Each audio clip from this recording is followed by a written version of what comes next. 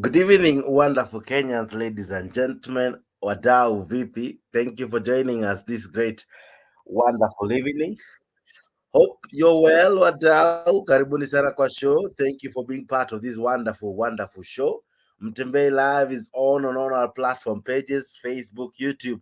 Karibuni sana. Karibuni sana. Thank you for joining me. I'm your host, Jakes, the moderator, and this is Mutembei Live. Tuko na show moja kali, show moja fiti, show moja yako, show moja ambayo umekuja kuipenda. Kila inapotimia midaa ya saa 4 unajikuta umejoin in live na tunakuwa na show moja fiti. Thank you for being part of this wonderful show. We have a great show lined up for you. Wanaazimio, leo ni siku yenyu. I see you mmeshaanza hata kudai link. Karibuni sana, karibuni sana. Wanakenya kwanza walicomplain tumewapea show yao mingi sana, lakini leo show yenyu, kamini ndani, let's have a great discussion. We are discussing a lot. Kuna mtu ameniuliza bro, hiyo title wacha tu, lakini ni sawa.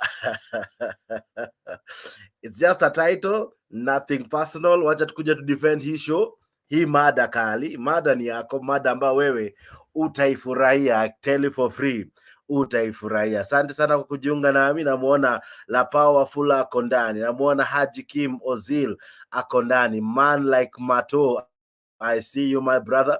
I see Simba Said ako ndani. Karibuni sana kwa show. Like hii video, share hii video hapo YouTube, share hii video hapo Facebook. Tafadhali wadau, fanyeni ile kitu like, share kibao vibao kila mahali. Asanteni sana. Thank you for joining in. I'm your host Jakes, the moderator, and this is Mutembei Live. Mutembei Live comes from all platforms. If you tune into all our platforms, you will catch us live every time inafika 10. Sorry, tumeanza like 10 past, unakuta tumeanza hii show. So hii ni show yako, show umekuja kuipenda, show umekuja kuidhamini, show ambayo nyote mmekuwa mkichambua, mkiingia, mkiparticipate, and this is your show. Now, a lot has been happening, and this show I would have, or rather this topic I would have dealt with it, I think on Monday or so. But I felt, let me first gather more evidences and more details. So ni shokali. Tegea tu. Aha. Asante sana wewe ambao unajiunga nami. Ni Jason, unanitazama ukiwa wapi? Tell me where you're watching me from. Let me know where you're watching me from, wadau. Nijuze unanitazama ukiwa wapi, maana hii show yako, show ambayo tumeianza kwa kishindo. Naona wengi mmejaja. Namuona hapa Lawrence Otiende ameingia kwa show. Cyprian Ombati ameingia kwa show. Cruz Amos, I see you. Man Like Mato, I see you. Zabron Ongaro, I see you. Let me know where you're watching me from. Nijuze tu hapo kwa comment. Unatazama ukiwa maeneo gani? Simon Mukuna, I see you from Mombasa. Karibu sana, unasema uko ndani ya show. I see Ed J Atito, unasema hi Jakes, hi to you Ed. Nani mwingine yao kwa show? Let me know where you're watching me from. Like this video, share this video. The link is coming just now, Eddie. Lakini nisaidie kulike hii video kwa YouTube, wadau. Like tu, kulike ni free. Kulike hapo kwa YouTube ni free, like mbio. I'm sending in the link just now. Let me just first allow many to come in. Namuona Cyprian Mbati ananiambia mimi na kuwatch nikiwa maeneo ya Qatar. Watu wa Qatar, karibuni sana. And many joining. Sauti yangu si fiti, I have a cold, but lazima tufanye ile kitu. The show, as I always say, must go on. I see Eric Asandi unasema I'm watching from Machakos County. Watu wa Machakos, karibuni sana. Wherever you're watching us from, let us know and we shall greet you live here at Mutembei Show. Like our videos on YouTube, like our videos, and share them in Facebook. Tafadhali fanya tu ile kitu, Do us that one great favor, because you guys have made Mutembei great. Let us also enjoy you guys liking our videos and sharing our videos. Namuona Haji Kim Ozil anasema from Garissa. Karibu sana kaka brother kwa show. Asante sana. Eric Osini unaniambia uko Machakos County. I think nilikuwa nimesoma hiyo. Karibuni sana. Simba unaniambia uko Heldenberg. Where I think uko Germany if I'm not wrong. I see Steven Muhelia ako ndani ya show. Sylvia Nasimiu, I see you. David Bulu, I see you. Let me know where you're watching me from. Hapo tu kando kwa ujumbe ni text tu niambie, bro, mimi nakutazama nikiwa maeneo fulani. Aha, na nitasoma tu ujumbe wako pindi tu inapoingia. Peterson Joko ananiambia maisha ni ngumu kwa kila mtu, ujinga yao ndio itawamaliza. Sawa. I see Honorable Steve Okelo akondani ananiambia you are watching me from Kericho, karibu sana. Eric Macowera sorry guys wananiambia uko ndani ya show, karibu sana. Winnie Finan, I see you, unasema niko hapa, karibu sana kwa show. Aha, where are you tuning in from? Tuma tu ujumbe mbio mbio before we even let the show roll. Karibu sana kwa show wadau, karibuni sana. I have to always invite you and of course make you feel at home because Mutembei is your home, eh? Karibuni sana. Sorry. I see Jamaa anajisema Ajati Ndwale is watching. We sawa. Jamal Jubat unasema Jamal Jubat, yes. Unasema uko katika county 007. Emmanuel Joseph unaniambia uko tuned in. Namwona Papa Duzuya unaniambia uko county 003 na mko locked. Karibuni sana. Nani mwingine? Tell me where you're watching me from. We have a great show. Wadau.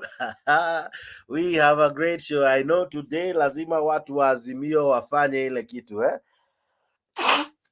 And I'm equally ready to have you guys come in and to have you guys enjoy the show. Emmanuel, I see you. Karibu sana. Big Max Don, I see you. Derek O Okumo, I see you. Unasema I can't engage. We.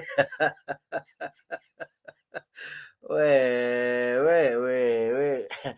Tutabidi tumevumilia. Wakati huo tunaingilia wase wa UDA huwa mnachangamka. So pia leo jikazeni tuvumilie, itabidi tumevumilia na tujikaze na topic. Sawa jamaa anajiita Okomo, I see you. Namuona nani hapa? David Bulu unaniambia from where? You are from where? Aha, I see you. Unaniambia uko from Kericho County. Karibu sana. Karibuni sana wadau. Sylvia, I see you. Unaniambia Sylvia uko wapi? Unasema sisi ni watu wa baba na tuko hapa. We sawa. Watu wa baba karibuni kwa show. Watu wa Kenya Kwanza karibuni kwa show. Hii ni show yenyu, yeah? Hii ni show yenyu. And as I've always told you, Mutembei is not an extension of the government, neither are we a spokespeople of the Azimio. So that's one time tutaongelelea serikali, and of course the other lazima tutaongelea Azimio. So msijali wadau. Aha, dunia ina mambo nasema baba ni fake kivipi? Explain. We sawa, ni sawa. I'll be explaining, eh. Lakini pia utatueleza mbona ni baba kwako, mbona ako baba kwako. So it depends from what angle you look at him, eh. But as usual, we respect all our leaders. This is just a show where Kenyans come in and they share their views. This show has never been about anyone but you, mwana Kenya. Wewe ambao umefanya hii show kuwa show kali. Asante sana kwa wale ambao walitune in jana. Yesterday we had a very good show. Even today we aspire to have one good show. Thank you very much. I see Jennifer Emoto, you are in. Karibu. I see Elikana Nyakachi. Nyachie, sorry, from Eldoret. Elizabeth Anyango uko ndani ya show. Wadau, maandamano it happened several weeks ago, actually over a month ago if I'm not wrong, and guys were arrested. Others, especially the politician the DPP aliachilia stories zao, right? And after some time stories za maandamano zikakuwa paused. I don't know if you remember. And one time Raila Odinga read a statement and he said one of the conditions for them to call off the maandamano and the protest then was that some of those who were arrested to be released. And we thought the whole story is over, right? But now it has come to our attention, and I'll be playing some videos here, that some guys are still inside. Kuna jamaa wamefungwa bana we. Why are they in? Because your time wali participate kwa maandamano. I don't know what they did. I don't want to be the judge, the jury, and the advocate, but they are still inside. Now that they are in, not many have had the luxury to be defended in court. Not many have had their day in court. Not many have enjoyed the taste to come out after being arrested. We have seen day in, day out, akina Gaucho, anakamato, akina Dennis, and the rest. But by the end of the day, what should Baba do? What should Baba do? Because Baba ni baba yetu manze. You know, when your child ameumia, when your child is sick, when your child ameshikwa, Baba anakuanga hapo. Baba mzazi, right? Baba mzazi anakushikilia, right? Baba mzazi anakutetea. Hata kama uko na makosa, kuna venye tu baba mzazi anakuanga na wewe, you know? Hata nyamaza, hata kanyangia. But now, wadau, hey, maandamano inaitishwa Monday. Maybe ita increase the list ambayo tayari wako ndani. Tuko tu hapa, tunafuata hii show. And then guys, wawili watatu wanashikwa. It is in such shows tunaweza demand venye politicians wanakuwa released bila story mingi, even one of our own, mwenye maybe hajulikani sana, maybe profile yake haiko juu, aachiliwe. Maybe the title inakugwara vibaya na tulitaka ikugware so that you as well can come out and ask yourself, we support every politician, but when one of us is arrested, what happens? Wao watajitetea, wadau watajitetea vizuri sana na watajiachilia na kesi zao zitaisha. Mimi na wewe tukishikwa we baba ataitika. Ni baba origi, ni baba fake, sijui. Wewe ndio utatushow ni baba ndio, yes, lakini when the children wanaumia, when watoi wamekamatwa baada ya kukimbia huku nje kimbi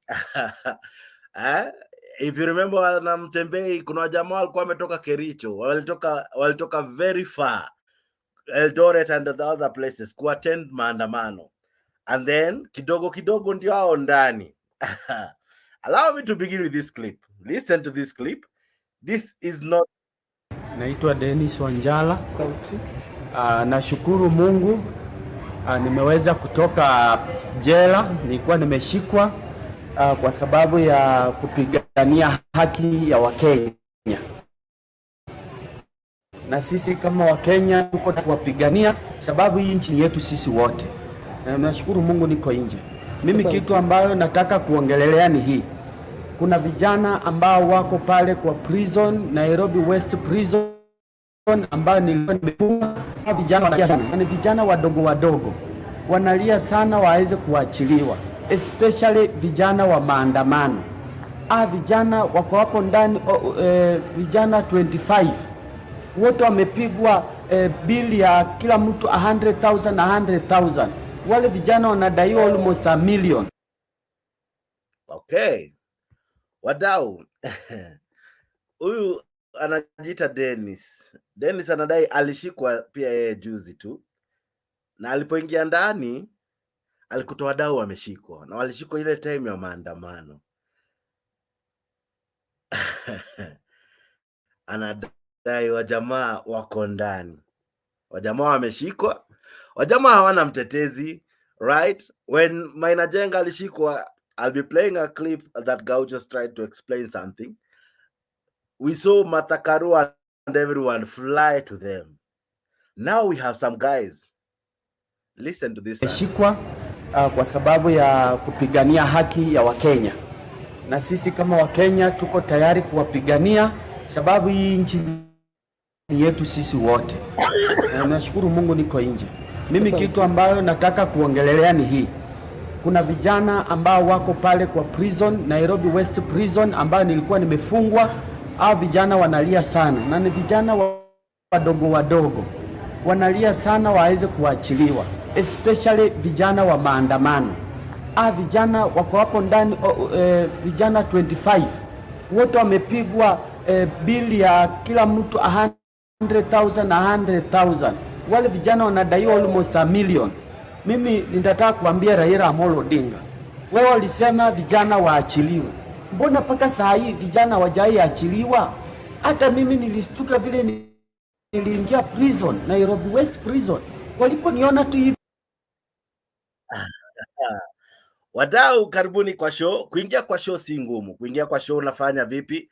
Kupitia link ambao umetumiwa na Jakes. Not sorry. Niju mtu hapa amesema hi Jakes, pole. Kupitia link ambao unatumia hapo na Mutembei, Mutembei live, Mutembei Facebook, Mutembei YouTube na Mutembei official. Hizo links tatu rather ni nne actually. Ukizitumia inakutuma place inaitwa StreamYard. Hapo StreamYard fanya kitu kimoja, washa mic, asha kamera ambayo iko kwa hiyo app, alafu najikuta uko kwa show. Karibu sana wadau, wanaazimio, karibuni kwa show. Hii ni show yenyu. Wana Kenya Kwanza, show yenyu ndio hii. Karibuni sana. Naona watu mumejaja. We, karibuni sana. Ninaye jamaa hapa ameingia, anajiita Edgar. Kaka, vipi, habari ya leo? Hi Jake, how are you? I'm good, sir. How are you? Long time. Good to see you. Fine, man. It has been long. Yeah. Na karibu kwa show. Tuko na show moja fiti. Asante sana kuwa wa kwanza kujiunga nasi. Nimecheza kidogo na nitacheza nyingi, nina clips kadha wa kadha nitacheza. But let's go back to the issue. Maandamano will happen not last week, several weeks back. There are guys who are still inside. They're not known. Maybe I don't know their name. Maybe you don't know their name. But the ones we know their names, akina, you remember your time walikuwa ameshika mpaka leader of minority. Au waliachiliwa mbio. But the ones that their names are not known, how comes no one is fighting for them? Who should cry for them?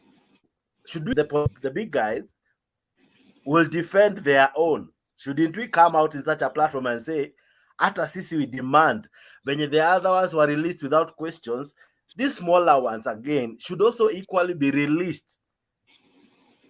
My thoughts. What are your thoughts, Edgar? Well, Jax, first of all, I'd like to thank you for organizing this show. It has been a while. I was really missing this platform, actually. And I must say that I'm glad once again to contribute and actually give my thoughts in regards to this topic, which is actually not going well with Raila's diehards, like the one I saw in the comment. But one thing that we must agree is that Jax,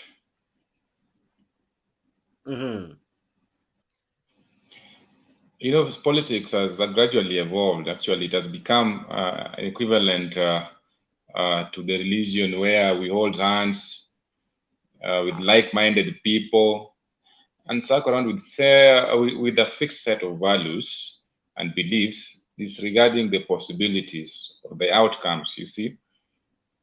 There are things that when you are following a politician, there are things that you must put into considerations. Number one, it's the risk involved, but especially when it involves picketing and maandamano, as they call it, you know. Majority actually participated. Many were arrested. A few were released. And if you see the kind of people who are released, are the people who are known, actually, the likes of Nuru Kanga, the likes of Gaucho. Actually, Gaucho and Nuru Kanga were not arrested while taking part in Maandamano. And there are things that we must agree, that when you are actually participating in Maandamano, just do whatever took you there. Because I believe police, as much as we castigate police officers on this, wewe kama mtu wa kawaida, if you've seen a police lobbing tear gas, why can't you just come away and go back to your home? I mean, why do you blame Raila if you've been arrested in the street taking part in something that government said that it is illegal. As much as we may say that we have legitimate government, but we must agree that it is the semi-legitimate government that is ruling us. So when they say that Maandamano was illegal, if you don't have the capacity or kama una zile pesa umeweka kando, that if in case utashikwa kiumane, then there's someone who will come after you. We're waiting for Raila to come for you. As who? You are not his child. You are not even a live member of ODM. You are not a live member of Jubilee. They don't know you.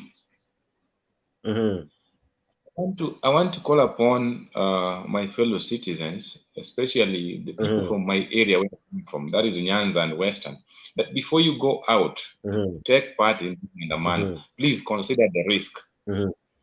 Let us not start shouting Raila more, ametuabandon, ametuacha, like Gaucho was crying. Why should we cry yet wakati unaenda kwa podium unaanza kuongea, Raila does not tell you what to say?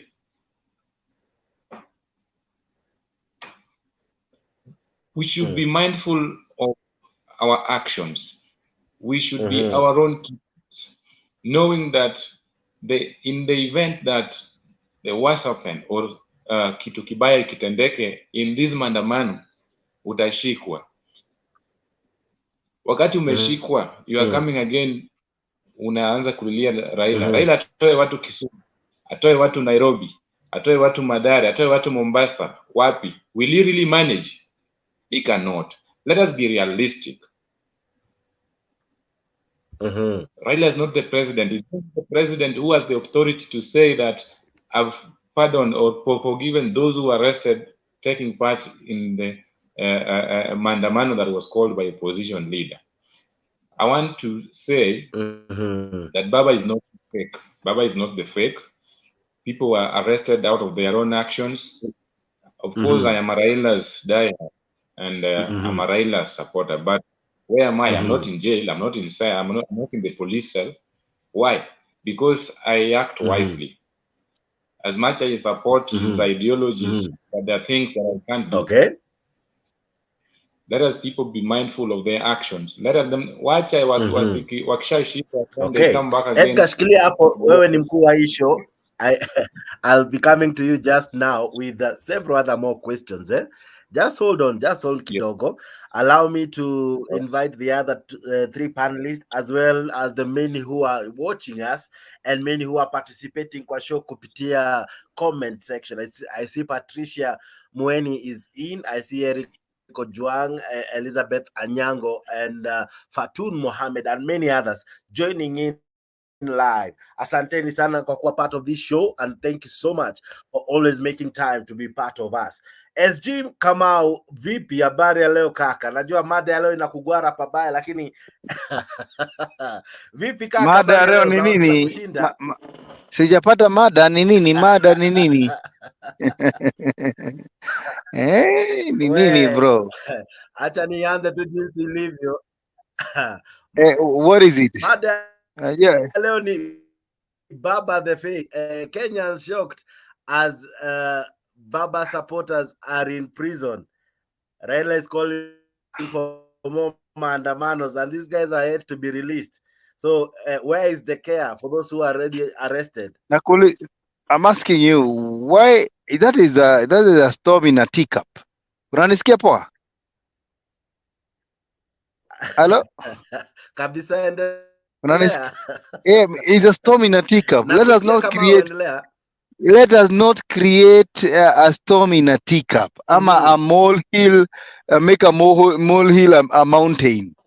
Let me tell you, in Kenya today, it's better to be in prison than outside, because in prison and in custody you are assured of a meal. Umeelewa? So who is complaining? Because I have seen Gaucho complaining, but surely Gaucho wants to be larger than life. I think they have gotten a point. Mi naona Gaucho na Oganga na these kibikibi people wamefika mahali wanaona ni kama they are larger than life. So let us, Maandamano has its own consequences. It is better to be in prison than dead. And therefore, at the end of the day, ukiuliza watu wengi ambao hawezi weka chakula kwa meza yao, where should they be? Prison has food, my friend. Iko na chakula. Na si ati nasema hivyo kwa sababu usijui. Yeah, they have farms, they make good food. Mtu anapata uji hapo, analala, anapumzika na ana meditate. Kenya today, many people are suffering. They are not in prison, but they are imprisoned economically. Sijui kama unanipata? Kupata pesa ya kununua Kabisa unga kaka. sahi ni shida. Kupata pesa ya kununua sukari ni shida. Kulipa rent sahi watu wana struggle. My brother, my friend, it is not a topic. This to me is a non-issue. If you tell a chocolate today, alale street ama alale kwa prison, where will they be? So for me, I think it's a storm in the teacup. And again, when you look at the act of protest, it is a petty criminal. So where's waweka watu more than a year? In any case, it is expensive for the government because you have to feed them. Na sahi tukitoka kwa sababu tutatoka watu wengi, we are going to be so many civil servants are going to join the maandamano because they have been upset by their pay slip. The doctors are going to join the maandamano. The employers are going to join the maandamano. We have many recruits as we speak. So we are sure that this prison, as US Toshia, this is all. So I don't think this is a topic. I think the topic should be the finance bill, which is draconian. The finance bill which was crafted at Shakahora, because this is a Mackenzie, finance bill. Because when you see a finance bill that make people avoid sugar, avoid buying unga, people die of hunger, is a Shakahora finance bill. But where I sit, I'm praying for it ipite. Ndio wale watu wachache ambao tulikuwa tunaambia Ruto ni nyang'au, wajue ni nyang'au, ni mtu ambaye hajali wananchi, wakuje tuandamane ndio tuweze kuangusha serikali. Uko na swali lingine bwana Jex? You have yes. Shikilia hapo, naja kwako tu bwana Kamau. Asante. Jamaa anajiita Cornelo Guna. Shikilia tu hapo. Najua Cornelo Guna ni best yako vibaya sana. Cornelo Guna, habari ya leo? Niko fiti. Nimekuona umeingia na nikajua umeingia kunichambulia. Sisi leo tumeingia, tunangoja tusikie tu mjadala venye kunaenda. Kitu ya kwanza ni kusema tu kusema tu tunafurahia sana. Sisi watu wa babu, unajua tuna wasiwasi. Tunangoja hii bili ipite. Wakenya pia sasa saizi wasikie gharama ya maisha ipande juu, kwa sababu tuliwabembeleza nyakati ya campaign, mzee akatoka na watu hawakumpea kura. Sisi pia tuseme mambo mingi, sisi tunasema tu serikali neje gamuno iko sawa kabisa, ishikilie hapo. Saizi nimeona simiti ni 5, sijui ni 650, sijui 550, nimeona sukari ni 750. So sijui tununue sukari ama tununue simiti. Juu kununua sukari kilo 8, I think unazajenga nyumba mzuri sana na simiti. Anyway, sisi tunangoja kuona venye hii bili inaenda, na mimi nafurahia sana. Nangoja kuona watu wenyewe ndio watatoka nje, watakaa mbele, sisi tutafuata nyuma na sufuria. Unajua sisi tumezoea kuvaa sufuria kwa kichwa, sasa hao ndio wataka test ya kuvaa sufuria, ndio wasikie venye inakaa. Sisi mbaya sana, lakini kwa tu baridi. Apostle Fred, habari ya leo? Kidogo tunataka mzuri sana bwana Jex. Kila moja before tuendelee na show. Fred, unaendeleaje? Mzuri sana bwana Jex. Leo vizuri, tunashukuru Mungu kwa sababu ya topic ya leo. Unaendelea vipi Apostle? Aya, sawa. Tunaichangamkia tu mbio. Captain vipi? Captain, habari ya leo? Nzuri sana, habari ya leo? Jamaa anajiita Derek Okomo. Tuko salama, habari ya leo kaka? Yes, thank you so much. Okay, Niko hope sawa. unanisikia. Nakupata vizuri. How are you? Aha. I'm good, sir. Hope you're well. Yes, I'm okay. Can I continue? Okay. Yeah, please continue as I refresh my monitor. I think I'm having a challenge from my end. Derek Okemo Changianga as I refresh, then come in. Okay. Thank you so much, my brother. And Okomo, can you go ahead?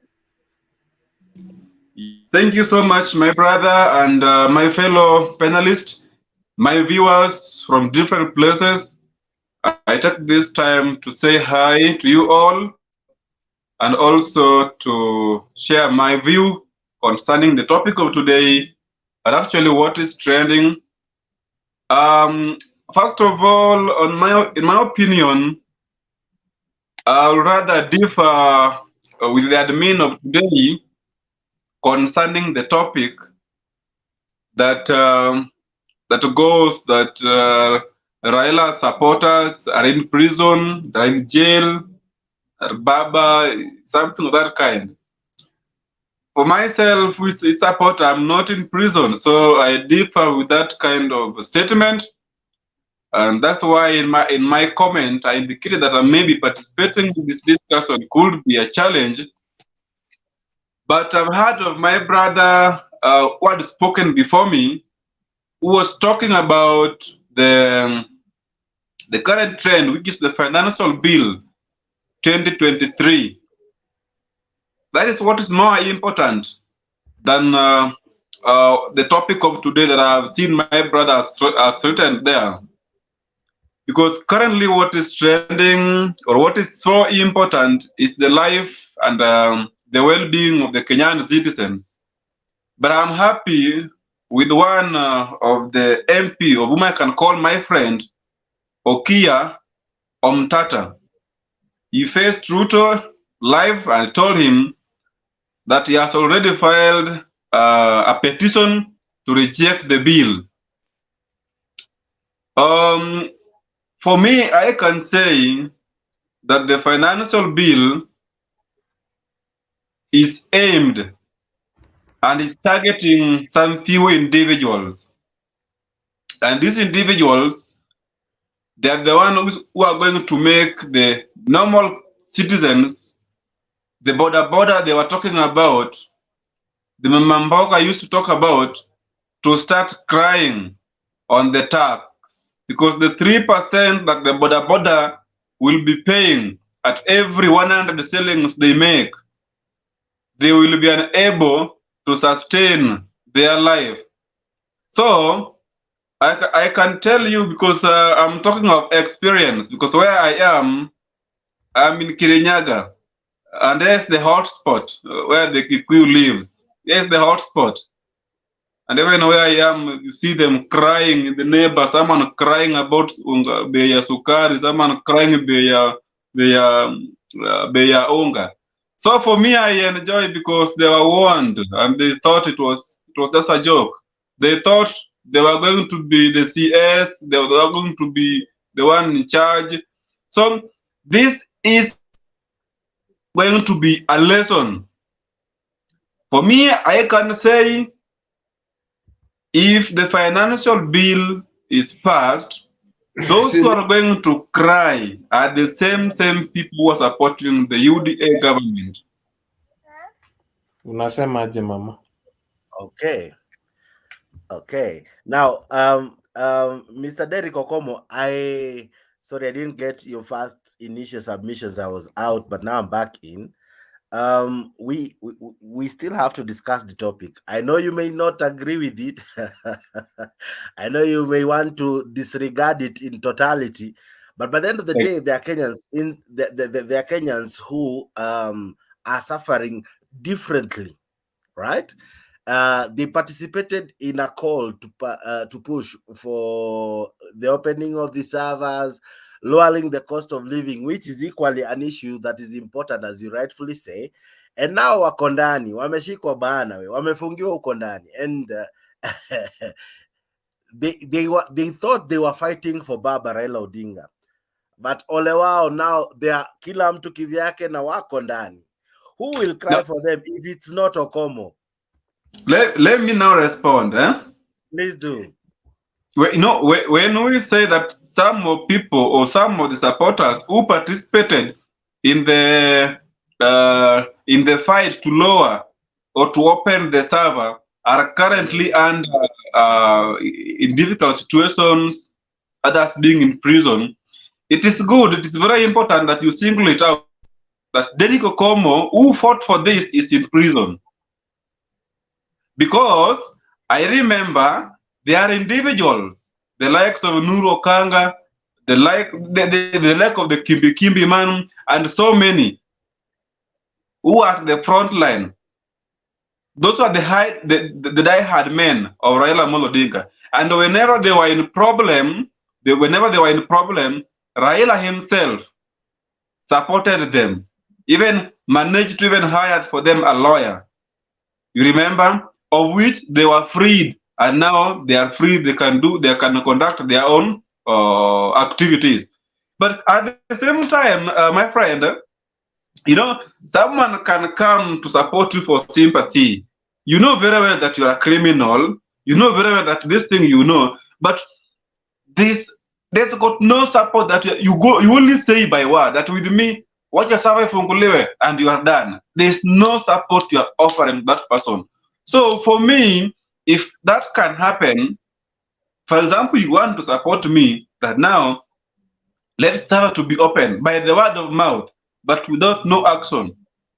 You keep on saying tuende maandamano, but with you, you're at home and then you are asleep.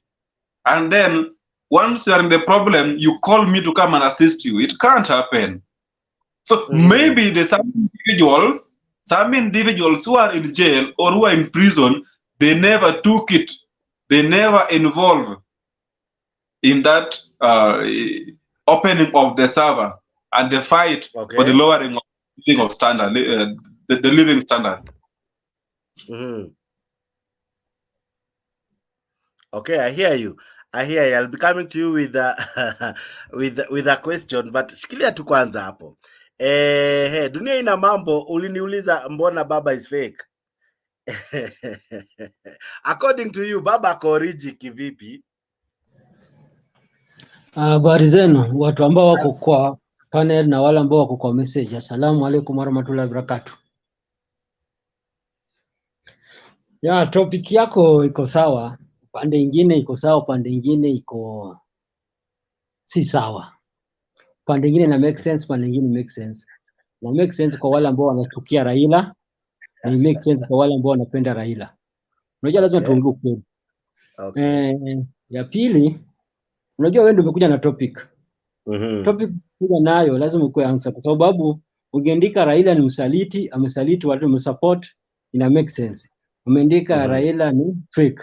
So sijui jina ya baba ndio fake, jina yake ni real, ni Raila. So sijui unamaanisha nini pia hapo. Inaweza kuwa jina baba ndio fake, jina yake real ni Raila. Au saa nyingine anafaa aitwe Guka si baba. Ya pili, kwa wale jamaa kufungwa, walifanya kosa gani wakafungwa? Kwa sababu una blame Raila sasa kwa kosa ambayo nadhani umejua amefanya kosa. Wacha tumwekee basi amefanya kosa. Wale jamaa kufungwa, walifanya nini wakafungwa? Waliandamana. Kuandamana iko kwa katiba, iko kwa katiba. Iko kwa katiba. Walivunja sheria au kuvunja sheria? Hawakuvunja sheria. So nani inafaa blame hapo? Ni Raila au ni serikali? Raila alisema wacha tuendelee. Niambie. Endelea, unaendelea vizuri. Unauliza maswali lakini tutapata tu majibu unapoendelea. Endelea lakini. Haya, Raila alisema wale jamaa waachiliwe. Hawakuachiliwa. Unataka Raila bibi binduki ndiye aende amwambie watu waachiliwe? Ndio maana nikakundikia kwa message yangu hapo. Nikasema Raila ni muoga. Unajua kwa nini nasemanga hivyo? Hiyo ndio kitu nyinyi mmefurahia sana. Wakenya wamefurahia sana. Watu opponent wake wanafurahianga hiyo kitu. Raila ni muoga na ni mpole. Angekuwa kama mtu kama Baba Wino, angekuwa mtu kama Muguna, angekuwa mtu kama Obote, angekuwa mtu kama Ida Mindada, angekuwa mtu kama Garang, hiyo jinga ingeisha kitambo. Hii mambo ya kulia tumejua ingeisha kitambo. Na gani hao watu umechaja jina zao zote, umejua tabia zao na umejua misimamo yao, hawarudi nyuma. So wale jamaa kufungwa, mimi kitu naweza sema Raila amewasaliti. Si Raila ni fake wala ni baba ni fake. Mimi ningesema amewasaliti au amewatenga. Unanipata?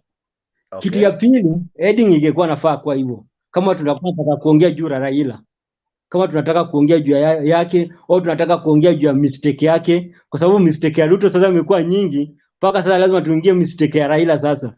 Sasa kama yeye ndio kwa serikali. So tungeweka hivyo ili tuongee mistake zake ndio Kenya endelee mbele, bila tumeongea mistake ya serikali ya Ruto ndio endelee mbele.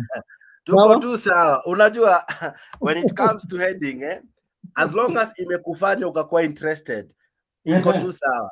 Naona wengi hapo wakisema headline iko tu sawa, wengine wanasema haiko. Na hiyo sasa ndio debate.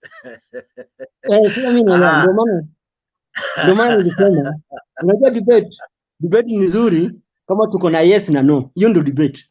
Sisi wote hapa tukiungana kwa kitu moja hapa, hiyo si debate. Very good. Very good. Sasa wacha uone jinsi ni debate na wenye umesema. Na Cornelo Chuka, dunia ina mambo, anadai baba ni muoga na pia anasema baba ni msaliti. Amesaliti waliofungwa. Mimi kwanza naweza sema kitu ya kwanza, headline iko sawa, headline pia iko sawa. Unajua hii headline pia baba ni mtu ambaye lazima awekelewe machafu. Baba ni mtu ambaye yani unaweza lala uamke uwekelee tu baba. So wewe pia umeweka headline, wewe sasa ni headline yako, lakini sisi sasa acha tutetee headline yako sasa.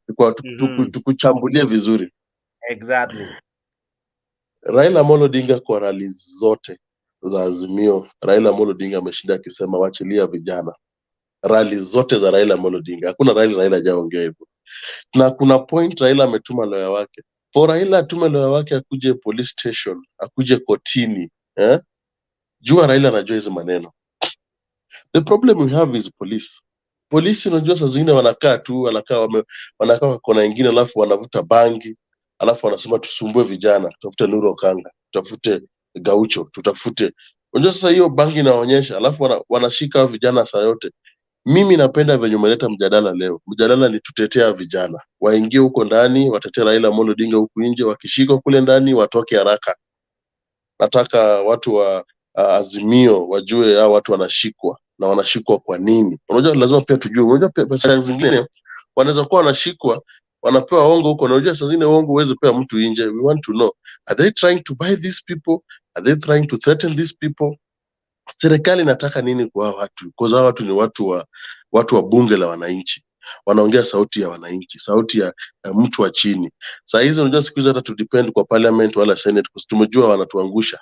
Tumegundua sauti ya mwananchi, bunge la wananchi iko na sauti. So wanataka kuifinya, waizime, waifanye venye watafanya.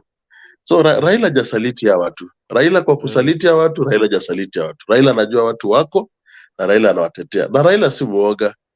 Raila anangoja the right time. Nilikwambia Raila anangoja the right time. This week tuko na vitu mingi sana za kufanya. Hii wiki tunaanza hii ya Monday. Tuko na vitu mingi sana kufanya watu kama Azimio.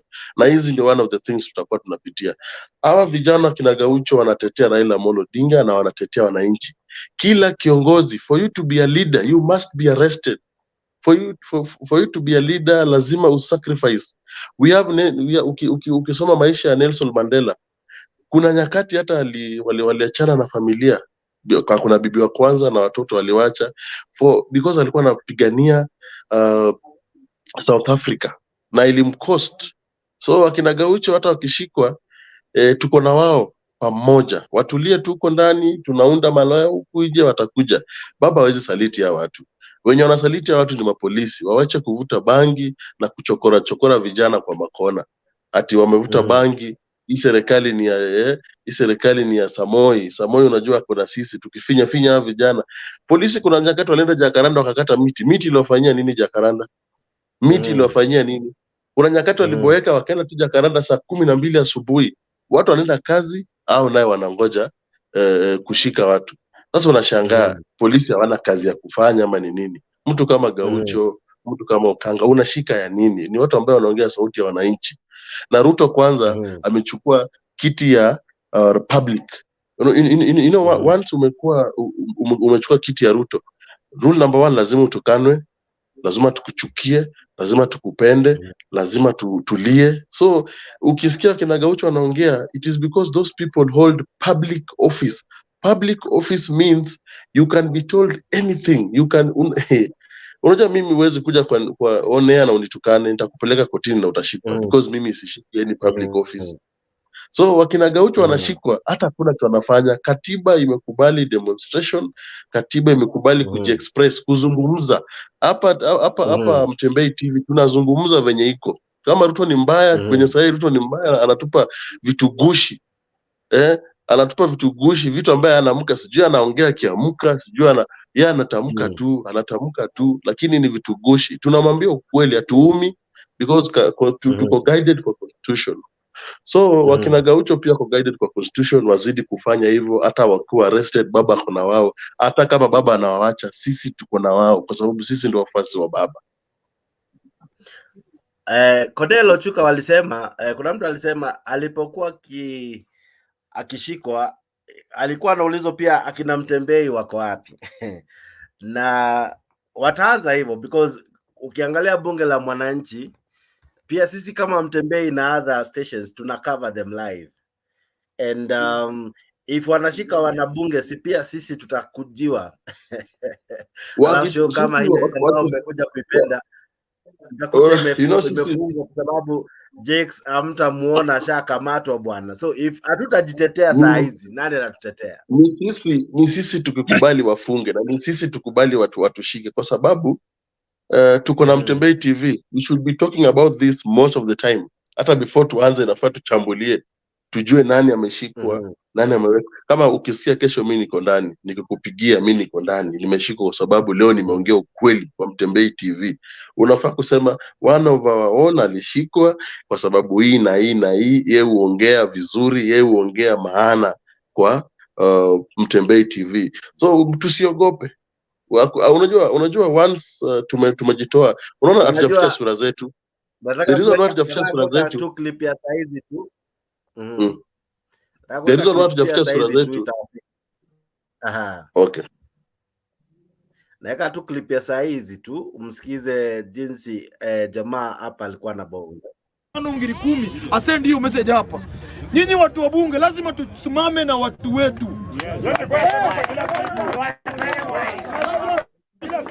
Lazima tusimame na watu wetu kwa sababu kesho mtu atauliwa hapa. Kesho mtu ataumizwa hapa. Kama ndugu yangu kama iko na godfather wengine ambao wanamnini hapa, then namwambia ndugu yangu, mimi Gaucho nitasimama na watu wa bunge na nitasema ya kwamba lazima tusimame na Raila, lazima wale wako close na Raila lazima wasimame na sisi. Ndio. Ni kweli si kweli? Kwa sababu kutoka asubuhi mpaka jioni tuna shout na jina la Raila. Hatusout na jina ya Babu Wino. Na mimi najua wale wanajaribu kutumia watu wengine hapa kuchafua Babu jina ni watu wa kuna ambition ya governor Nairobi. Nataka niwaambie, Babu akitangaza anataka governor Nairobi, au watu wengine ni kibaraka, kuna mali wataenda. So wasitumiwe. Unaona?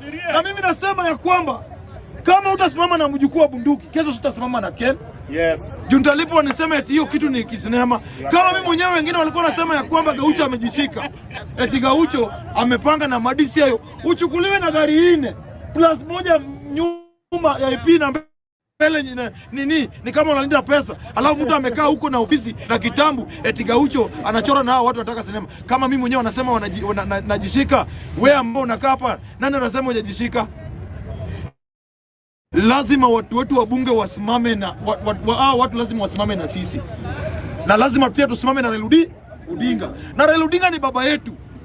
Hata Raila Odinga wakati alikuwa anapigana na kina Wamalo wa kijana alikuwa anaambia Odinga, baba hao watu wanakudanganya na Paul Mitchell kunanganya na maseria mingi na kizungu nyingi na hakuna mali tunaenda. Lazima tuseme ya kwamba iko watu wako na baba, wataki baba akuwe president. Wanataka tu akuwe hapo ndio wafanye biashara na yeye. Na mimi sikupinga hata ndugu yangu Maina Jenga. Kitu nilipinga ni hii.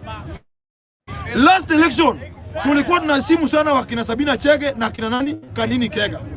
Sasa hii wakina nani wanatusumbua sasa hii? Si Sabina na Kanini Kega. My friend, wana bunge ndio walianza hii revolution na sisi tuko ready. Raila Odinga lazima akuwe president. Kukuwa president yake lazima pia tusimame ni ukweli. Ukweli si kweli? Nikimalizia mimi nasema hivi mandugu zangu na watu wa kamera. Please, si kila kitu mnaweka kwa media. Mtu akikuja ukishaona mtu anashika pesa mingi na hata sura yake hizi change, huyu ni mtu abnormal. Huyu ni mtu amelanewa.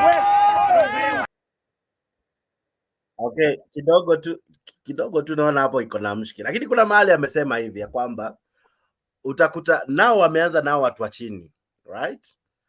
Na hakuna mtu anawatambua. What will happen when watashika mtu sababu aliparticipate, kama jinsi muuliza uliparticipate kwa Mutembei TV pole, sisemi muwe na uoga, lakini what happens, because kama hatutaweza kuongelea vitu kama hizi kwa show kama hii, ni wapi tutakuwa na nafasi ya kutetea watu tuseme? Unajua kitu moja ambayo nataka kuambia panel kitu moja tunafanya, tunaweka sura zetu hapa, hatufichi. Inakuonyesha tuko tayari kusimama pamoja. Mimi niko tayari kusimama na Kenya naamini. Na mimi naamini kwa Raila Amolo Odinga na wenye Raila Amolo Odinga anaendesha nchi. Raila Amolo Odinga anafanya hii nchi inakuwa na balance na check vizuri sana. Sasa kama asikizwi, ni sisi tufanye Raila Amolo Odinga asikizwe. So Mutembei TV tushikwe tusishikwe, ni sisi pia na viongozi wa Azimio, wale wanajua kwa Azimio. Wakiona watu kama sisi tunasumbuliwa, Mutembei TV inasumbuliwa, Gaucho anasumbuliwa na the rest, wao pia wanajuhudi kukuja chini na kuuliza ni nini, kwa sababu sisi tunafanya sauti ya baba inasikika vizuri, na wengine wetu hapo pia wanasupport Ruto, wanafanya sauti ya Ruto inasikika vizuri, both Ruto na baba. So tusikuje kutishwa na kuambiwa tunyamaze, tuchunge ile kitu tunataka kusema. Kama Raila amekosa, inasemwa venye iko. Na kama Samoei amekosa, inasemwa venye iko, haifichwi. Unaona? Sasa sisi hata actually hiyo headline umeweka vibaya, ungeweka tu vizuri, ungechapa viongozi wa Azimio, wao ndio wajibike, because wao ndio watu rahisi kufikia before ufikie Raila Amolo Odinga. Raila Amolo Odinga yuko kule juu, anafaa kupata heshima zake, anafaa kuwa anakuwa updated. So Mutembei, usiongoje Jex ati Raila kuje huko aende atoe Gaucho. Raila Amolo Odinga ligi yake ni ya huko juu. Kuna watu wanafaa kufanya hizo kazi hapa chini. Sifuna yuko so kuna watu wanafaa kufanya hizo kazi hapa chini. So tusiogope kuzungumza, tuzungumze na sauti moja. Polisi pia ni madada zetu, ni mandugu zetu, ni wanabinadamu, tunaweza ongea na wao. Akinishika akiniambia unatakikana, ni sawa, naenda nikiambia watu mimi naenda mahali fulani, nimeitwa hivi, twendeni. Na we Jex na kupigia na kwambia mimi niko on my way going because of this and that. So ni kujulisha watu. Shikilia tu hapo kidogo. Samuel, vipi? Niko safi sana. Mambo vipi? Niko poa. Umepotelea wapi? Niliacha ukiwa Burundi. Nilirudi bana, niko around sasa, hakuna maneno bro. Yes, how are you guys bana? Tuko salama. Karibu sana kwa show. Nashukuru sana. Naweza ongea dakika chache? Aya, ndio hiyo sasa, endelea. Asante sana. Mimi nashukuru, naona mada ya leo iko sawa. Naona kwenye mada it is sort of implied that Raila is a traitor. Ile kitu mimi naweza sema, okay, akina Gaucho,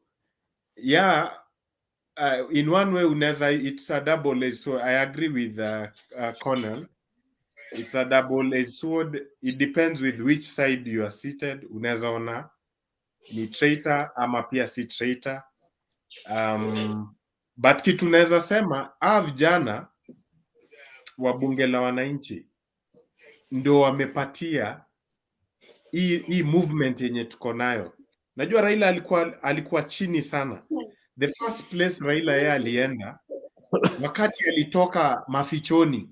In fact kuna mtu Miguna juzi alikuwa na interview mahali akasema Raila after elections hakuongea, hakusema ameipinga ama amekataa, lakini alienda mafichoni for quite some time. Wakati aliresurface alienda Jivanji kumit vijana, because Raila is streetwise. Raila ni mtu anajua where to get the power. The power is with the people. Raila anziangi yuko juu kumit politicians. Raila anaendaga back to the drawing board na anarudiki paka kwa bunge la mwananchi. Raila knows where power is derived from. So hao vijana walikuwa very important na wamekuanga vocal. Bunge la mwananchi ijaanza saizi. Kama wewe, mimi niko sure kila mtu kwa hii channel ya Mutembei, hakuna mtu mwenye ashaikosa kwenda bunge la mwananchi at least once kwa lifetime yake or more. Kila mtu at least unapita, walikuwaga wanakaa pale, sijui ilikuwa ile Nakumatia kitambo, hii iko Supreme Court hapo.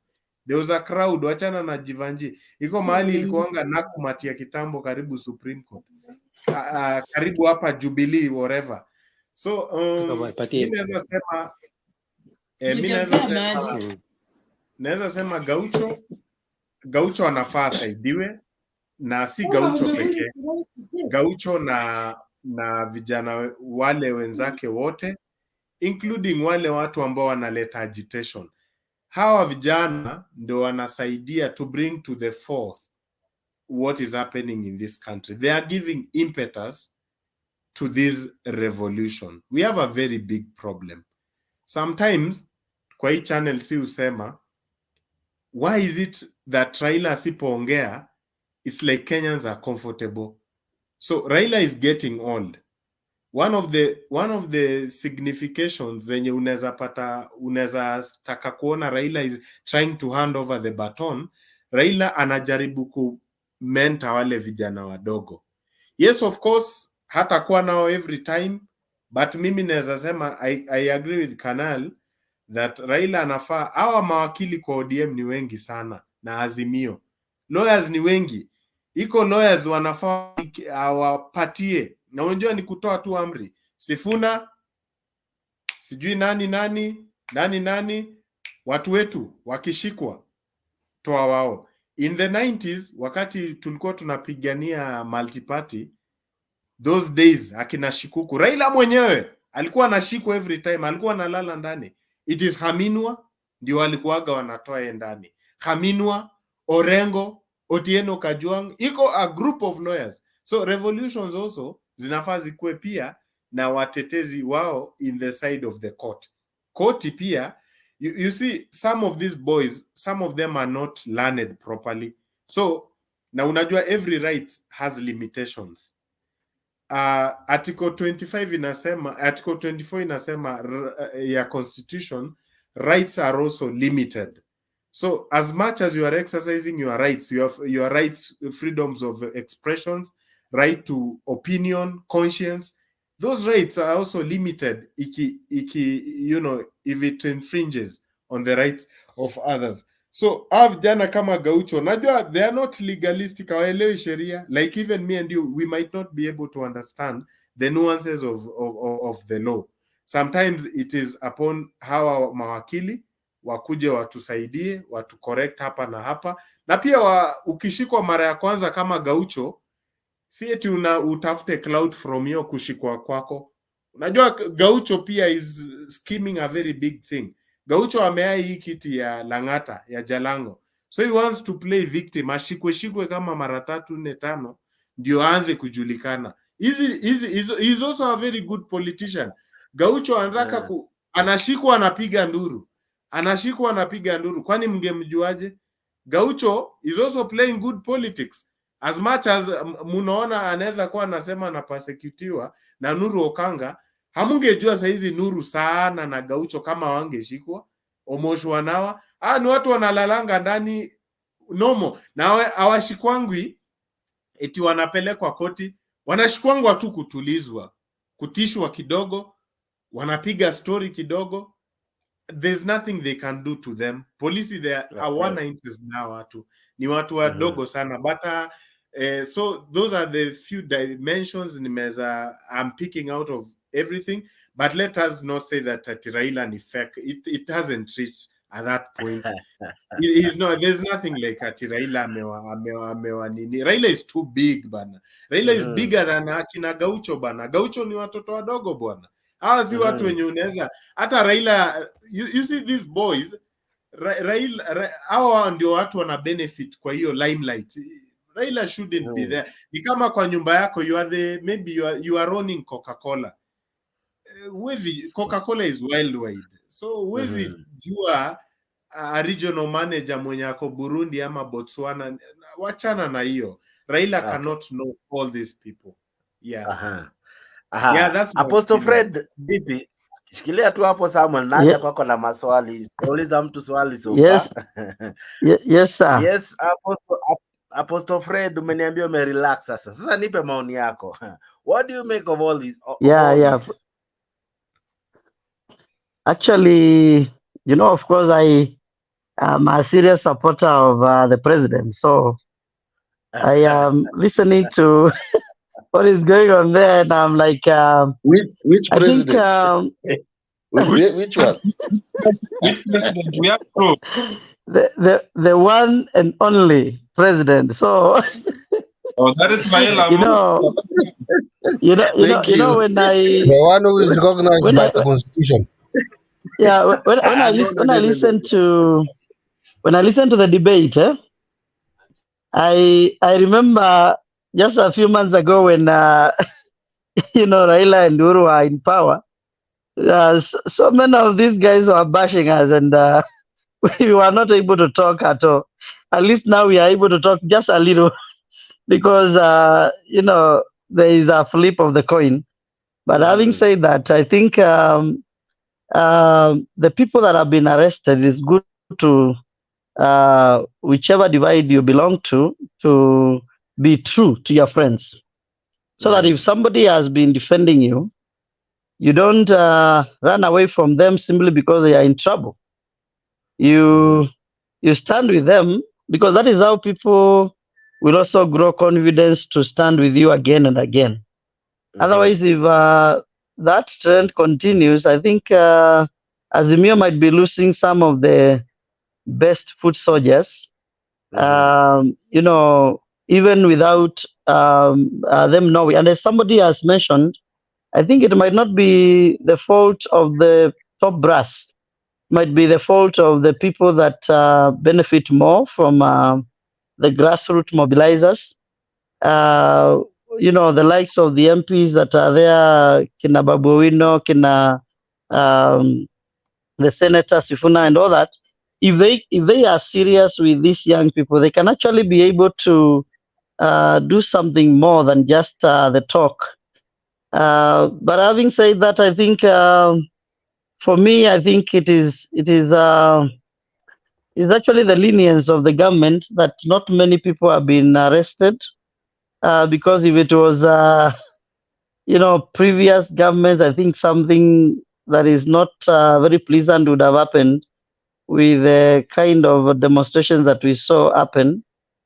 Whether demonstrations are enshrined in the constitution, but sometimes I think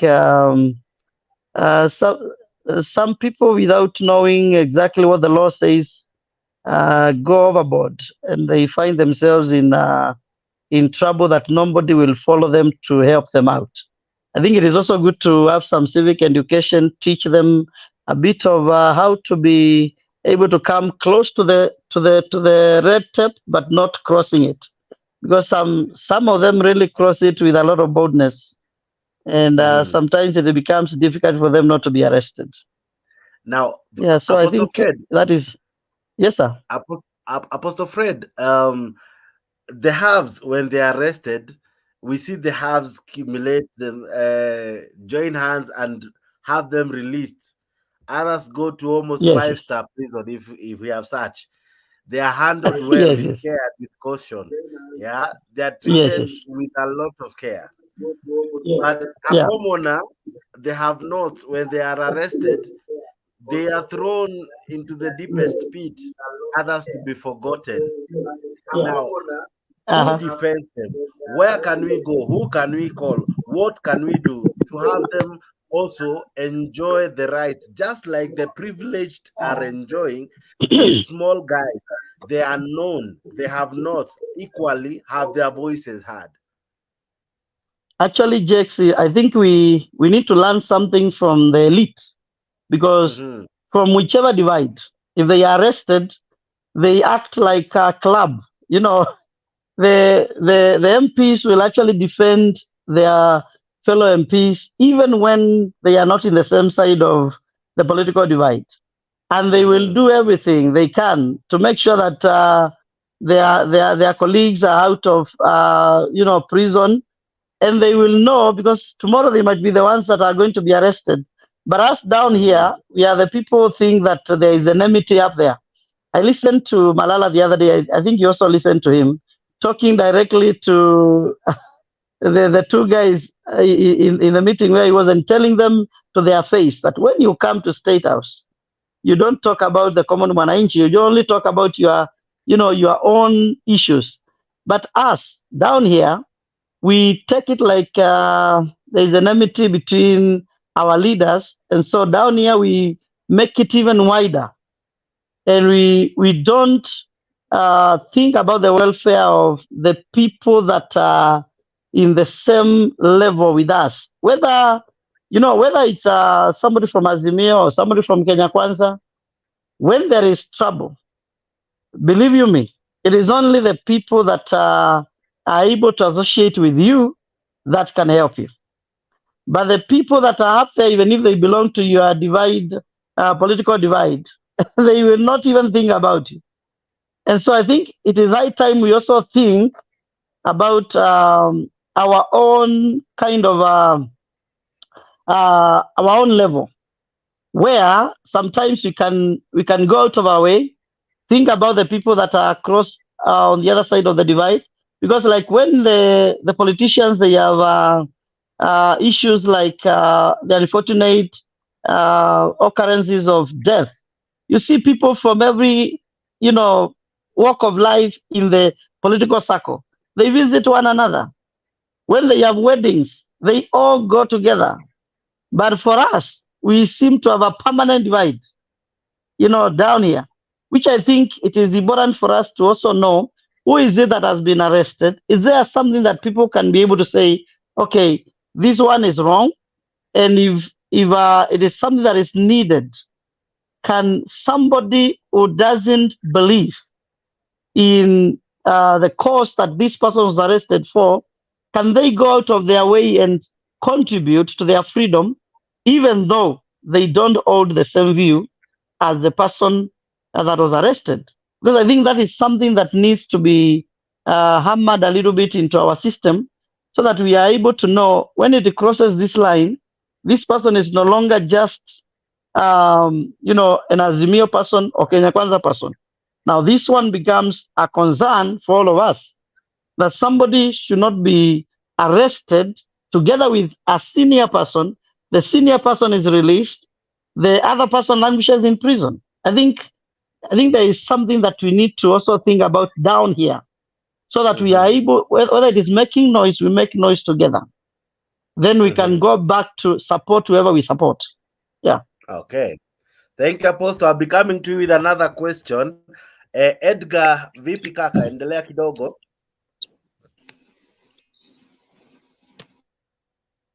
Much, Jake, and everyone who is listening and watching. I would like to echo the contributions that have actually been given by the last speaker. And I just want to give a reference on what has happened in the past. You remember when Fidel Odinga died? Actually, the rift between Raila and Uhuru at that point was so wide that no one knew that Fidel angepelekwa nyumbani with the military chopper. But you see, it was like a state funeral where state actually contributed so heavily. That should be an indication that these politicians are for themselves. So hata ukishika maandamano, you need not to worry about than that unataka wakutoe. But again, I also want to add on something, especially on the those who are claiming to be inside the police custody. I want to give a good example of Gaucho. Do you know that Gaucho has a pending case that started when? And then you go ahead and insult the president all every now and again by in the name of gaining mileage, wanataka MCA. Like I said in my opening remarks, that we need to be very cautious with what we do, as much as we are fighting for a cause, but know that it also has a consequence. Sijui kama tunaelewana.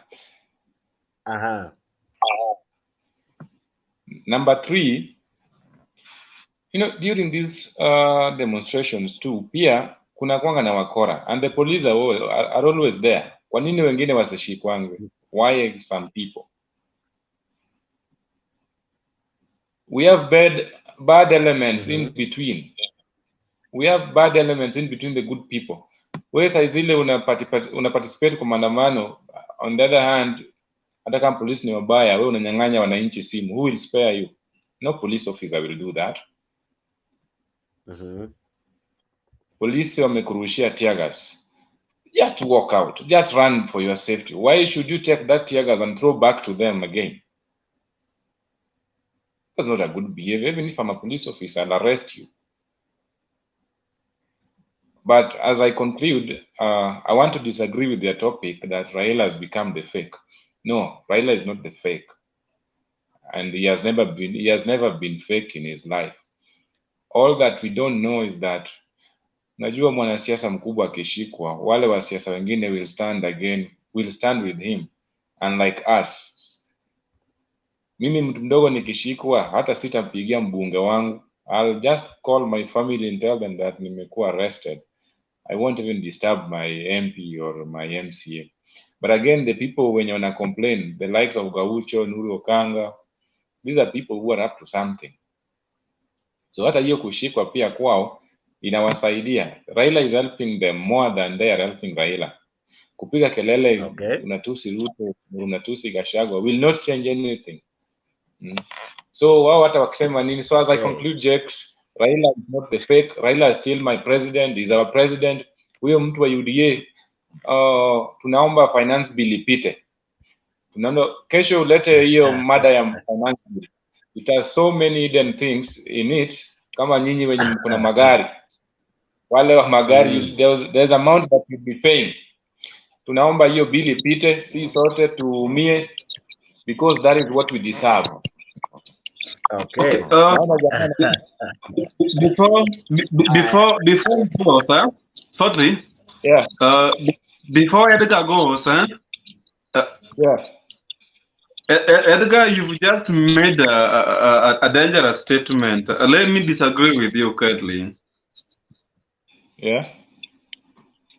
You've just said that if those people bring the panel, a police officer threw tear gas, they should just run away. There's no need of taking that tear gas back and throwing into them. What about if? Okay. Now let me make you understand something. What about if police officers could have desisted from interfering with them? They are doing their peaceful demonstration. You come with your tear gas, you threw onto them. Who is now offending one another? Who is offending the other? Now, I think you came late. One thing that I said, that as much as we are taking part in these demonstrations, they were declared illegal. And the police officers are what instructions go and disrupt their meetings.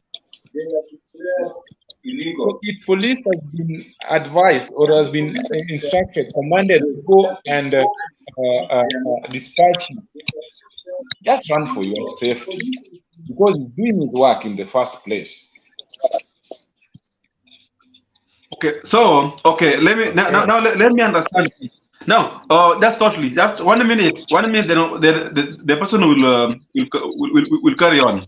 Now, declaring Maandamano or demonstration illegal or unconstitutional is political. Jake, can we say something? Yeah, Nyagaka, I'll be coming to you just now. Just wait a go. Sorry?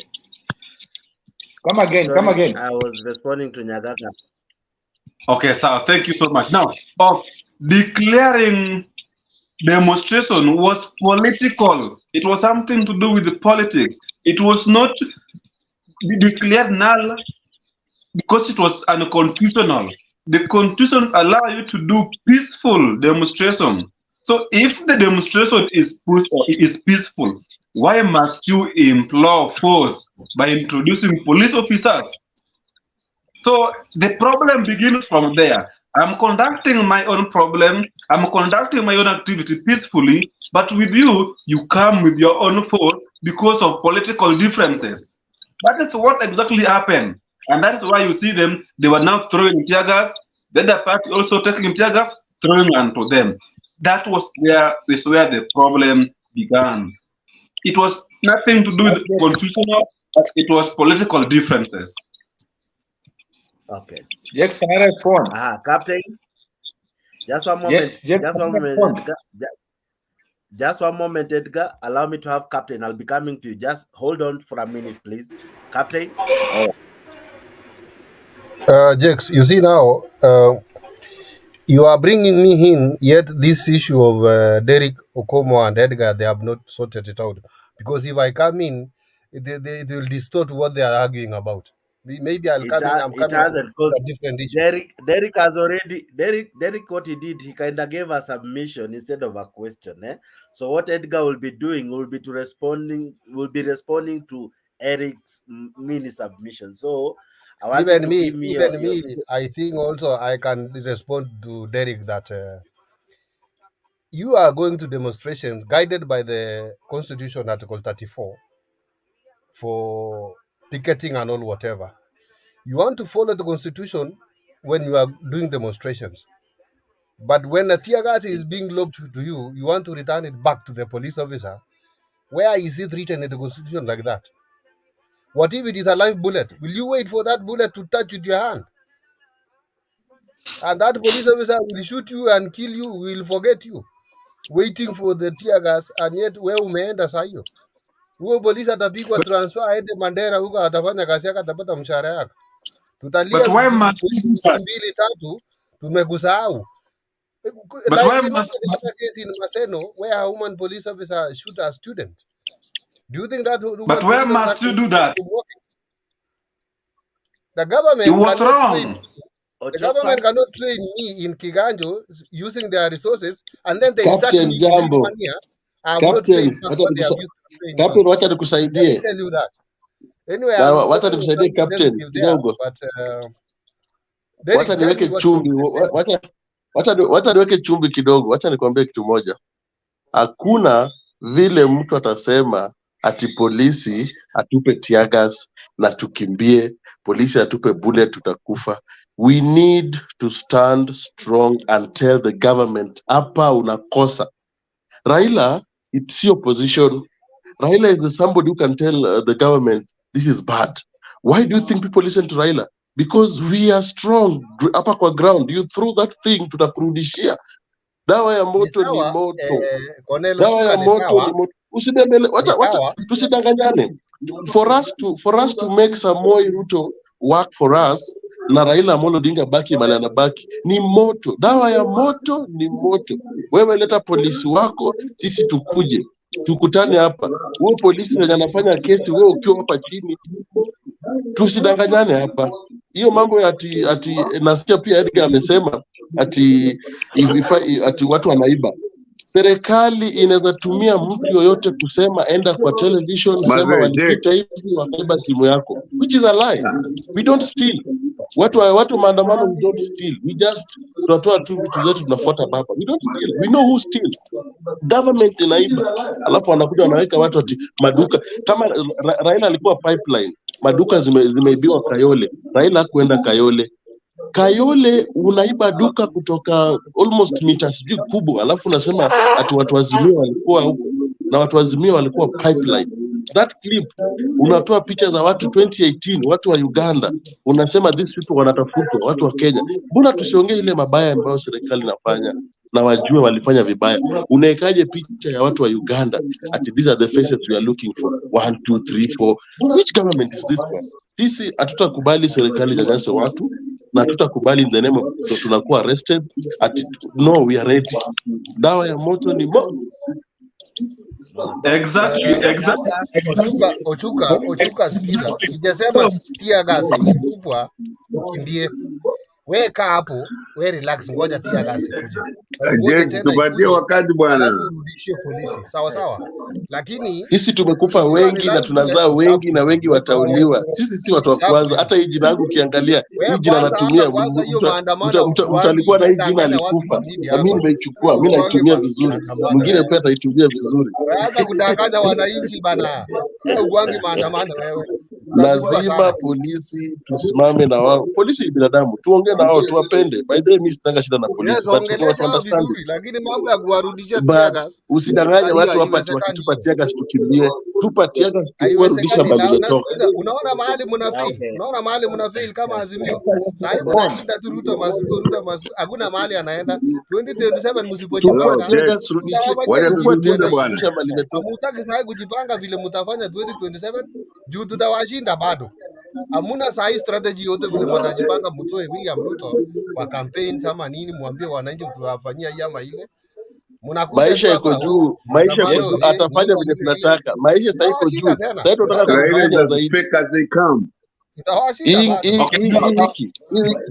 ngoja hii wiki tuko business, tuko serious. Okay, now let's do this. Let's come back to the debate.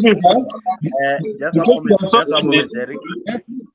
Let's have the rest to speak because we are so many. The one who was the point. It is good so that we have some orders. But now, in short, this is the kind of dictatorship government.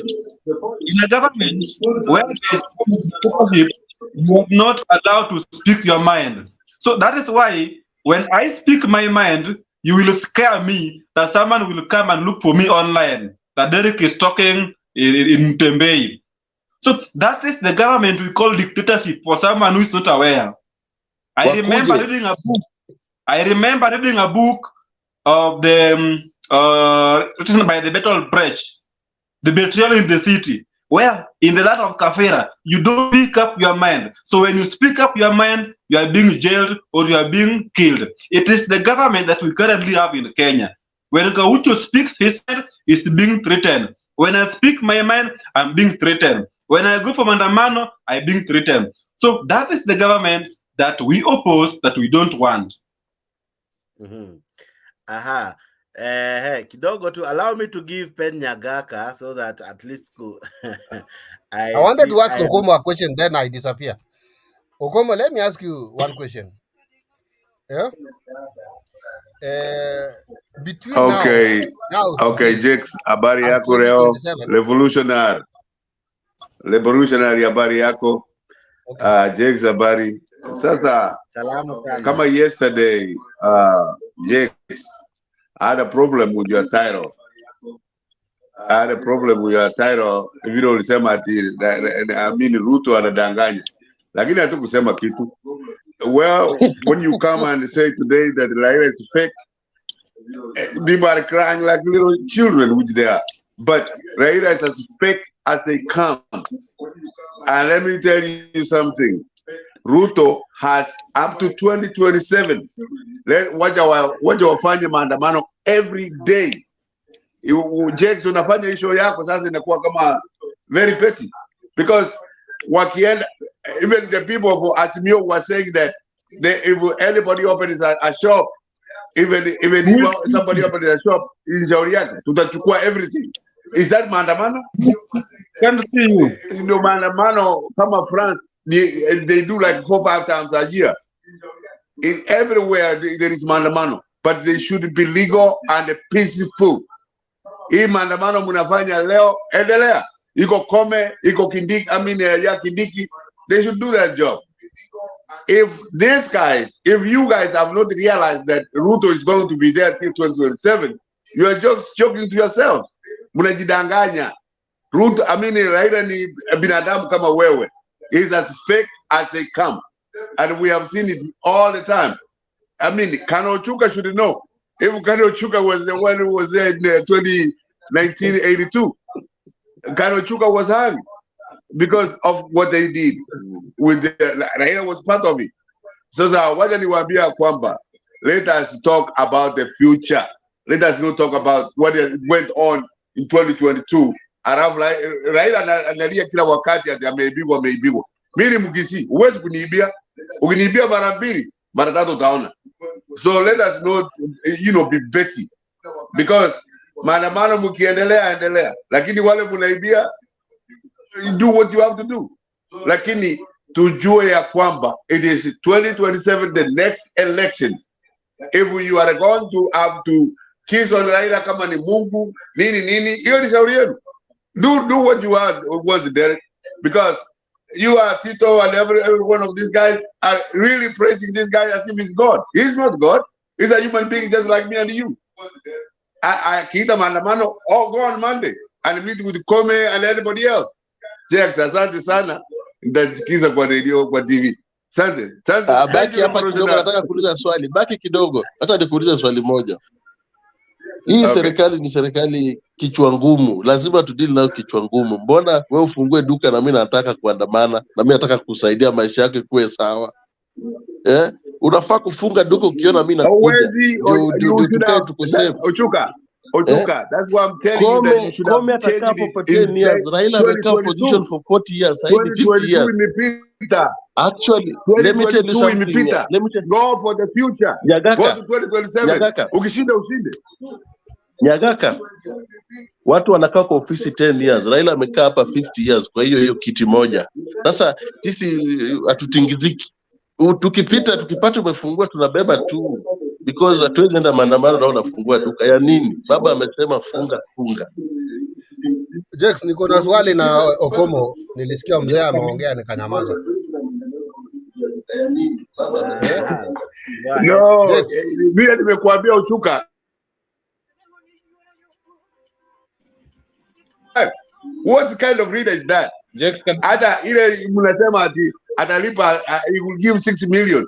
6 million, how can 1 million people feed 30 million people? There's no logic. Na mbona Ruto ana force bill kwetu? Mbona ana force vitu? Mbona ana force vitu? Wewe swali, wacha kusema Ruto, umeuliza swali. Ninyi mna force vitu, sisi tunapita hivi kama zimeenda.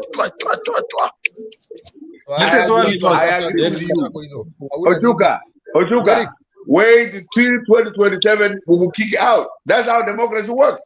You vote somebody in, you vote them out.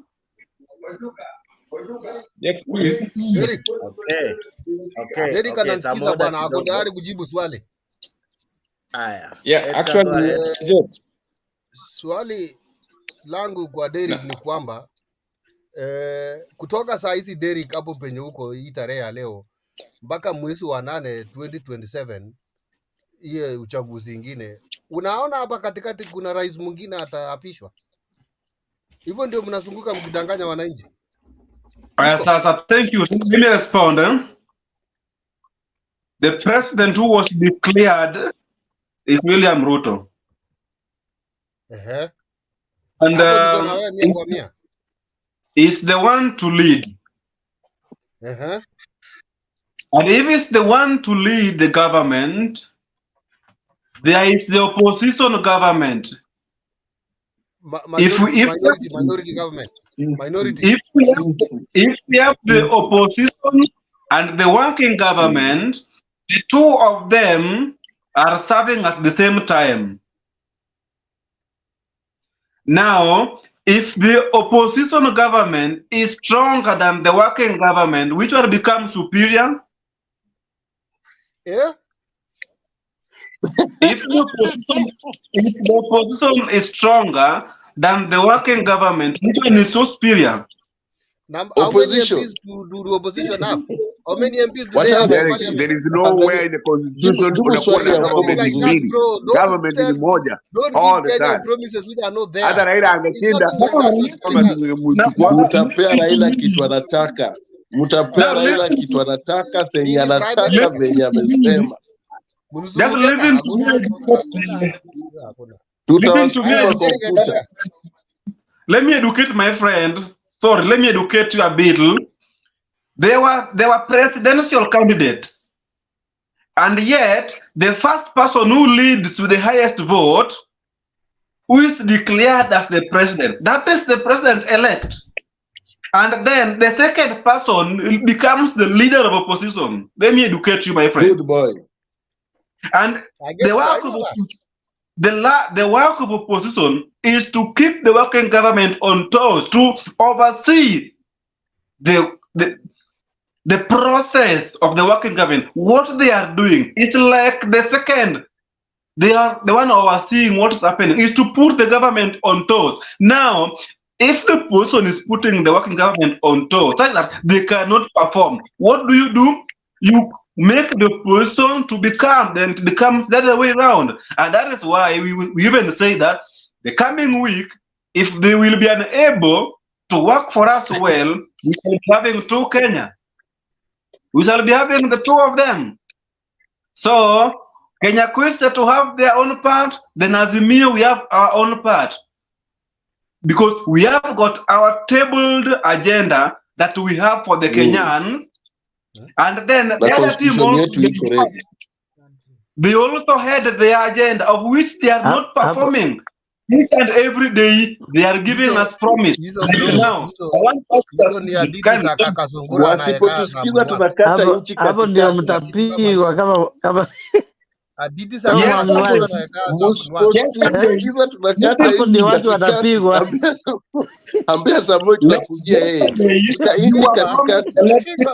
Mutapea Hapo baba ndio watu Kenya anataka, watapigwa. Kenya anataka na venye amesema. So because ufungue duka na sisi tuko. Unafungua duka ya nini? Let's give the Nairobi rest time. zifungwe. Let's give the rest time to speak. But for you, that your question is null and void. It is good to know that the work of opposition is to put the working government on toes. Yes. So Captain Raila is the opposition leader. The opposition leader make sure the government of the day listen to whatever Raila is saying.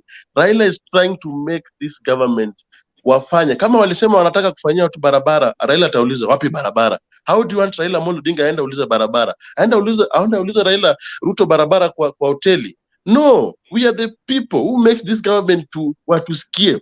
Baba akisema vijana kichwa ni left, yote left, mpaka serikali isikie kenye Raila anataka. Raila saizi anapigana mambo na maisha ya gharama. Maisha ya gharama iko juu. Yote left. Kila mtu anasikia opposition leader Kenya hii saa hii. Raila kama yuko, kuna mtu assistant yuko Kalonzo. Raila akitoka nje Kalonzo yuko. And why was he quiet from 2018 to 2022? Why was he following everything Kenyatta tells him? Now all of a sudden you want us to wake up and try to follow him.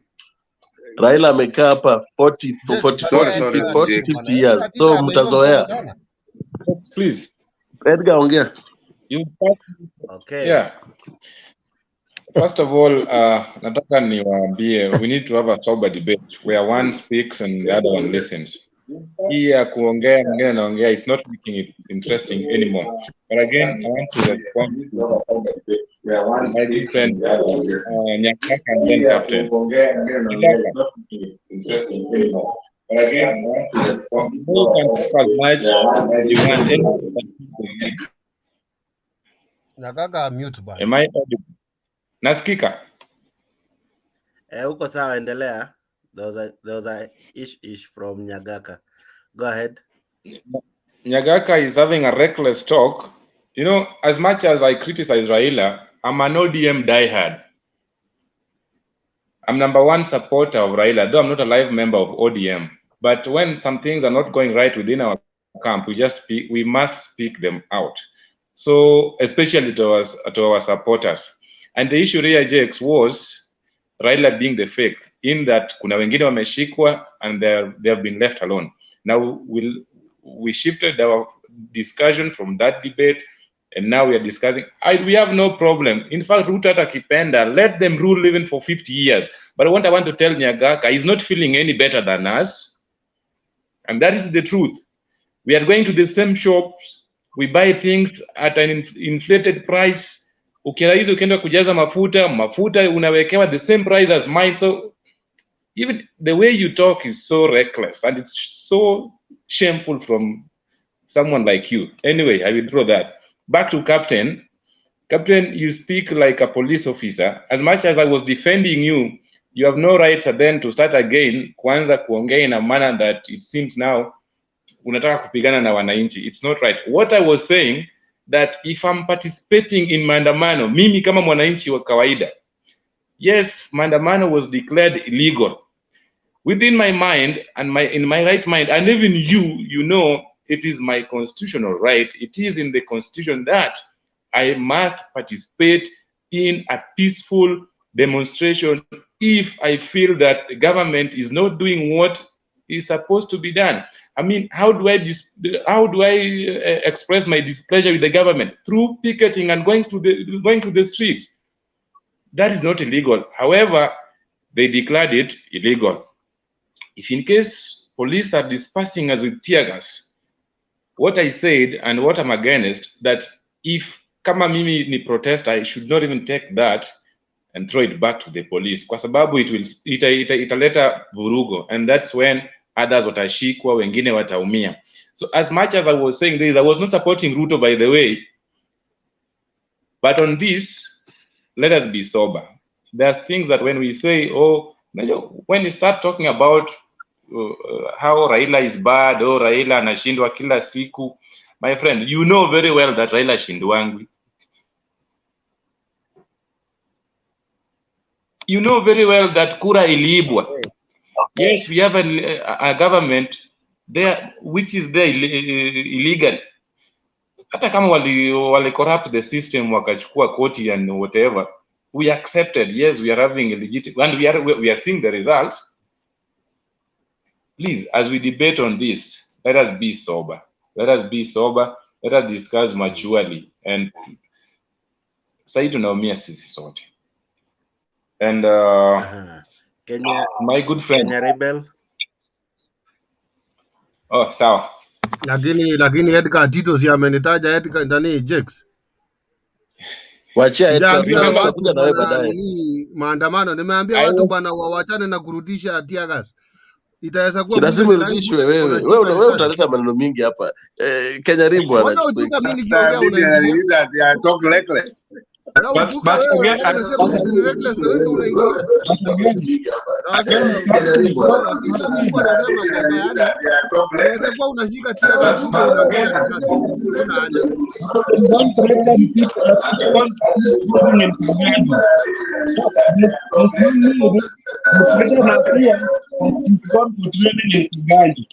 So you know, no, that is dangerous. You can't threaten us here that you've gone to training in Kiganji, you're a police officer. No, we are now talking as citizens. Despite of your job description, whether you are a police officer, you are a doctor or not, don't threaten penalists that you have gone through training in Kiganji. No, that one is wrong. Lakini Ogomo nimeenda training kweli. You have gone through training. A police officer, there is no way that police officer can be sacked before they Ogomo captain is ours. Lazima tupende captain. Captain lazima ajue mali tunatoka. Atuogope. So captain uko safe. Captain tunakupenda sana. Mimi napenda vile unatetea Ruto. Hii ndio debate mzuri. Lazima tukue na mtu anapenda Ruto, tukue na mtu anapenda baba. Lakini mambo na threat pia iko tu sawa, but tuendelee na nini na program. Lakini mjipange mambo ya 2027 bana. Mkisikia hivi utawanyorosha tena. Captain relax. Utawanyorosha vibaya sana. Captain relax. Relax. Nyagaka umeniweka hadi kwa TV. So nikikuweka on echo inajaa kwa studio. Nyagaka, if unaweza mute TV. Nyagaka umeniweka hadi kwa TV. So nikikuweka on echo inajaa. Nyagaka, kindly mute one end so that I'm able to have you in the studio without the feedback. Tito. Nyagaka, can you hear me? Okay. As Nyagaka is working on his end, kwa sababu anakuwa na feedback. Kuna jamaa ameinua mkono hapa sana na pia Kenya Rebel hajazungumza. So let me start with Dunina mambo. Wale ambao walikuwa wanataka kuwajibu wameshaenda, sijui kama wako hapo ndani bado nasikiza. Watu wako kwa backstage. Kama captain na mzee wetu, sijui kama mzee wetu anaenda kulala kwa sababu umri yake pia anakuwa umri wa captain pia ako, kila mtu ako. Okay, sasa captain, kitu nataka kuambia captain kitu kidogo tu, swali kidogo tu. Unajua hata ukiangalia nchi za nje kama kuna jamaa alisema France. Ukiangalia maandamano ilifanyika France ilikuwa ya fujo sana. Na huko apigwi na mawe. Mzee hajalala bado yuko, ukitaka nisumbuze nitasumbuza baadaye. Ngoja mzee. Simu ni nyeupe.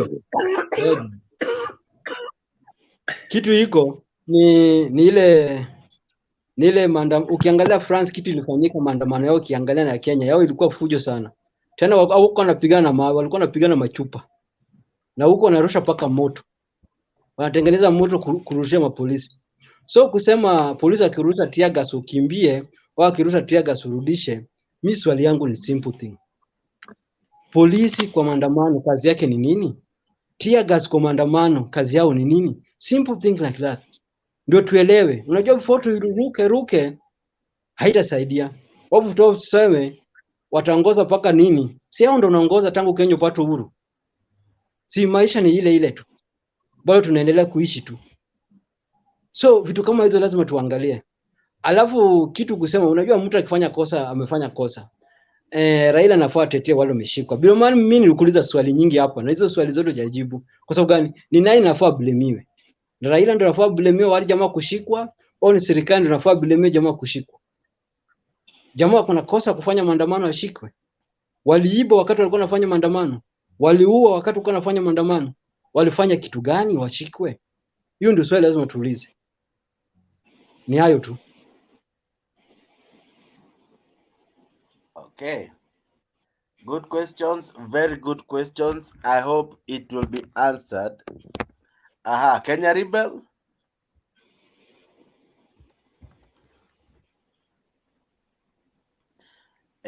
Kaka leo hatukusikii. Hauna sauti. Okay. Unmute. Ajamute, hana sauti, like hasi ati amemute. Kuna swali Derek aliuliza, sijui ni Derek ama ni Edgar. Kuna swali aliuliza na ilienda kama haijajibiwa. Aliuliza vipi? Sijui kama nilishika hiyo swali vizuri. Alisema ya kwamba kama wewe si life member wa ODM na umeshikwa, I think it was Edgar, wenye wameshikwa si life member wa ODM and wako ndani, but that's why hawapati mtu wa kuwatetea. Edgar, was that what you said? That was my question. It was your question. Okay, very good. Now, I want to ask Cornel Ochuka. Wakati mnaitisha maandamano, huwa mnaitisha life members ama mnasemanga watu wajitokeze? Kwa sababu watu wenye ujitokeza wengine ni wa Azimio. Azimio si ODM peke yake. So wakati watu wameshikwa, who should go defend them? Yes, I was to respond before the guys interrupted me. Okay, you can still respond to the question. Let's then begin with you, then Ochuka. I would say this, that before we take part in Maandamano, this guy has actually posed 3 questions, the last speaker, that what is the work of the police during Maandamano, na kazi ya tear gas ni nini? You know, we know very well that police are supposed to protect protesters and businesses of the people within. I believe if someone is arrested, kuna makosa amewekewa kwa polisi. We've seen all these things. Wale ambao walishikwa tu kwa sababu ya kuandamana Jakes, majority waliachwa tu. There must be something that these people walifanya. Unajua mwizi tu hawezi kuja ati sasa ameshikwa kwa sababu there was maandamano during that day, sasa anze kulaumu Raila. That is not true. And I want to refer to Gaucho's case. Gaucho unajua amekuwa na case nyingine that imekuwa ikiendelea since 2016. Na wakati ameshikwa during maandamano huwa wanawachwangwa tu hata with the 500 bond or what, I don't know how they call it, but wanawachwangwa. Wacha wenye wako na makosa washike, wakishashikwa wasilaumu jina la Raila. Wewe ukienda maandamano just demonstrate peacefully na urudi kwako. Ukiona tiaga toka mbio, mwili haina spare part. Okay. Very good. Now, Kenya Rebel, I want to ask you a question, but before I do that, I want you to answer this question. This guy, Dennis, says, ameshikwa juu anatetea wa Kenya. Listen to him. This is what he said. Onjala, sauti. Nashukuru Mungu. Nimeweza kutoka jela, nilikuwa nimeshikwa kwa sababu ya kupigania haki ya Wakenya. Na sisi kama Wakenya tuko tayari kuwapigania sababu hii nchi ni yetu sisi wote. Nashukuru Mungu niko nje. Mimi kitu ambayo nataka kuongelelea ni hii. Kuna vijana ambao wako pale kwa prison, Nairobi West Prison, ambao nilikuwa nimefungwa. Hao vijana wanalia sana, na ni vijana wadogo wanalia sana waweze kuachiliwa, especially vijana wa maandamano. Vijana wako hapo ndani, vijana 25 wote wamepigwa bili ya kila mtu 100,000. Wale vijana wanadaiwa almost $1 million. Mimi ninataka kuambia Raila Amolo Odinga, wewe ulisema vijana waachiliwe. Mbona paka saa hii vijana hawajaachiliwa? Hata mimi nilistuka vile niliingia prison na Nairobi West Prison. Waliponiona tu hivi wanasema mtu wa baba ndio huyo amekuja, tutatoka. Nikawaambia hata pia mimi nimewajoin. Sasa mimi kitu nataka kuambia Raila Amolo Odinga, wewe enda usaidie vijana watoke nje, wanalia sana. Hii maisha imekuwa ngumu kwa prison. Saa hii William Ruto ameshika vijana wengi zaidi. Ukienda kwa prison vijana wamepangana laini, wote wanalia sababu William Ruto amehakikisha kuwa bottom up ni kushika vijana na kuweka sel. Sasa sisi kama vijana, especially sisi vijana, lazima tuamue tuweze kupigania hii nchi. Na bado safari iko.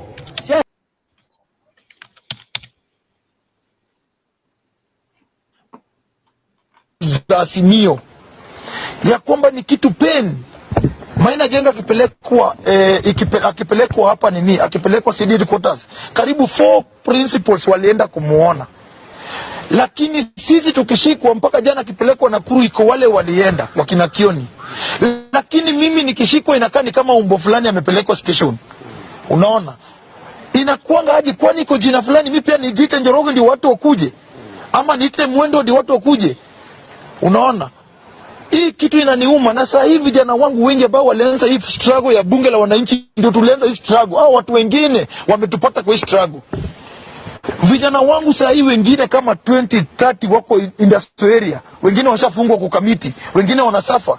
Kama mimi Gaucho ambao najulikana ndio nakaa hivi na bembeleza kutolewa, na wale wajulikani.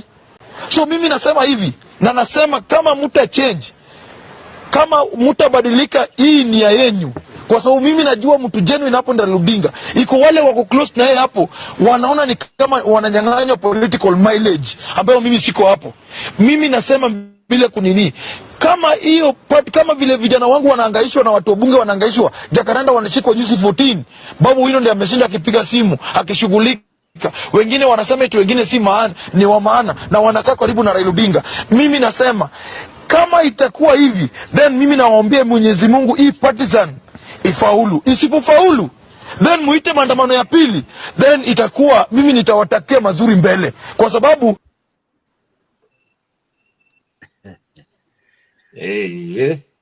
mnanisikia? Tunakusikia. Listening to Gaucho and to Dennis, what comes to your mind? What comes to your mind? Let me say something, Mr. Jackson. You know, there's something that you need to understand. When you go for demonstration, don't go do demonstration targeting that Derek will come to assist me. You should know the reason why you are going for demonstration. You should know the right and the behavior to portray while doing demonstration. If I have got a son, I have got my child, I have got a son or daughter, you misbehave, that I'm going to assist you. At some point, I may not come to assist you because of your behavior. At the same time, these people who are in Azimio, Raila is a single person as individual. Although there are also other parties involved. You've heard Gaucho mentioning the name of Babu Owino. Is Babu Owino a member of Kenya Kwanza government? No. He's a member of Azimio. But if Babu Owino is calling us, is talking about it, it means maybe Raila has assigned Babu Owino to find out what is taking place. Maybe Raila himself cannot do all this, but he has assigned someone to do this and this and that. So some of these Bunge la Wananchi brigades who are pretending that now to be joining Maandamano, I'm telling you, Raila is not someone to be threatened that you will not join when he calls for Maandamano. At the same time, when you do Maandamano, it is for your own good, not for the good of Raila Amolo Odinga, not any other person. But it is for you because you know that something is wrong. If the person was being forced to do Maandamano for Azimio, then I think he could have joined the Kenya Kwanza government. Because they are going for demonstration with the wrong mentality. That is the reason why the like of Gaucho are regretting. They should know that I'm now going for Maandamano. Why? Maisha imepanda. Derek.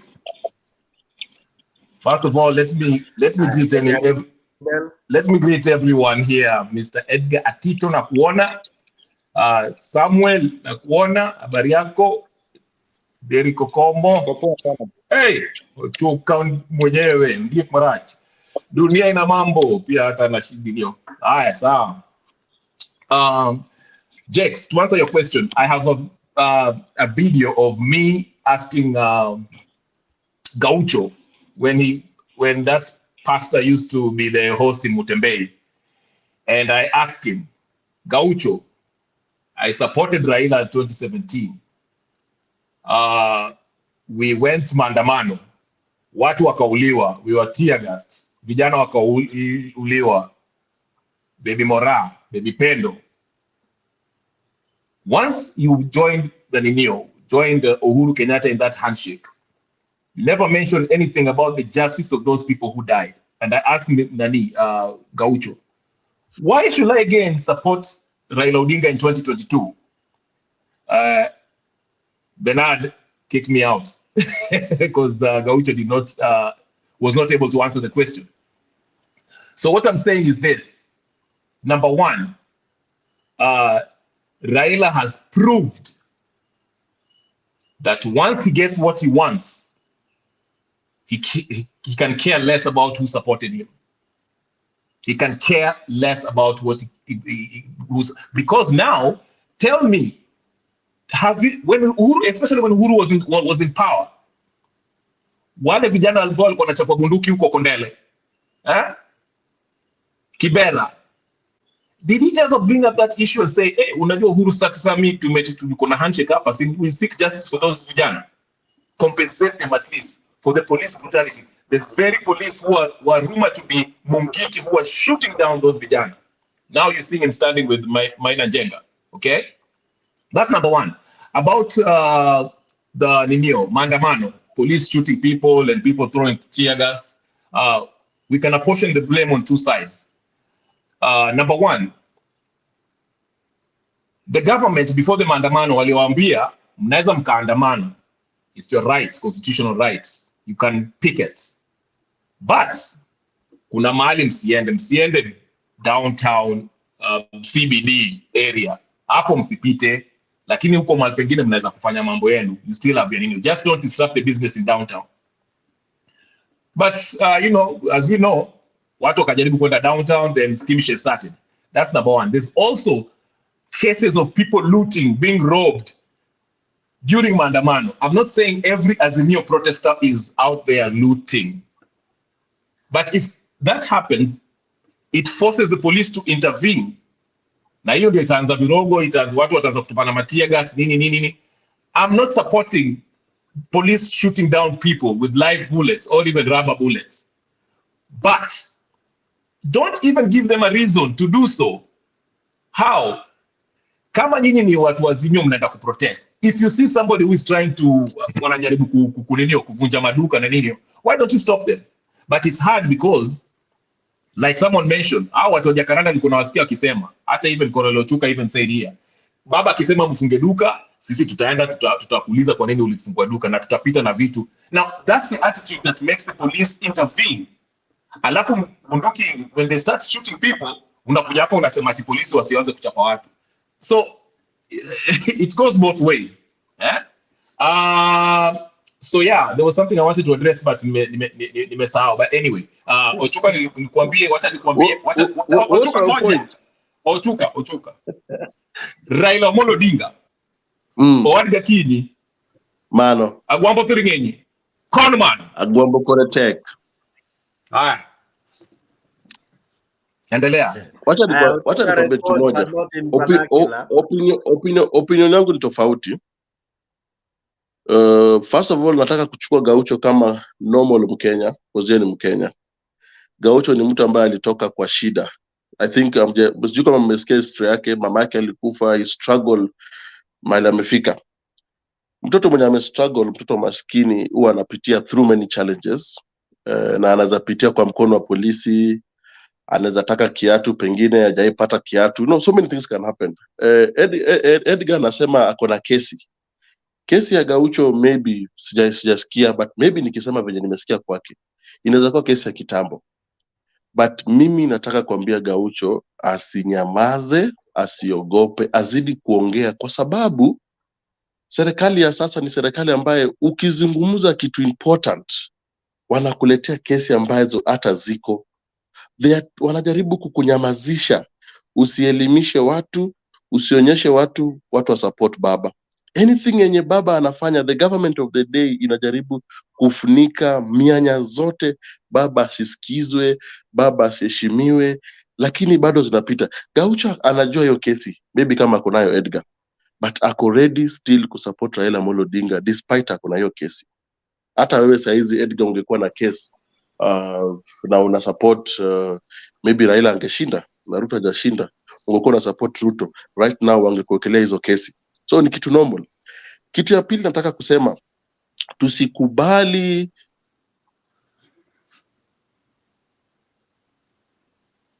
Hello, Ochuka amekwama. Ochuka amefreeze vizuri. Wakwe threat maisha zao zionekana wakishikwa. Just wait, namaliza. Okay. Wasijaribu tusithreaten each other. The police wanafaa kukuatua wafanye kazi yao. Ukiona mimi Colonel Ochuka nimebeba mawe nimetupa kwa kioo, shika mimi kama Colonel Ochuka. But si ati maandamano kiisha unanikujia kwa nyumba kunitafuta. Unanitafutia nini? Si mimi peke yangu nilikuwa hapo, tulikuwa watu wengi. The reason why pia tunasema actually David namjua. David ana kazi yake ingine yeye ufanya, kazi poa sana.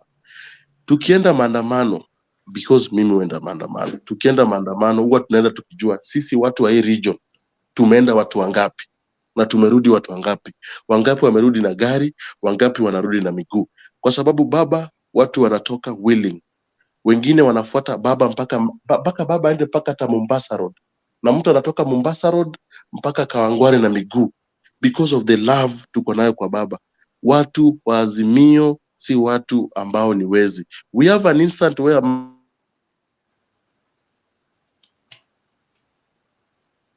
Jake, niseme kitu haraka. Haraka tu kidogo. Nilikuwa nataka kusema hivi, and this is the most important thing ambayo Gaucho pia amesema hivyo, na yule kijana alikuwa anaongea hapo hivyo. Vile Matiang'i was being taken to DCI just to be questioned. He wasn't going to be arrested. He was being questioned. Raila alijitokeza with a group of people. He wanted to go there in support, in solidarity with sindio? Okay? Maila Njenga here, juzi sini vile alipelekwa DCI hapo. You saw people went there wakina wakaenda Martha Karua nani. So here's a perfect point. What I'm saying, our vijana, as much as we want to say atiani watu wadogo, watu wanini, they've been supporting Raila vocally. We've seen them. People know. We've watched them on all media that they're in solidarity with Raila Amolo Odinga. So if they get arrested, okay, Raila should be the first person to be out there saying, kwa nini mnashika hawa vijana? What are they being charged of? Now, it should be paying for their lawyers to watoke nje, okay? Show that solidarity, because they showed their solidarity. They're risking their renewal. Yes, kuna wengine wao, they're looking for clout, okay? But, mimi nasema hivi, for those people who have, how they've put their neck out, and remember, Jake, kuna siku ambayo, ODM, not ODM, Azimio was holding a rally, sijui iko Kamkunji ama wapi. Then they had those other vijana called vijana wa baba or something like that. Na Gaucho and Ruto Kanga came out and say, sisi baba, mnatuacha ati hawa umewaweka kwa stage hapo na sisi huwa tunakupigania kila siku. What's the deal? Bono, why are you mnatusahau? The next time Raila had to respond by putting them on the front row. So I'm saying this, if Raila is genuinely cares about these people who have proved they are willing to say anything, kutukana na name Ruto, criticizing Ruto, showing their faces, you should also, if you really care about them, show up and help these people once they are being arrested. So I'm with them. It's unfortunate that I told Gaucho this in the debate here in Mutembei. You can see it on my channel there, and you see what I mean. Anyway, that's what I want to say. Samuel, naona ukina mkono? Yeah, I want to rebut Kenya revolutionary. Ile kitu naweza sema, you see, when you are breaking the law and you know you are breaking the law, mbona una expect Raila kuja kukusaidia? Why should you willingly know that unafanya makosa in the hope that utasaidiwa? A violation of the law is a violation of the law. Unanipata? We need to know the contours of how the law operates. There are certain contours. You shouldn't say hapa Kenya Riberi eti sasa Raila should be in solidarity with them. Unanipata? Our vijana, we know the deeper intention. They are looking for clout. And that's the fact. Can I respond very quickly? Samuel, that's a good point. I agree with you. If they're breaking the law, then they shouldn't expect Raila to help them out. But what we haven't established is this. What was Gaucho being detained for? Huyu kijana ambao ameongea hapo, what was he being detained for? Was he being detained because he was speaking against the president of the government? Regardless, okay? The thing is, Raila should show solidarity. The reason why I say that is because nasema hivi, Raila should go up there, hata kama ni a camera opportunity, aseme, find out what are these people being detained for. If these people are being detained for, let's say, robbing somebody, breaking a law that has nothing to do with what they're doing at Jacaranda Ninio, speaking against the president, then Raila can say, you know what, nyinyi mjitetee mwenyewe. Lakini so far, I haven't heard that Gaucho did anything to break the law that has nothing to do political, because what we are assuming right now is these people are detained for political reasons. And I'm saying Raila should step up and come up in solidarity. I also want to bring to your attention that Gaucho has already declared interest in the Langata seat. Sini ukweli? Yeah, that's immaterial still, because it is, no. He has, by doing that, remember Jalango is in government, and Jalango saizi anatumia kila means kukata pembe za watu wote. Asante sana Samuel. Thank you. You should also understand that Jalango is in bed with this government. Now, let me tell you, for instance, there was a time Sonko alikuwa persecuted. But Sonko hakuwa na blame Raila. Sonko used to blame Kalonzo. Alikuwa anajua ni Kalonzo ataki pembe ingine ime huko Ukambani. There was a time by the Sonko aliumizwa sana na the previous government, and people were saying it is Uhuru. It was not Uhuru, it was Kalonzo. Let me tell you one thing.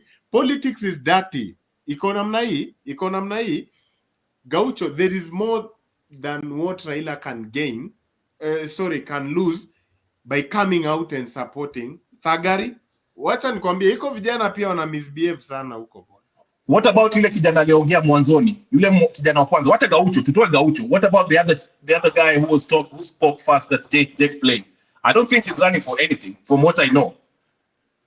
What about him? We hata simjui. We are discussing Gaucho because we know Gaucho. No, but he's part of... No, hata huyo kijana anajulikana. He's always on the other channel. Yeah. Omosh. I don't know his name, but I know his face. Omosh Wanawa, they don't. Those are no. Wanataka kukaa huko. No, but to my point, he's making a very important point. He's making a bigger point. Just 1 minute. 1 minute. I'm saying this.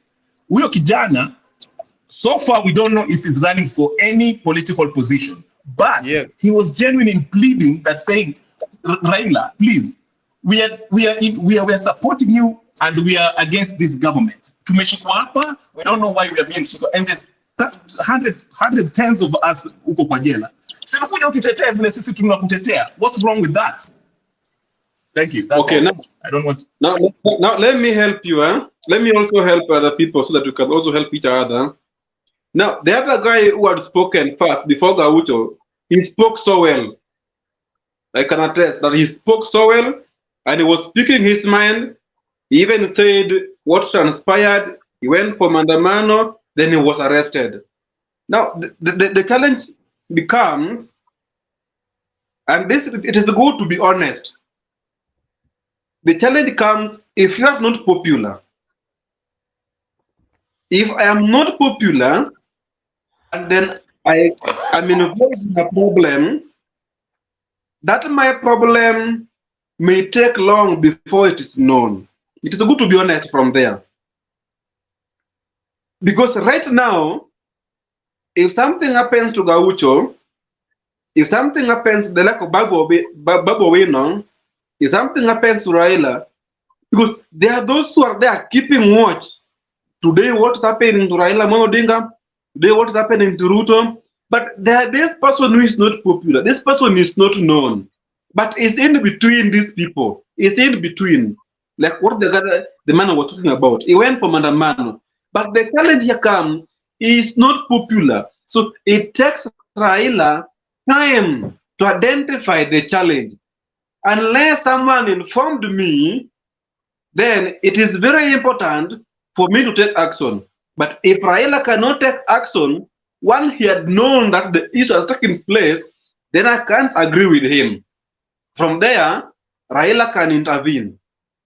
But unless he's not aware that the information of the boy who was arrested, then I cannot say that he's wrong. You see? Okay.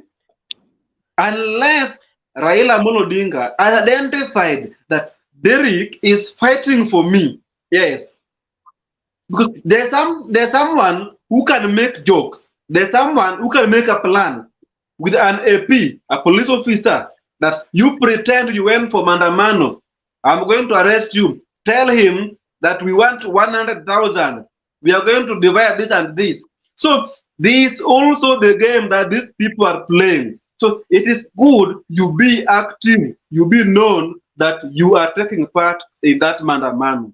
Not that just come up and say, I'm arrested, come and rescue me.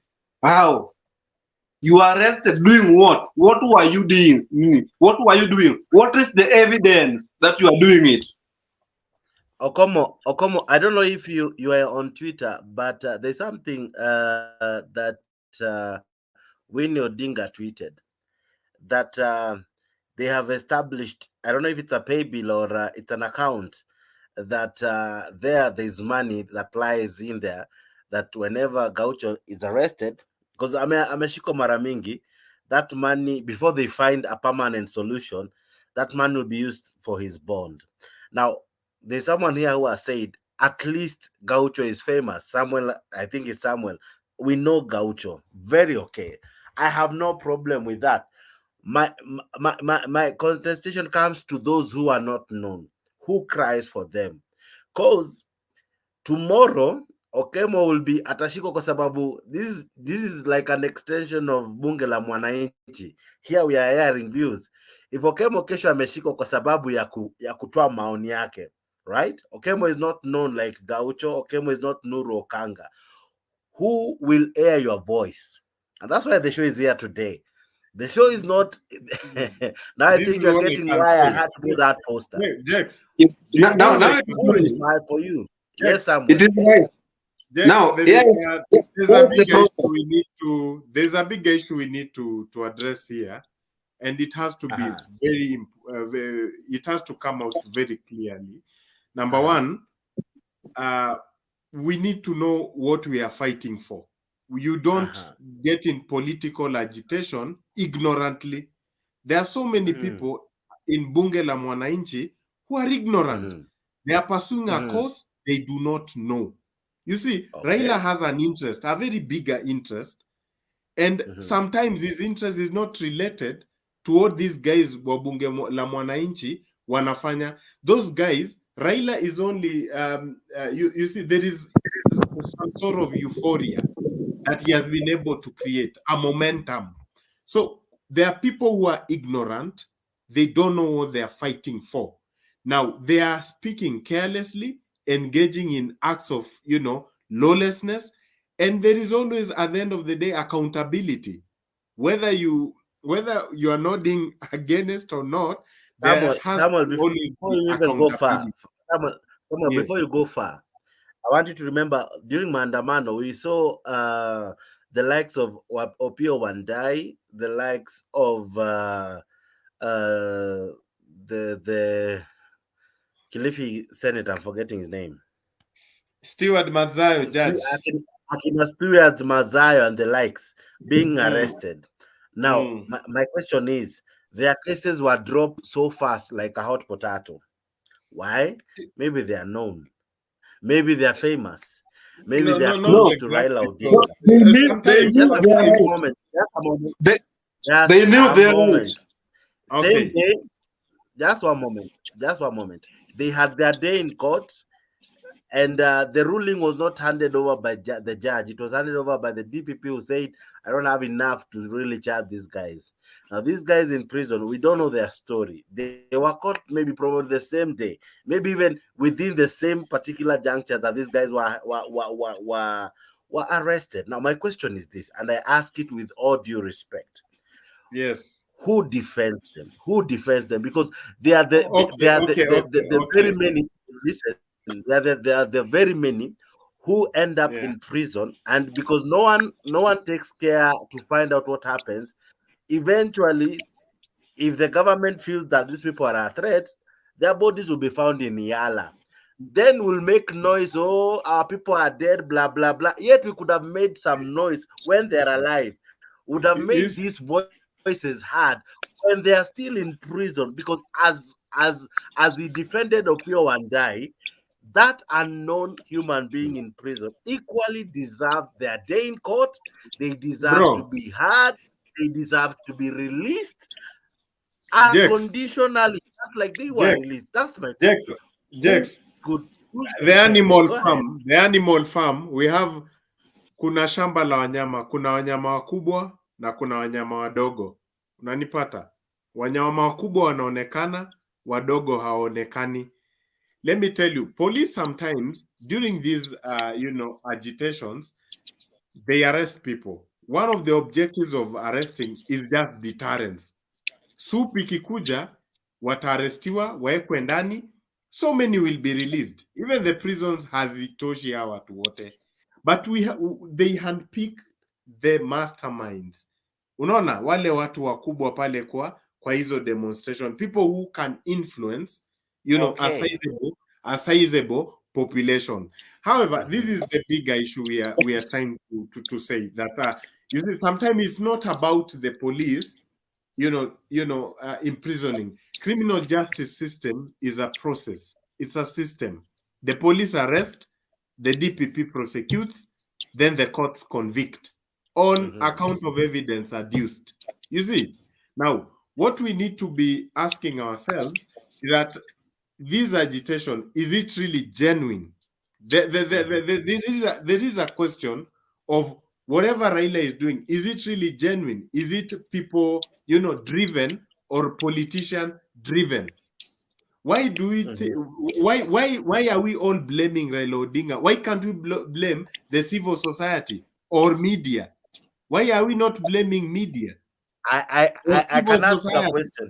I Let still want to ask you a me question. Why are we approaching Raila? Can I ask you, sir? Let me ask you.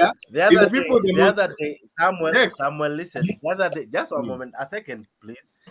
Actually, in any case, I'm just starting your thinking. The other day, we saw the civil servants going out to protest. No arrests were made. We even saw the police escorting them. Now, why am I bringing in the name Raila Odinga? In any case, he on public airways went out and called people to the streets.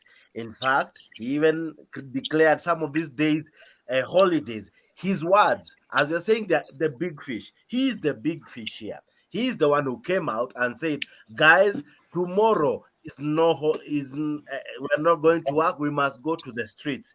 He came out very loudly, very vocal. We can quote him. We can cite him. In any case, if these people are arrested, it's because Raila Odinga called them out.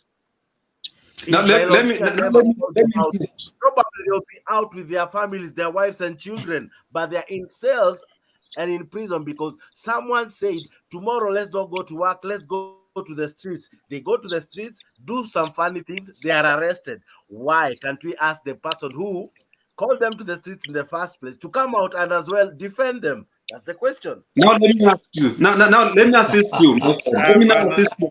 It's my time now. Now, this is the problem, or this is the solution to this problem. Okay. Now let me give a response just in less than 2 minutes. I've been in Nairobi, and there's a time I was arrested. A police officer can arrest you. Like you will go to River Road, you walk, a police officer will come and arrest you and asking you, where are you going to? When it is late evening, where are you from? You will tense and be afraid. Then they will escort you, telling you now, we need 3,000 from you, or else we take you to prison. But someone who knows where he was going to or where he has come from will say, it is this and this, I'm late, I'm heading to my place. A normal officer will not disturb you. But since you cannot explain yourself, the ignorance, what my brother was talking about, is now being brought up. You've gone for Maandamano, you've destroyed something. You are ignorant about what you are doing, you will be arrested. Don't ask for Raila to come and assist you. The civil servants went for strike. Just listen and give me time. They went for strike. They were able to explain why they were striking. Even if you arrest one of them, they will tell you, I'm doing this and this because that task or the payment, the scheme, and this is not good for me. And the law, the article, this and this, allows me to do this and this. A police officer will not arrest you. You will be free from that. The MPs, they knew the law. But the problem comes now with the Gaucho and the rest. Someone asks, yes, it is something that you've done, it is right, yes. But you can't explain, you can't prove it that is right. They will interrogate you, and then you will be scared. You begin asking for Raila to come and assist you. So it is the ignorance, what my brother was talking about. It is right. just a second before I give Stephen Charo and Edgar and Dunia, I just wanted to say this. Derek and Samuel, you're assuming that these guys are committing crime, okay? This young man, I'm not talking about Gaucho, this young man just said, we were picked up, taken there, we were our supporters. That's why he said, you know, vile nilifika hapo nikasema walikuwa nafikiri mimi ni mtu wa Raila, sasa tutaondoka. You know? The only crime that we can ascertain right now is that they were Raila supporters, they were taken there as Raila supporters, okay, detained. There's no mention that he broke a law. There's no mention that he beat somebody, he destroyed any property. The police picked him up because huyo ni yeye uongea hapo juu ya Ruto and he supports Raila. And some will say that these people's interests are different from Raila. No, they're actually advocating for Raila's interest. They're saying to open the server, Raila mpaka apishwe, is the president, all that. And they're being detained. So you cannot say that. What I'm saying is this, the young man has a legit point, and Jake made it very clear. Okay? And if you look at Mutembei, this social media, you can see him every day next to Nurokanga and the rest. And even Gaucho, who's known, popular, have said that his friends are in jail. So what I'm saying is Raila should go at least show solidarity. Hawa vijana tafadhali, enda hapo DCI pale wameshika useme, tafadhali, msishike hawa watu because of their political the pronouncements. Waachilie. We want to see that at least. That's the least he can do. He can do more, but that's at least. Anyway, Alito ama Stephen Charo waongee. Wacha nijibu Kenyari. Wacha nijibu Kenyari. Na mjibu nikisema Raila naona hii nini yetu ya Mutembei, lakini sasa mimi nataka kutoa ile kitu Raila angesema, because Raila huko, ninakwambia Raila huko juu. Raila si mtu tunaweza weka hapa chini. Mimi naambia polisi awachilie hao vijana haraka sana. I think nimemaliza hiyo Kenyari maneno. Wawachiliwe, hakuna kitu wamefanya, walienda maandamano na watembee huru. Hivyo na watu wa Azimio, wale viongozi wa Azimio, wale wakubwa wafanye kazi yao vizuri. Kuanzia leo watafute watu wa ground, waweke watu wa ground chini, watuambie the way forward, kitu kikushika tunaanza aje, tunafanya aje, tunamaliza aje. Lakini kwa sasa hao vijana wawachiliwe haraka sana. And then if Raila is the problem, if it is because they're supporting Raila, because Nani has said about that, they are fighting for Raila's interest. If they have made problem or they have made mistake, let DCI go for Raila. Let him not Raila go is the opposition. Waende Raila. Waende Raila, wachukue Raila. Nina mambo. Yes. Okay, order. Let them Nina go for mambo. Raila. Ya, iko hivi ndugu yangu. Okay. Hii Nina mambo mambo isaisi. ya unanipata? Endelea. Ya, topic hata umegeuza bwana. Topic ilikuwa baba fake. Sasa umeleta Gaucho hapa na vijana sasa. Umegeuza topic na topic ilikuwa tamu. Haya, kitu iko. Kitu iko kwa hizi vijana. Hebu soma topic hapo tu. Sijageuza. Yeah. I am always on the topic. Read the topic hapo. Niko kabisa kwa topic. Haya. Kitu iko. Gaucho na hao vijana wako Jakaranda. Hao watu kila siku wanatetea Raila, kila siku wanasupport Raila. Wanapinga Ruto. Tuongee tu fact. Ni ukweli hao vijana kila siku wanafanya hivyo. Washikwe, wasishikwe, wakitoka nje wanatetea Raila. Tuongee fact bwana. Kumepatikana na shida, lazima wasaidie na hiyo shida. Unanipata? So kushikwa, unashikwa juu ya nini? Kutetea Raila, si kitu kingine. Gaucho hana kosa, Omosh hana kosa, na huyo kijana ameongea hapa hana kosa kabisa. Yes. Na ukiangalia hii drama, hata ukiremember wakati wa Baba Wino, alikuwa anashikwa. Alikuwa anatetea nani? Raila. Na Baba Wino alijenga jina hapo, kakuja akakuwa MP.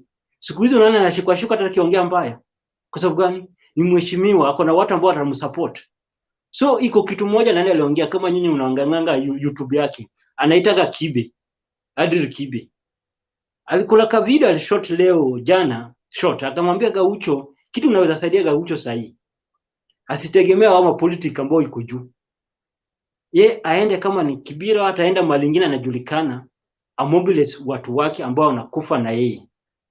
akishikwa wale vijana wakaenda pale wanasoma hiyo kituo ya polisi hapo, anawachiliwa. Kama example hii former Mungiko anasema si alishikwa, watu wake alisikia ameshikwa, walifanya nini?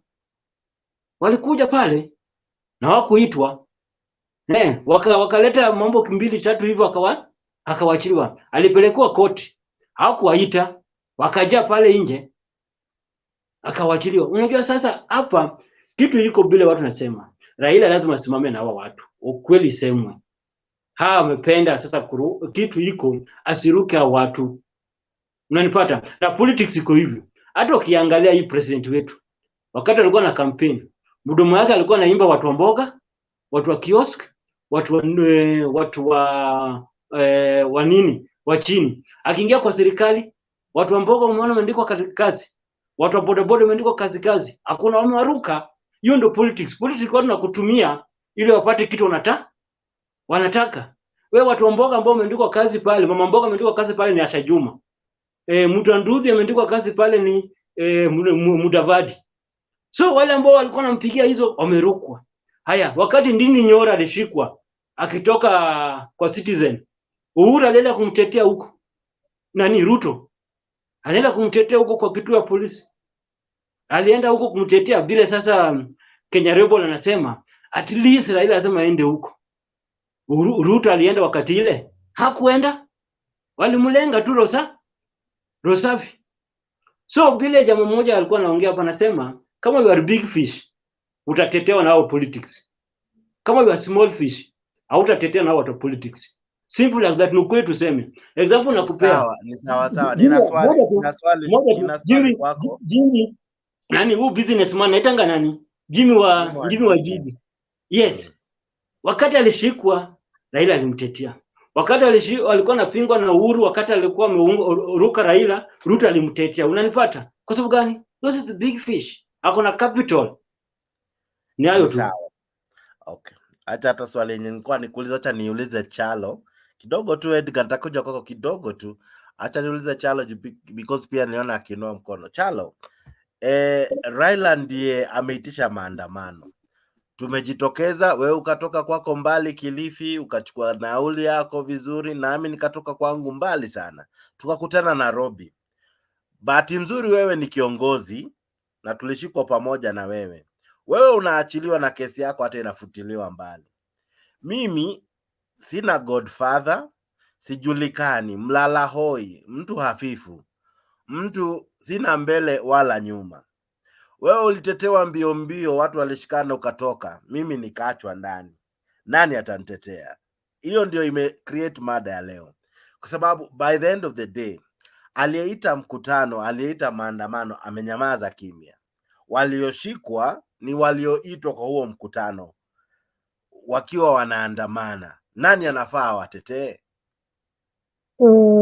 Inategemea, kwa sababu unajua kuna kusapoti mtu na kutoa matusi.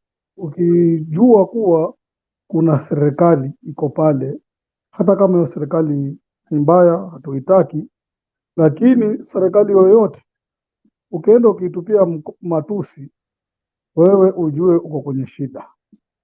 So kuna wale supporters ambao badala kuongea ile situation ambayo iko, ongee kitu ambayo iko, ambayo inaonekana, wewe unaenda kutukana, unatukana kila mtu, matusi yote unayatoa sababu unasema wewe una support Raila Odinga. Sasa wewe unaweza kushikwa kwa sababu ya kuwa ulikuwa unatukana na ukashtakiwa na makosa ya kutukana. Ninaitwa kwa maandamano, nitoke Mombasa niende na niandamane tu sheria ile inavyotakikaniwa chini ya kifungu cha sheria ambacho mimi kwa jumla sijui ni namba gani, lakini nimeandamana ile kihalali. Naona naweza ponea, naweza kuwa sitashikwa.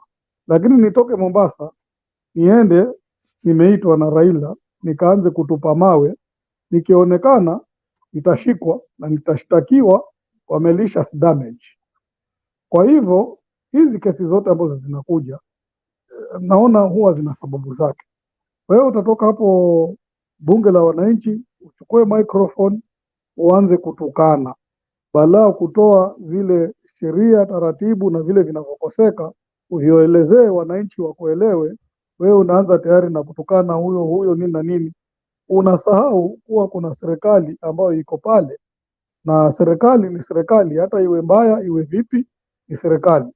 Kwa hivyo wewe ukishikwa pale, sidhani kama Raila atakuja kutetee, kwa sababu wewe umeenda pale kinyume na ile madili ambayo yalikuwa yanatakaniwa kufanyika. Umeenda pale, umerusha mawe kwa maandamano, umeingia kwa duka ya mtu, umechoma vitu. Haya, wengine wakishika microphone hapo wanatukana matusi. Okay, utapata cloud, hiyo tunaosema, manake ukitukana sana wewe huko unapata viewers, kwa sababu watu wengi wanapenda kuangalia yale matusi yako uliongea. Lakini kisheria ni kwamba umevunja sheria, umetukana mtu. Manake kutukana mtu ni kinyume cha sheria. Kuna kupigana ni kinyume cha sheria, na kutukana mtu pia ni kuudhi roho ya binadamu mwenzako. Kisheria unahukumiwa, unaweza ukafungwa kwa sababu umetukana mtu, umetusi mtu, unaweza ukafungwa kwa sababu umepiga mtu.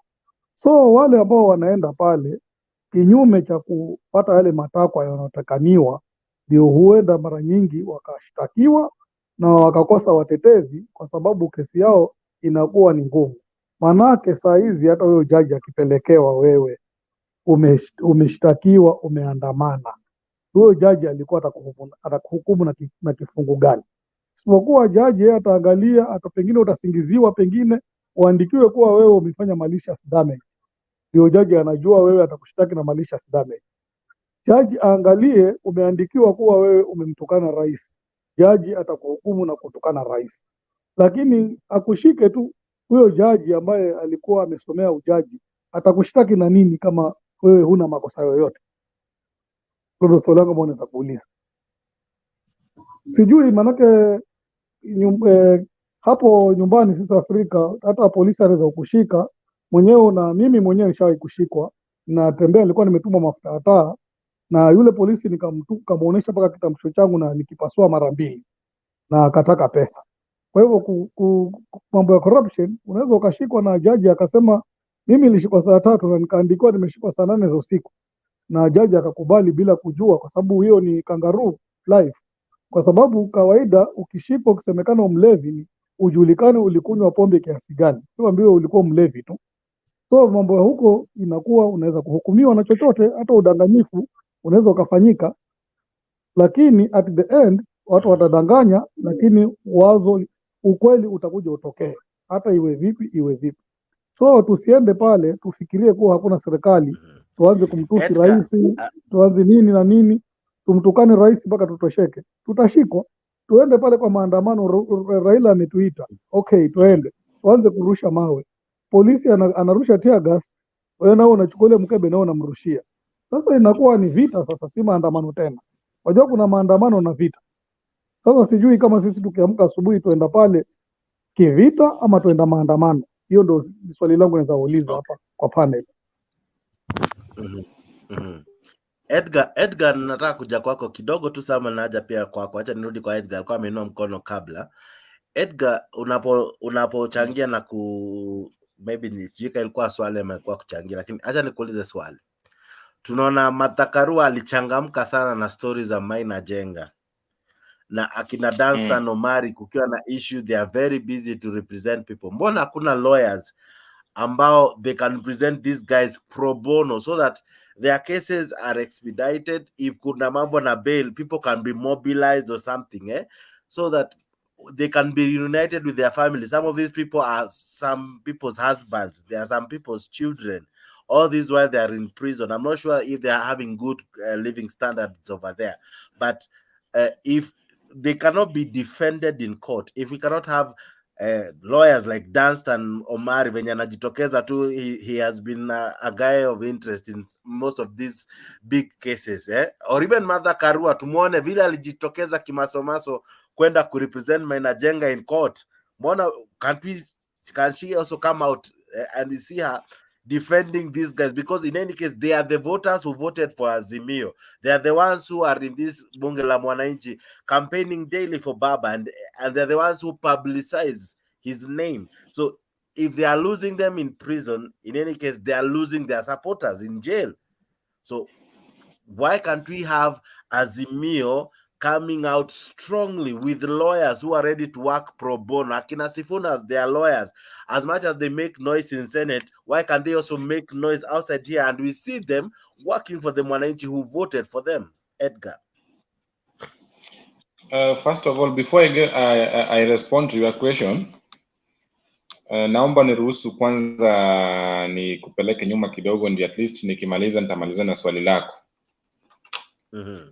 First of all, you played 2 clips for us, one for Gaucho and then there's one for Dennis. When you heard Dennis rightly, he said that alishikwa kufika ndani akapata wengine wakamuita, haya hata huyu mtu wa baba pia amekuja hapa, then tutatoka. I want you to be keen and careful with that statement, that alipata wale ndani, and then those people now took advantage of him being Raila's diehard, then kakuja hipo. Then again, I want to say this, and I want to thank Mutembei TV for actually making us know that there is one person anaitwa Nuru Kanga and another one anaitwa Moshi 1 hour, kumbe they are existing. But again, supporting Raila Odinga, I want to agree with Charo that supporting Raila Odinga doesn't mean that now we have to talk recklessly, kutusi tu watu ovyo ovyo, just because you're supporting Raila Odinga, knowing that someone atakutetea. No, you must be responsible for your own actions.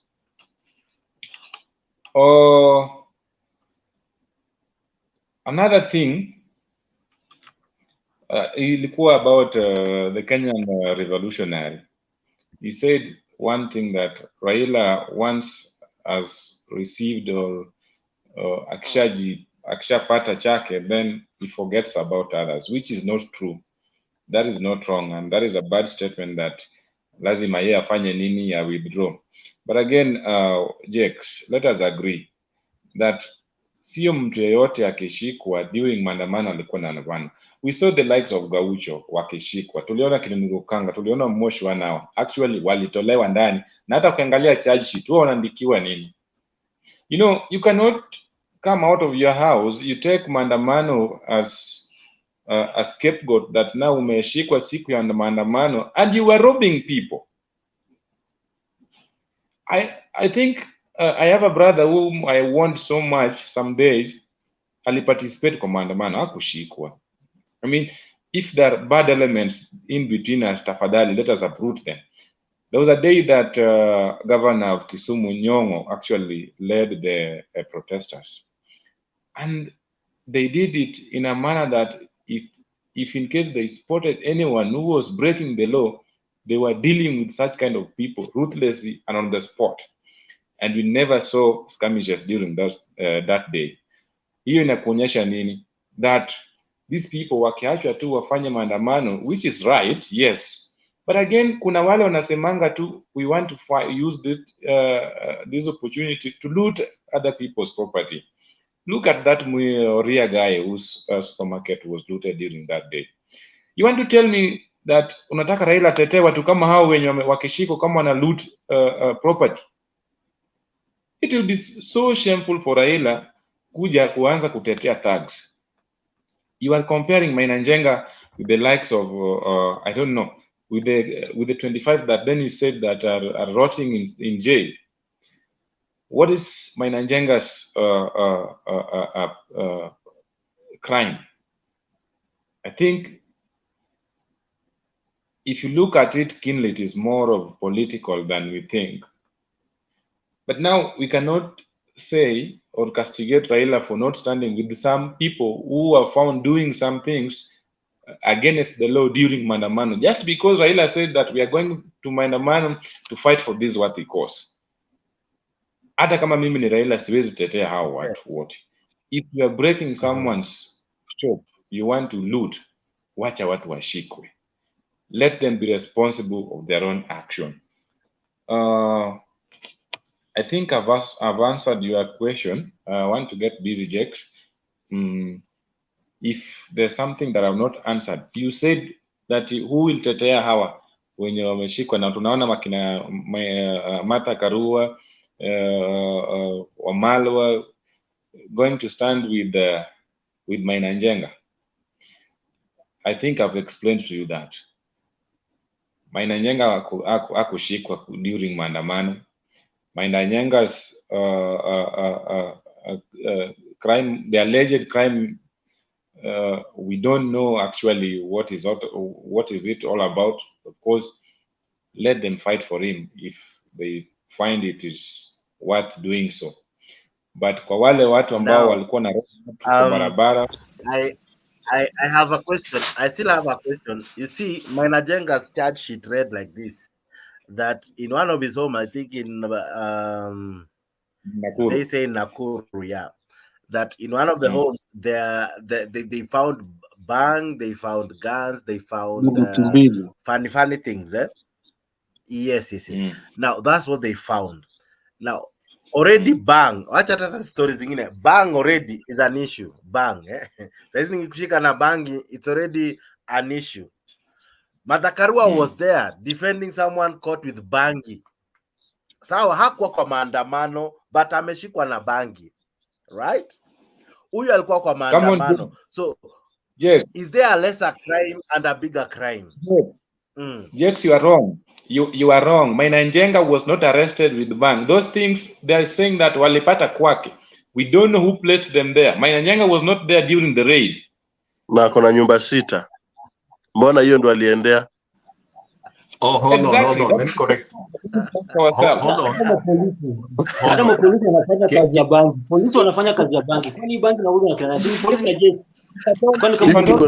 Mimi niko na nyumba 2 Nairobi na Ushago. Mbona waende wanajuaje nimeweka bangi huko Ushago na hapa nimeweka bunduki? Bangi ni yaka. Bangi ni dawa.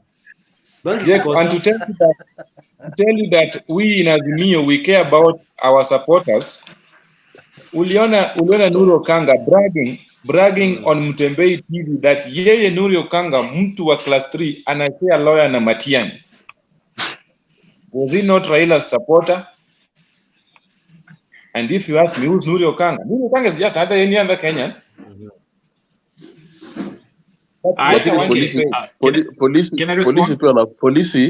Polisi wanafaa pia wakuwe watu wanafanya kazi yao. Huwezi kuwa na nyumba 6 alafu hawajaendea hiyo 5, wanaendea moja ya Nakuru, wanasema hii ndio mbaya zaidi.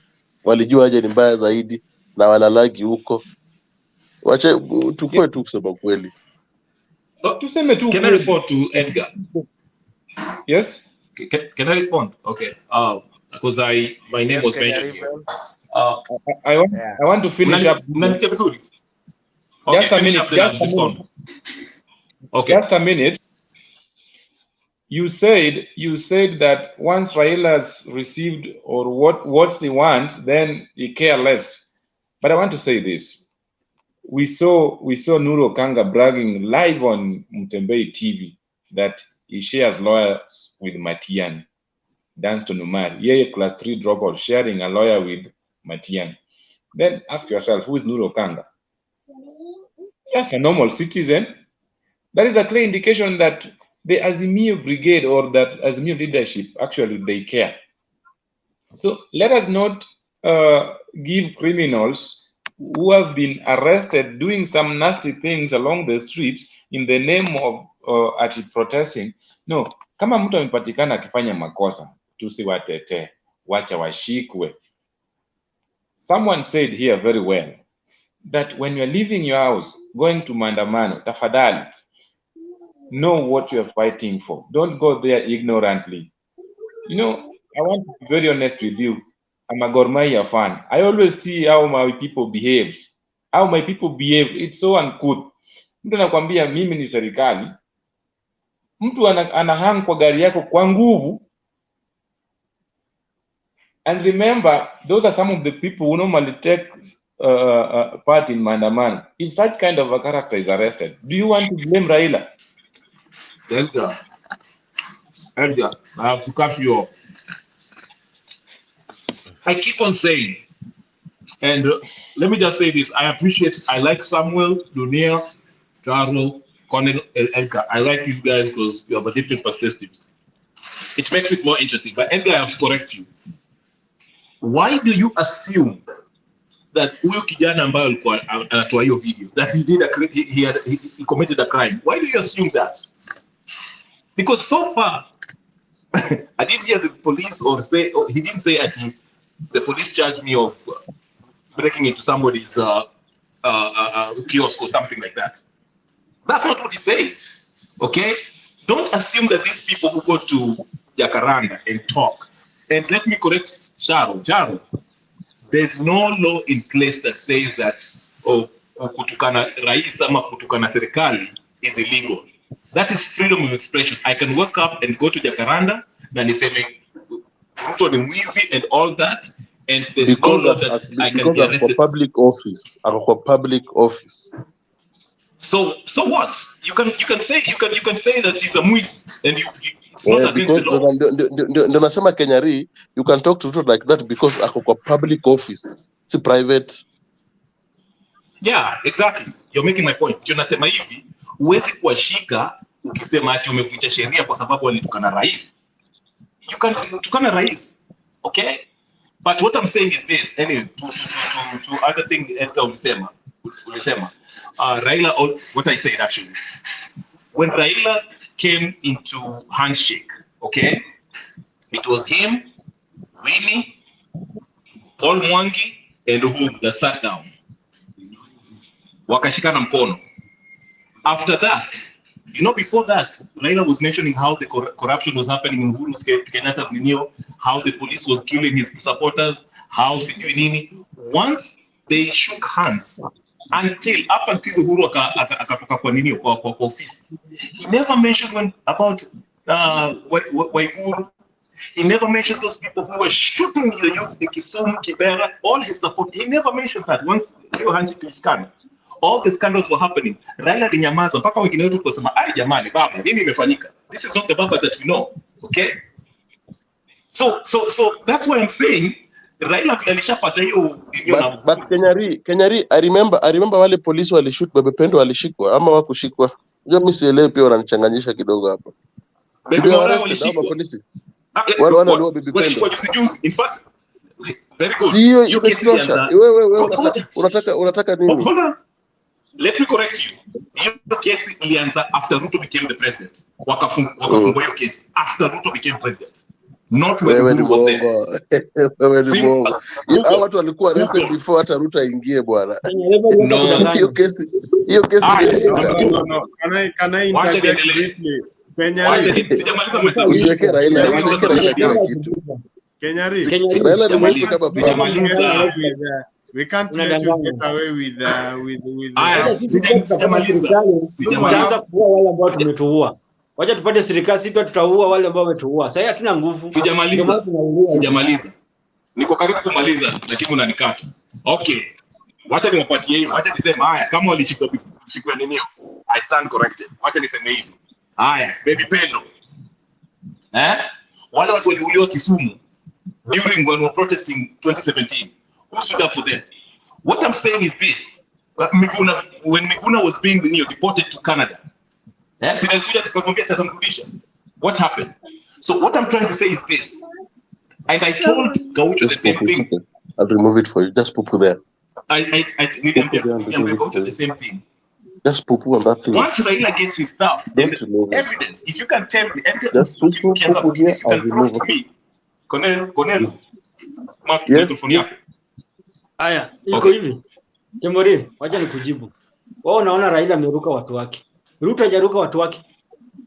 Sasa tuombe watu wa bottom up watapata nini? Watu mama mboga, mama nini watapata makazi, watapata maisha. Hajarukwa. Dunia. Siasa ni kurukana. Nilikuwa nafuata mada. Nilikuwa nasema mada ya leo ilikuwa Raila. Sijakataa Ruto ameruka. Lazima nikupe mfano. Ruto hajaruka nasema mada. Kenyari, nataka nikuelezee nchi ambayo inapata sheria. Wacha Chara mchanue kidogo. Chara ongea. Nchi ambayo inapata sheria zake kutukana mtu personal ni makosa ambayo yanaweza kukufunga miezi 6 na zaidi. Nchi yoyote ambayo inafata sheria. Nenda sahi England. Nionyeshe hiyo sheria. Nimekwambia nenda England sahi Quote that uite mtu sheria. niga. Nimekwambia nenda England sahi uite mtu niga. Si niga nenda England uite mtu niga. Uangalie kama hutaenda ndani wewe. Wacha hizi nchi ambazo hazifuati sheria. Nenda England sahi ukaite mtu niga na kuwe na ushahidi uonekane, tuangalie kama hutakula miezi 6 ndani. Nikuelezee kitu ya kwanza. Kwa hivyo kutusi mtu ni kuvunja roho mtu, ambapo ni kama ambayo umedhalilisha mtu, una hatia ya kufungwa miezi 6, nchi ambayo inafuata sheria. Na ili hali kutukana rais, kuna wale walimchagua, wanasikia vibaya kama rais wao anatukanwa. Kuna wale ambao hawajamchagua wako sawa, lakini kutukana mtu ambaye yuko kwa ofisi kama kiongozi, huwa umevunja sheria. Na tutakubaliana na mimi, na hata ukienda, si hata kuna yule alimtukana mama ya Uhuru, na kuna wakati kuna yule jamaa yule mkisi ambaye anakaa Amerika. Sasa hii si ndio leo ameenda kuona kaburi ya mamake kwa sababu alimtukana mama ngine. Na Nionyeshe sheria ambayo inasema hivyo. Nionyeshe sheria. Usiseme tu ati nionyeshe sheria. Mimi sijasomea sheria, lakini nimekupatia mfano. Unaweza kugoogle, naenda England ukaite mtu yoyote niga, uangalie kama hutakula miezi 6. Nakwambia mimi na ujue kutoka kwangu. Vile huyo Queen alikufa, kuna watu walikuwa naimba kwa mpira, walikuwa wanasema Queen amekufa, huyo mama alikuwa malaya, walikuwa wanamuita huyo Queen malaya, hawakushikwa. Kenyari. Freedom of expression, speech. Kenyari, actually insulting somebody or using offensive words to insult somebody is a criminal offense in Kenya under very many different laws.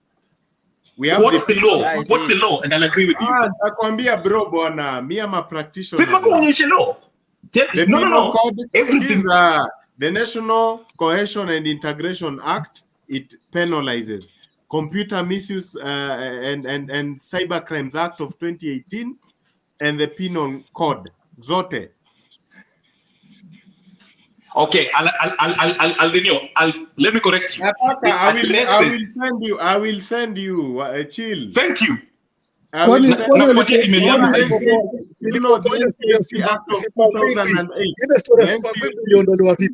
Ile story ya Sipambili iliondolewa vipi?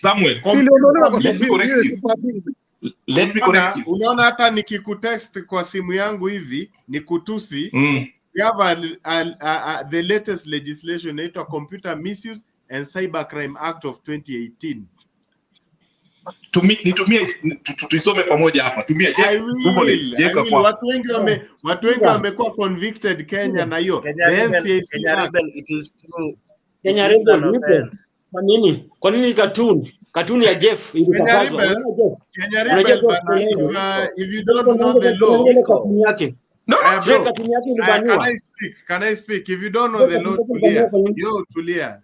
Sawa, Samuel, I'm willing to be corrected. If I'm wrong, I'll be wrong. So tumia hiyo ndio. Na kama uko right, also 3 minutes, nataka tu 3 minutes, Jex. Number 1, we have a lot of dishonesty here. We have a lot of dishonesty here in the sense that people are blaming Raila for the offenses of other people. One, there was a time, I think in April this year, April or May, one of the conditions that Raila gave for the bipartisan talks to kick off, one, was the release of all political prisoners, his supporters. That was one of the conditions. Alipeana 4. Akasema, Aden Keynan atolewe, political, prisoners wale wake ambao walikuwa wameshikwa watolewe, and many others. But he said that, and that one was one of the conditions he said, and he continued to agitate for the same. Having said that, there are a few things I want to underscore here. They are very important. I think we need to recognize that when politicians may have influence over their supporters, they cannot control or be held directly responsible for the actions their supporters do. The only instance where you are held accountable ni kwa Public Order Act. There's an act in the Public Order Act. It spells out in public, maybe when there is a procession, ambapo mmeenda could present petition, for you to be orderly, the leader of the procession ata notify polisi ampatie security. And one of the imperatives ambayo inaplesiwa on the leaders is that the leaders need to keep peace, ensure that the supporters are orderly. So that is a very important thing to score. So Raila Odinga cannot be held responsible for what the supporters are doing. Now, there are two issues here. There is one, a moral question, and two, a legal question. On moral, on the basis of morality, Raila has a duty of care to support watu wake from a moral standpoint. But legally, he has no duty of care. You see, politics is different. Politics is so different. Everybody is running away with their interest. The same way Raila has his interest is the same way Gaucho akona interest zake. All of them are benefiting, or all of them are losing. If Gaucho blames Raila, Raila loses. If Gaucho supports Raila, Raila scores. So we cannot blame Raila Odinga for anything, for acts of hooliganism. Maandamano iko Bungoma, ingine iko Kisii. Spontaneous. Raila has so many supporters in this country. Moja iko Kisii, ingine iko Bungoma, ingine iko Kitale. Si tulikuwa tunaona hata kwa TV when media was saying huko Nakuru sijui kulikuwa na watu waandamana kidogo, huko Migori. How do you place that responsibility on a single person? Now, remember, Raila has no instruments of power. He's only limited to condemn and to just tell government without any conditions. Hata Raila leo, there was a time Raila even, wakati na kupeleka kwa story ya Miguna, Raila alisindikiza mpaka Miguna pale kwa airport. But at the end of the day, Uhuru alimwambia huyu hapana, huyu hata ufanye aje, even if tumesalamiana na wewe, this one is, we have identified him as the inciter. We need to isolate this man. That is walifanya vizuri sana. I don't know. Kenyari usiongee tafadhali. Kenyari tafadhali. Miguna was isolated.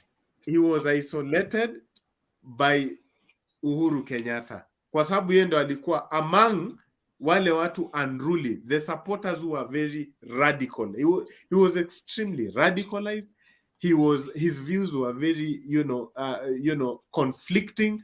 Anataka, we cut this country into two. So the Uhuru managed to isolate him, akapelekwa nje. Now tukajua hata yeye si Mkenya.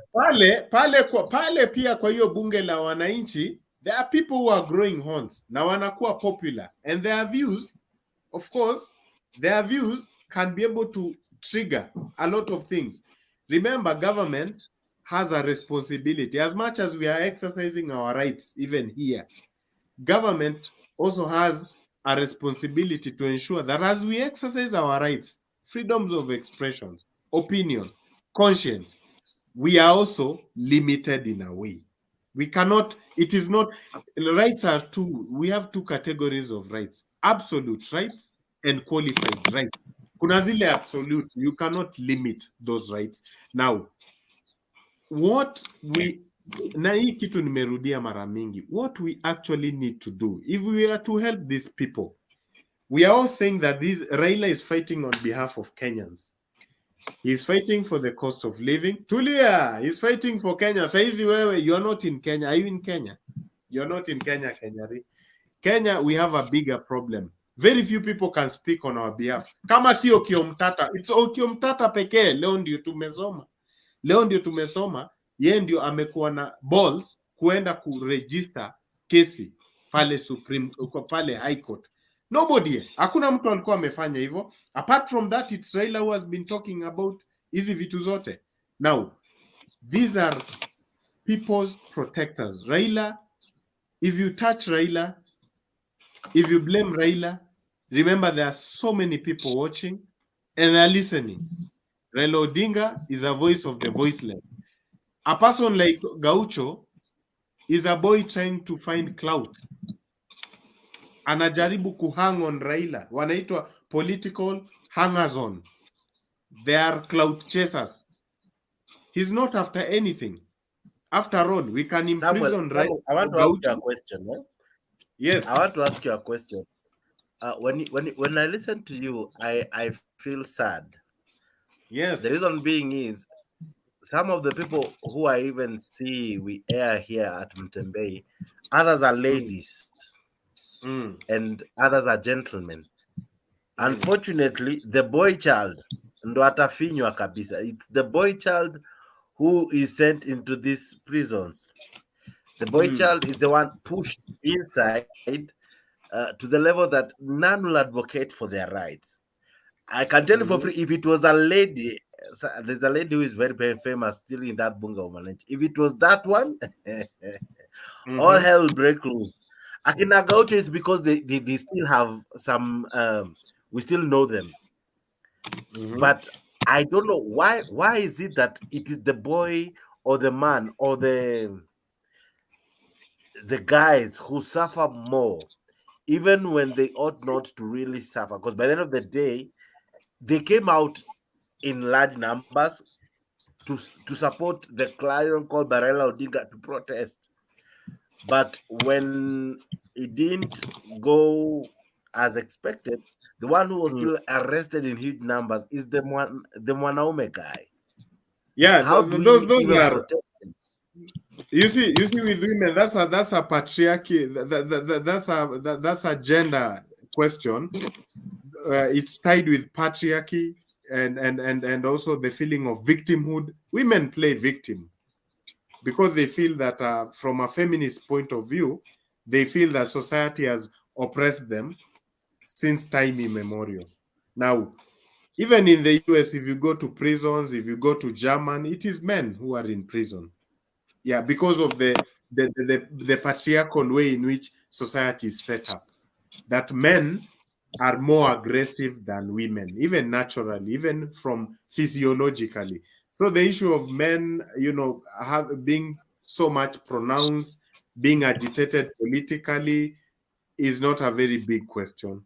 Yeah, but the bigger question here, ambaye nataka Kenyari understand, nobody's talking about Raila in May and in April when he gave conditions to government that one of the things we must do as an irreducible minimum is to release our supporters from prison. That was one condition for the bipartisan talks to commence. That was one thing. I'm not hearing anybody akiongelelea hiyo kitu. Then when one person is being arrested here, ambaye anaitwa nani, we are not talking. And also we are not saying how many times this guy has been arrested and he has been, and through Raila's intervention or Azimio leaders' intervention, he has been released. We are not saying that this guy, I think it's time we separate the baby from the bathwater.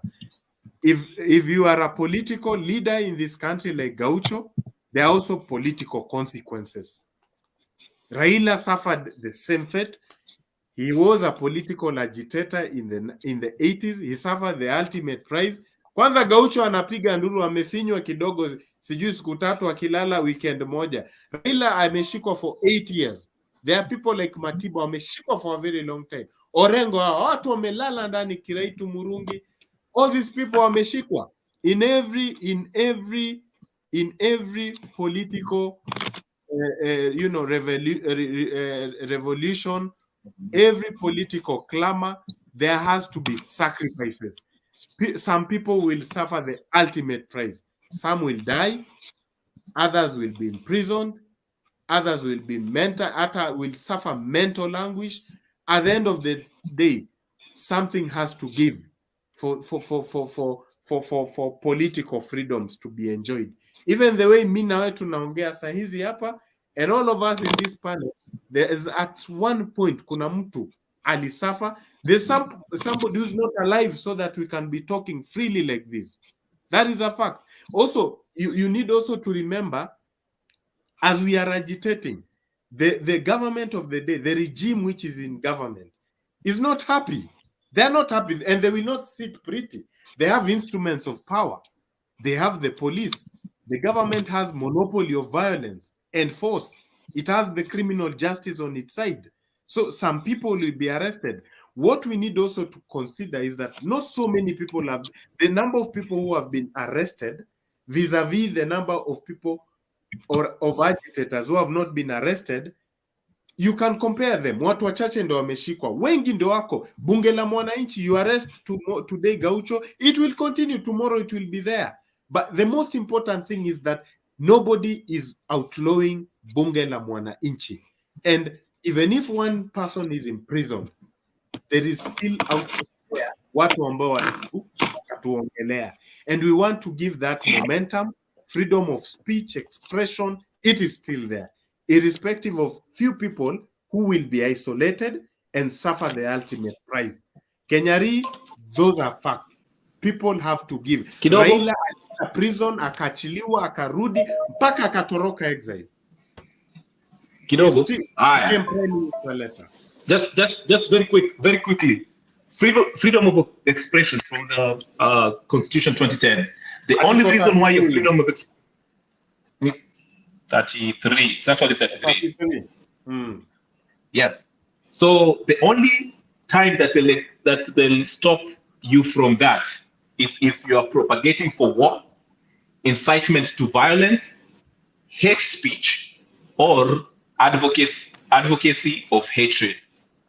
Okay, that constitutes the ethnic incitement, vilification of others, or incitement to cause harm, or is based on the ground of discrimination specified in contemplated Article 27.4, which is actually race, whatever, ethnic, whatever. So what I'm saying, but what I'm saying is this: watu wa bunge la nchi wakienda wakasema Ruto ni mwizi, Ruto ni whatever, without actually inciting violence towards him or his community or something, it's allowed. Unaweza kumtukana. Only if you're propagating war, incitement of violence, advocacy for hatred. Okay? That's why I'm saying, let's be clear when we're saying, huyu kijana, and what I was trying to say is this: huyu kijana ambaye ameongea, and I very feel sorry for him because it seems like he's genuine. Most of you are just assuming that he already committed a crime. What he's saying is, ndio serikali yetu, even from Moi days, Kenyatta days, Kenyatta 1, Kenyatta 2, Moi, Kibaki, ukitukana serikali, watakukujia legally or in fact illegally, they'll detain you. Na watakuchapa, wakishakuchapa kuachilie, or even you'll die. That has been happening. It's the culture of impunity. Government does that with people. Does it mean that it's right? Jiulize kwa nini hao akina Moshi vile walikuwa nashikwa, Gaucho, what they arrested then wanaiwacha. You said very well at it. So sometimes they do that to deter them. Okay, that's a good point. Wanafanya hivyo just kuwashtua, but it's not illegal what they're doing. Okay. What they are doing, Kenyari, what they are doing is illegal by dint of Section 94 of the Penal Code. You don't miss it. The Constitution. Can you read it for me? Read it for me. Section 94. Sitakusomea bara nimeishika kwa kichwa. But let me tell you, you need to read the law. This is how you read the law. You read the law holistically. Don't read the Constitution. We have legislation. Kuna legislation. Listen. The Constitution is only a skeleton. We have legislations. No. Constitution is the supreme law.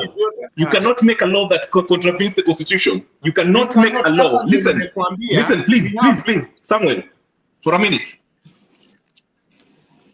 Let me finish. The Constitution, you cannot make any law in Kenya that contravenes the Constitution. Every law has to be respects what the Constitution says. Yes. So whatever you cannot violate what I've just read about freedom of expression. Can I also interject briefly too? I want you to read for me Article 24 on limitation of rights. Limitation of rights. Rights have limitations. Okay. Unanipata? I agree. Article 25 talks of rights that cannot be limited. The only rights which cannot be limited, there are only 4.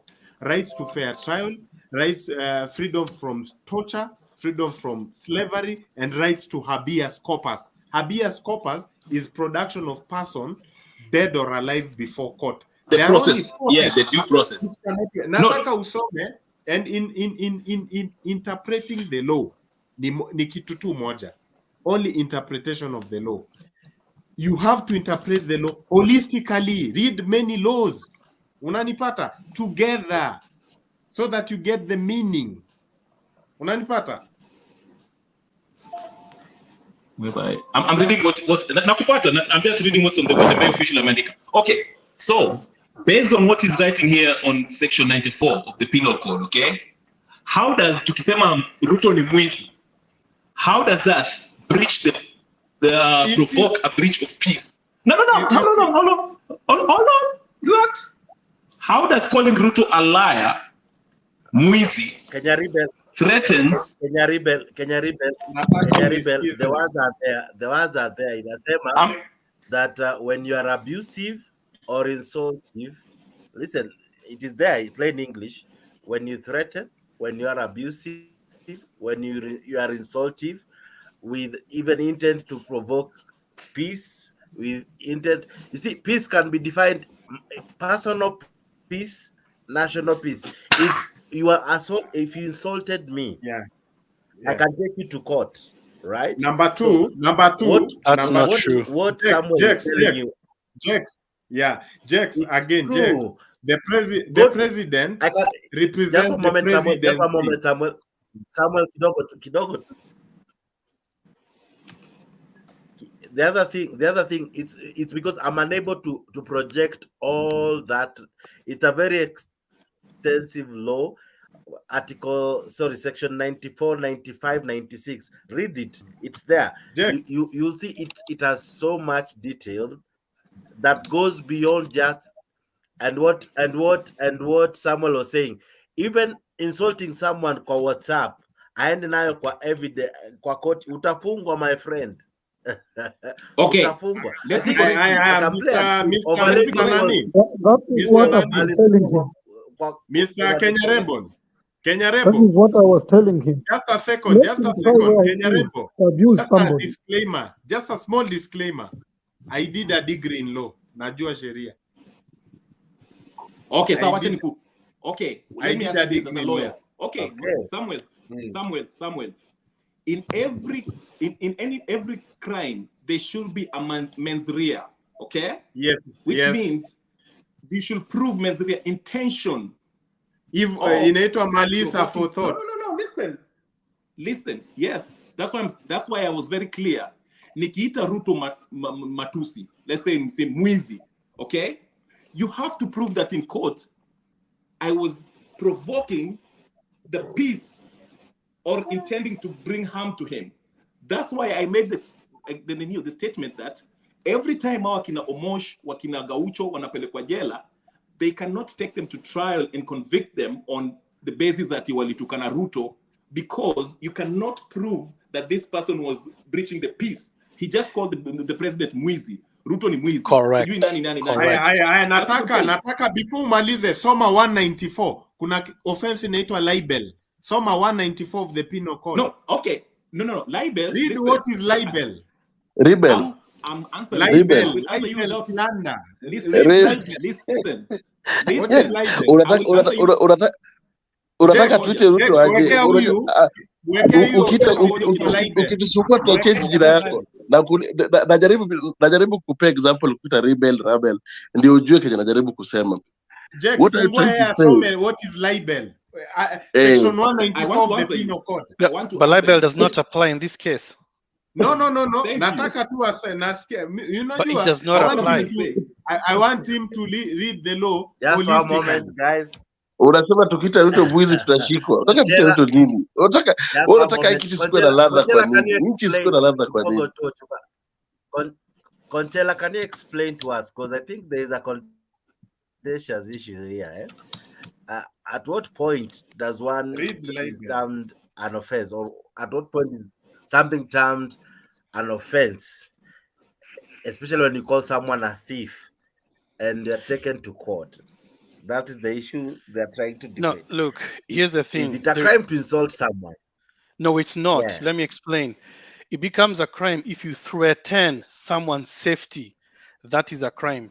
But if I say, for example, Kenya revolutionary ni umbwa, for example, of course he's not. For example, if he wants to, he can take me to court and send me with umbwa.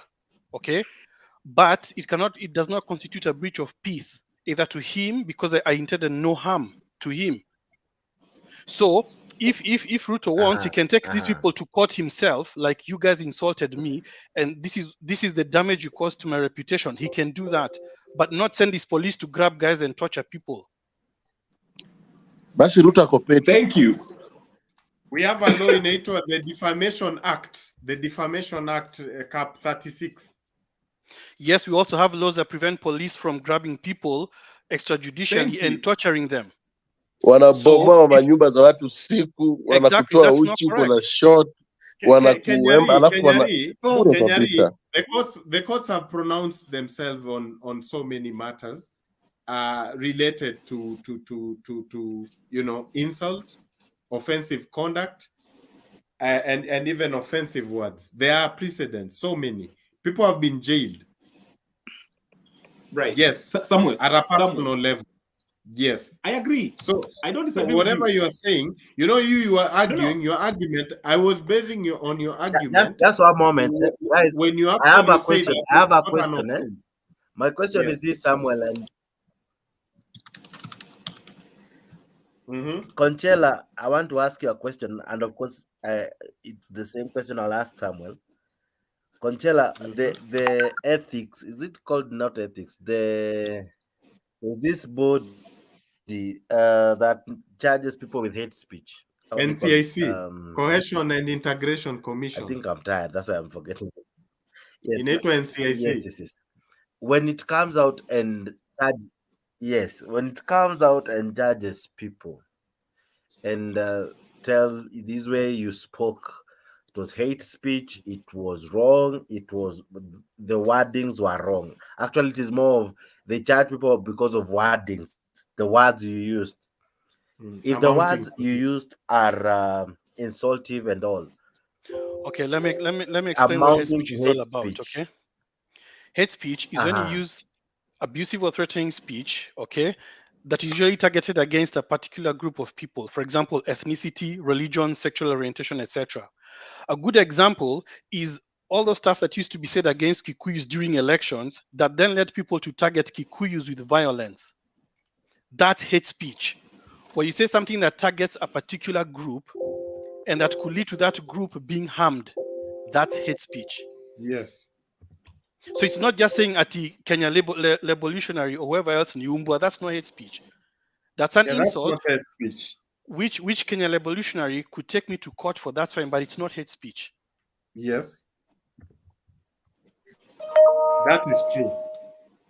But let's not get away. The bigger point that I was making to Samuel is so sorry. Endelea, Mjex ulikuwa unasema? It's like, for example, if a politician stood up on a mic and said, for example, said that,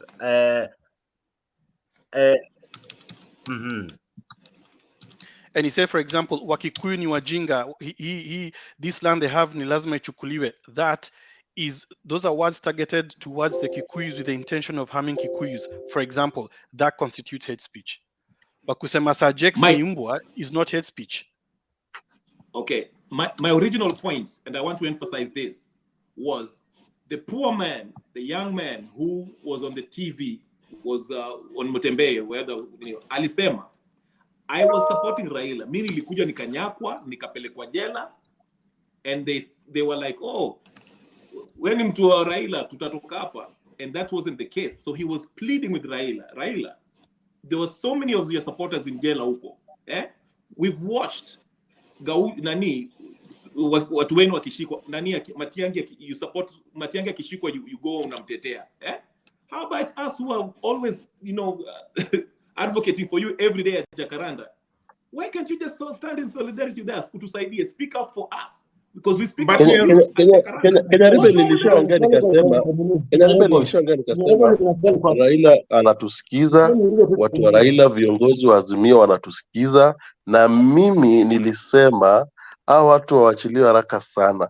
Wale viongozi wanatusikia, wafanye juhudi, watoe watu kwa jela. Hao watu ni vijana wa watu, ni mabwana, ni watoto wa watu, na wanaongojwa hata waingie makazini wafanye kazi zao.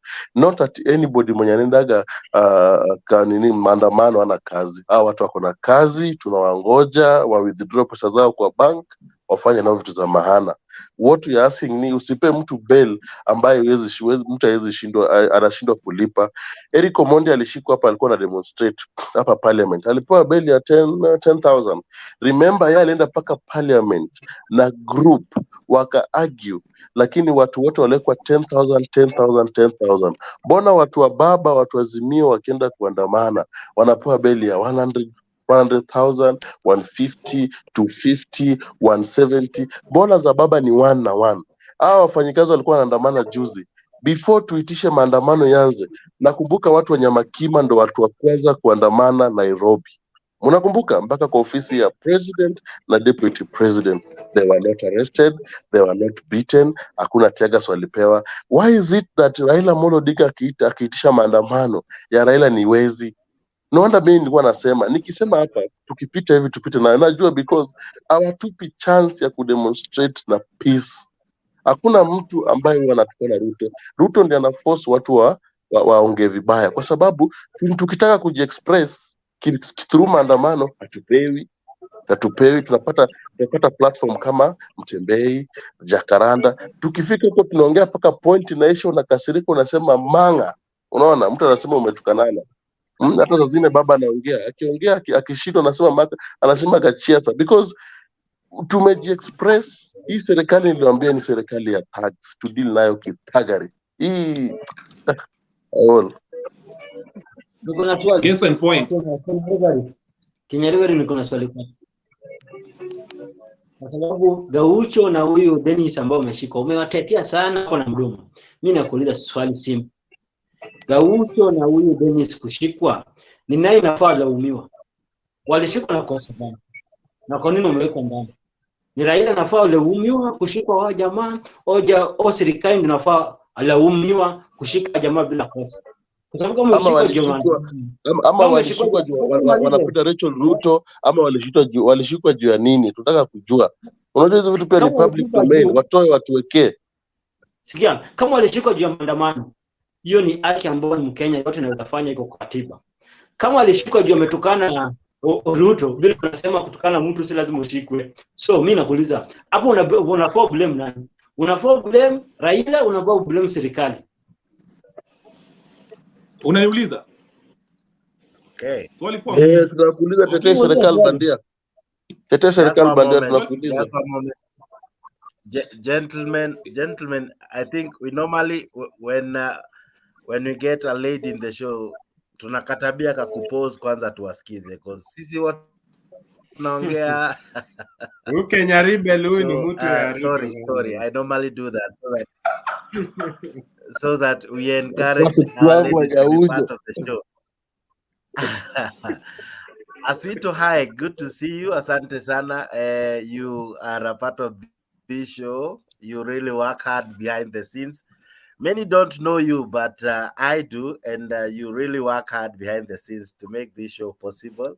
So allow me first to say hi to you. Hi, how are you? Hi, how are you? Okay.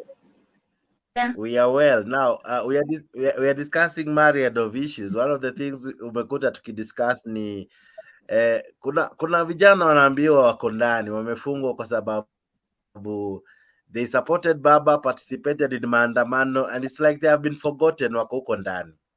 That's what informed the debate today. I know you are it's a plot to remove money from Baba. It's one way to remove money from Baba. And I heard we had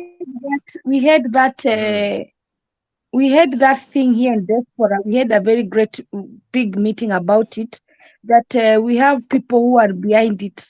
Wanajua wakishikwa wataitishwa pesa alafu wanatoka. Pesa kubwa kubwa, ni kama biashara sasa. It's not genuine kushikwa. That's the way people were saying it, and in the discussion. So, why is it the same so people it's wanashikwa about all the time? ukishikwa, the bonds and the fines. Wanapatiana namba nini? It's like ni game. Even you can get those guys, maybe hata si watu wazimio.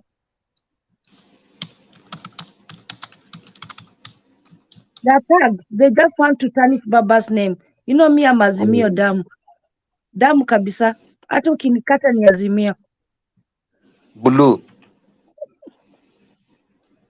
So I second colonist.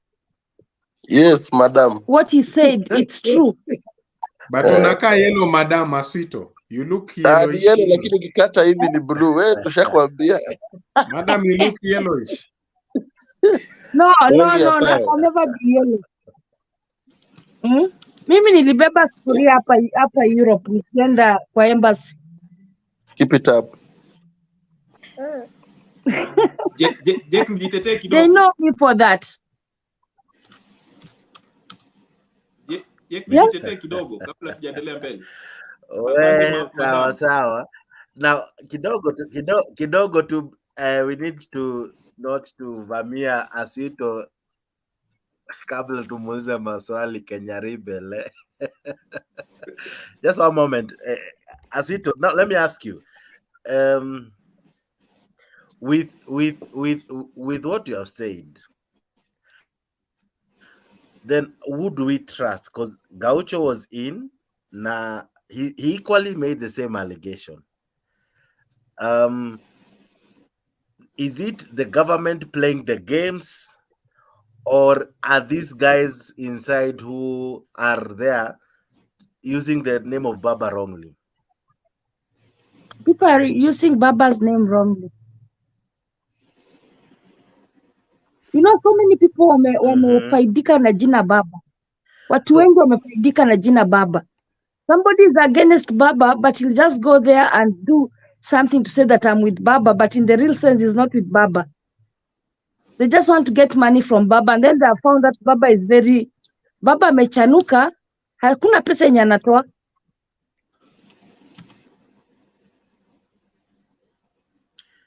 People accuse Baba of being mkonogamu. No, let him be mkonogamu, but he's clean. Baba si mkonogamu. Hata ukiangalia hii serikali, polisi wa hii serikali wako njaa. Wanashika tu akina Gaucho ndo kila siku, every weekend kama leo wapate 40,000. We know that. Polisi ndio mkono. Yes. Polisi wanacheza na watu. Corruption iko kutoka juu. Sasa watu wa chini pia wanatafuta kukula. Na polisi hawana pesa sasa, tunajua. Sasa tujui.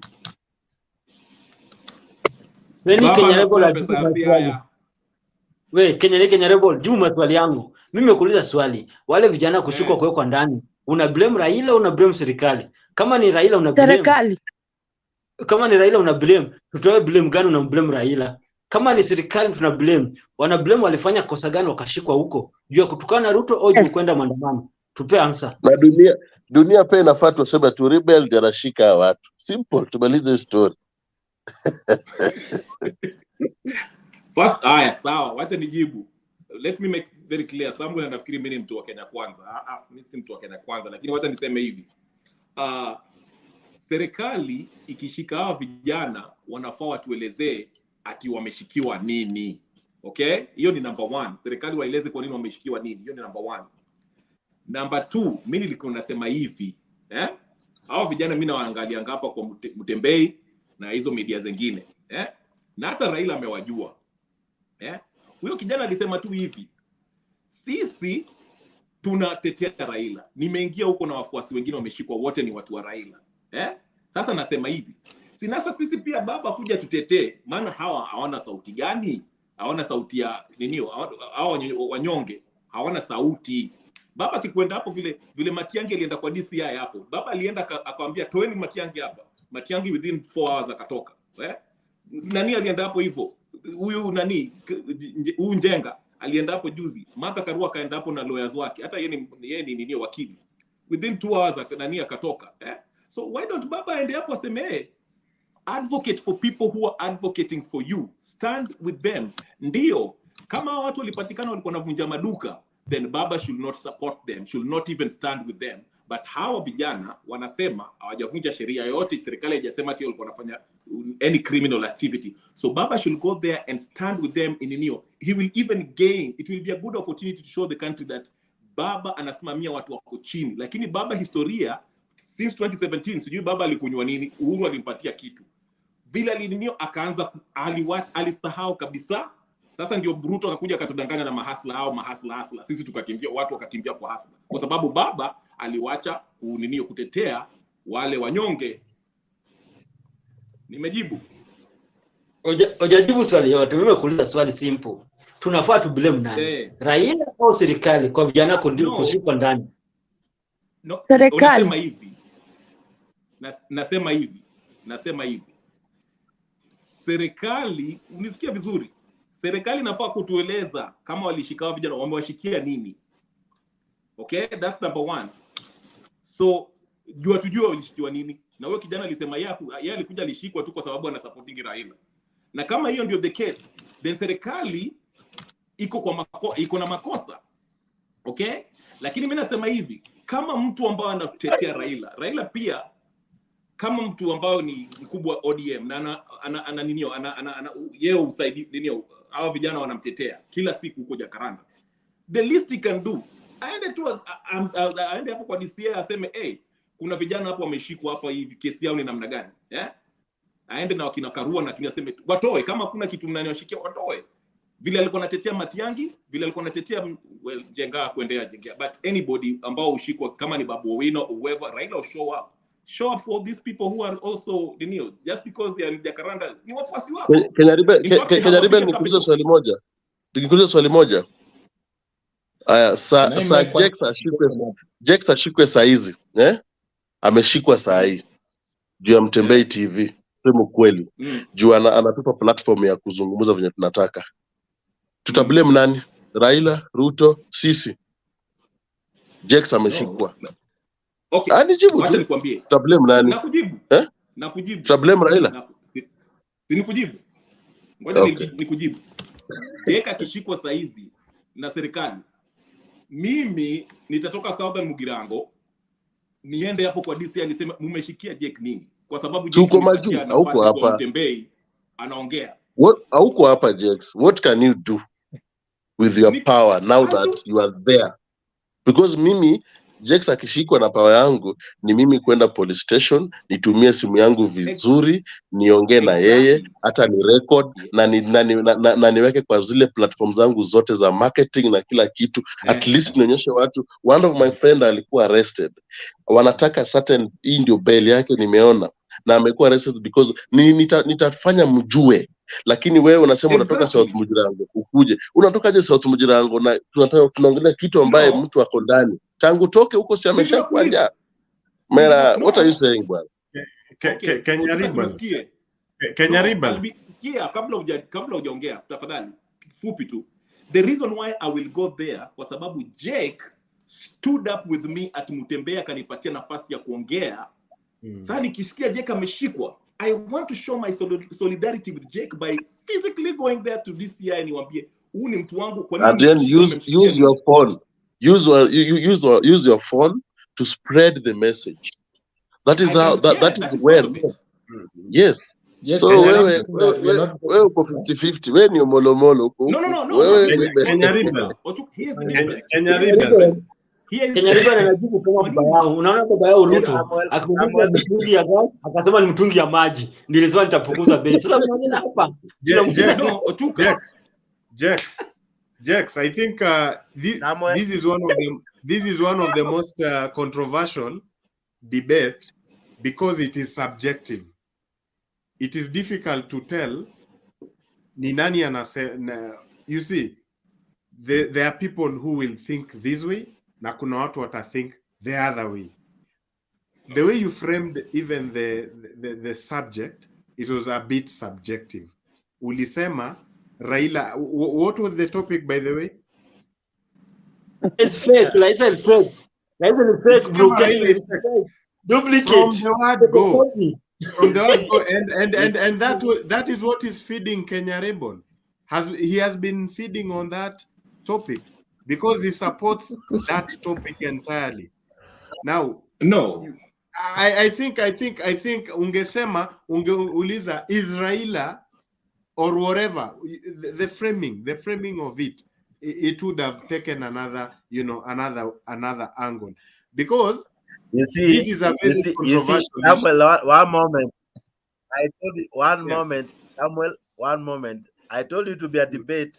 You have done 3 hours counting, talking of without even going anywhere.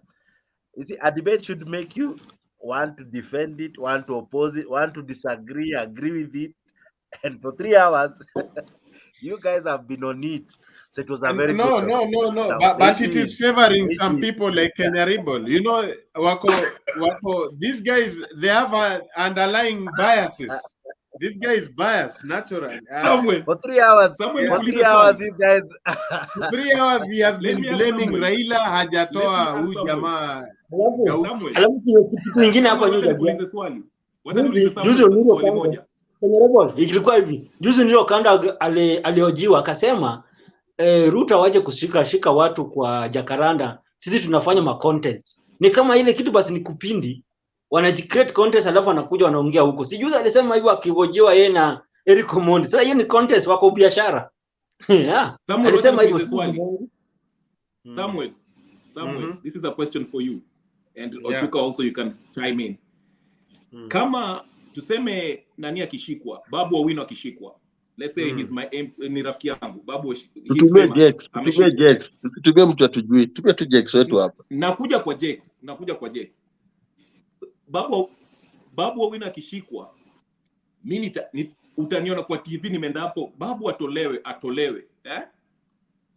Alafu Jex akishikwa, akikamatwa, Jex ambao hata yeye unipatia nafasi hapa niongee, lakini akishikwa nataka mimi siendi hapo ati sitaenda kumtetea hapo kwa ninio kwa jela ati toeni Jex, sitaenda ati ni find out ameshikiwa nini. Lakini Babu Owino ambao amejulikana akishikwa, ambao he doesn't have a direct support for me, mimi naenda kumtetea. Do you see the distinction hapo? Jex siendi kumsaidia, I don't go and advocate for his for his bail ama for his freedom. Lakini Babu Owino akishikwa, I'm quick to go to Babu Owino. Don't you see there's something wrong with that? Na Jex akikuwa MP kesho. Jex akwe pia right. MP. But the point I'm making is this. Raila anaenda kama ni Babu Owino, sijui nani, yeye ataenda hapo physically. Lakini kama ni huo watu wadogo, so to speak. Wewe hata umejibu hiyo swali. Amejibu because one thing, mimi si Nuru Okanga, mimi si Gaucho. Hao watu wamekuwa huko. Mimi ningekuwa huko, ningeshikwa. Unaona venye Nuru Okanga na Gaucho wanaongea kwa sababu wameitest. Tuongee ukweli. Wameitest. Sisi hatujaitest. Sisi hatujafika hata hapo. So mwenye amefika hapo akiongea na machungu, tusijaribu kusema ngwe hivi, tusipigane hivi. Tusikie Kenya anasema na pia tuchunguze why is it ni wewe, na pia tujue ni mapolisi gani wanakushikaga, ni wale ama tofauti. Tunafaa kujua anashikwa na maybe wa Kiambu leo, ashikwe na kitu kama hiyo. Lakini kama anashikwa na polisi same Otieno, there's a problem. Unaona? So tusikose kuwasikia, tuwasikie na to protect ourselves.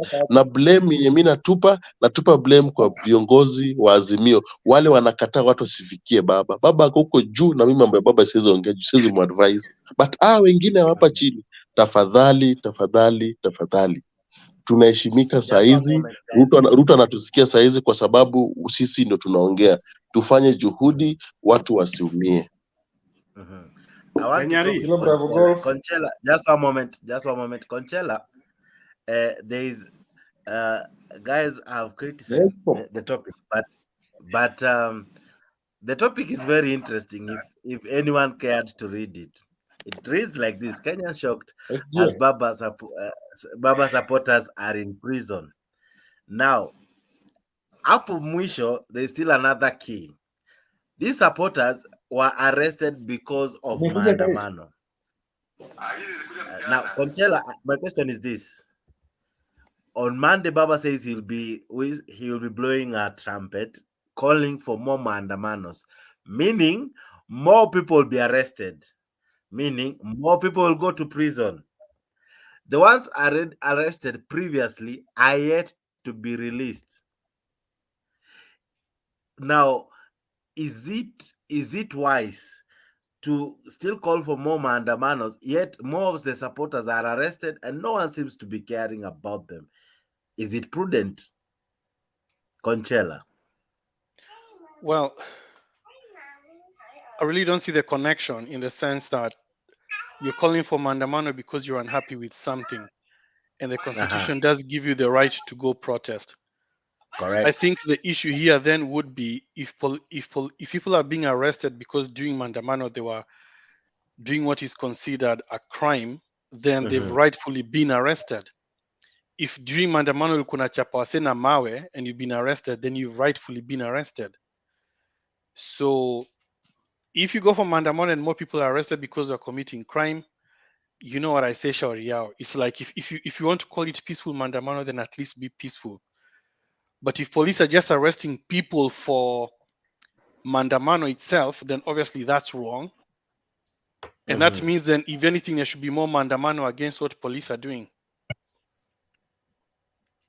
There's something Aswito said that some of these arrests are based so as to generate revenue, because once they are arrested, of course, there will be cash bills and all forms of fines charged to these guys. Is it also a form of which government is using to raise taxes? And they are happy when the maandamanos are called because they know we will definitely get clients wenye tutashika. Kuna tujamaa tu lazima tutakuwa arrested. Some will not be released because we know very well they are not known in the society, so they will be arrested, and of course government will make some money through it. Is it also a tactic? Well, I'm glad you've said that, because it's not a secret. All of us who at some point grew up in Kenya know that, I mean, no offense, but police are not exactly righteous. They're not clean. That serikali kisema leo ati you're not supposed to drive green cars. Police are going to go on the road, not because they want to arrest people driving green cars, but because they want to be bribed by people driving green cars. That's a fact. And when Eric Omondi was going to free people, he was saying that a lot of people are arrested for petty crimes, and a lot of them are not even committing petty crimes. They're just walking along, going home, going about their business, wakashikwa, what you call msako, and they were all taken to Langata or wherever else, awaiting people to come and pay money to get them out. So it's very lucrative. So the bottom line is, and we all know this, Kenya police are not exactly righteous. They do rejoice when these things happen. They rejoice if they catch you driving a car with bald tires. They rejoice if they catch you driving drunk, because then they know that's an opportunity for them to get a bribe. Yeah, that's a fact. Another thing, why is it these people are the only ones most of the time that the key people that are always being caught? Is not that they were caught once, all the time. They are the same ones. This is business they're doing. And Baba is not stupid. Baba is not stupid at all. He knows. Because and when you read what Winnie said, inside that police station, we have people for Baba, and they leak secret. Before, like for example, we have Maandamano. When the government thinks Raila is in Korokocho there, Raila comes from maybe Atatokea Gedurai, because he gets fast information. So when you hear him, he's not talking anything about these boys. He knows what is going on. He knows what is going on. It's not that he doesn't know, he knows. This is business now. These police just want money to eat from that old man. And the old man said, no way. Maybe he did it. He bailed them once, twice. So if it's something that is going to be all the time, why? Why only those ones? Because maandamano inakuanga na watu wengi sana. Mbona polisi huenda tu wanashika tu hao, the same people. And apart from being business as well, it's also the same strategy that used to be employed back in the dark days of Moi. It's like a way to intimidate people so that they don't speak out against the ills they see. I mean, like when they arrested Omosh 1 hour and they went and they beat him up, then released him. I mean, what do you call that? And because again, by doing that, they're sending a message. And again, even if they have a case yenye walifanya wakiwa vijana, why now? Why unawashika every weekend mnafanya mnajaribu kufanya kama mtu aliba kuku, kama niliba kuku last 2016, mbona 2023 mnanishika mara 16 juu ya kuku ya 2016? Juu naongea watu wananifollow, nachanua watu, nasema hapana, hapa serikali inafanya vibaya, hapana, hapa serikali inafanya vibaya. No, tukwe tu watu wa ukweli. Hawa vijana wanazungumza ukweli na wanajaribu kunyamazishwa ndio wasisikike. Lakini mimi nataka kuambia tuko watu wengi, utashika hao, wengine watachipuka. Nchi hii yetu kuna watu wengi wameuliwa for this freedom tuko nayo, for this calmness tuko nayo, na bado tunazidi kupigania. Mimi nitaenda, wengine watakuja, hautamaliza. So hiyo mchezo wawache tu. Yeah, one of the challenges we are having as a country is this concept of regime policing. Our constitution had advised that police were quite independent, that they don't get orders from any other quarters, especially politicians. Now, unfortunately, in this part of the world, especially Kenya and Africa, the police is there to protect the regime of the day.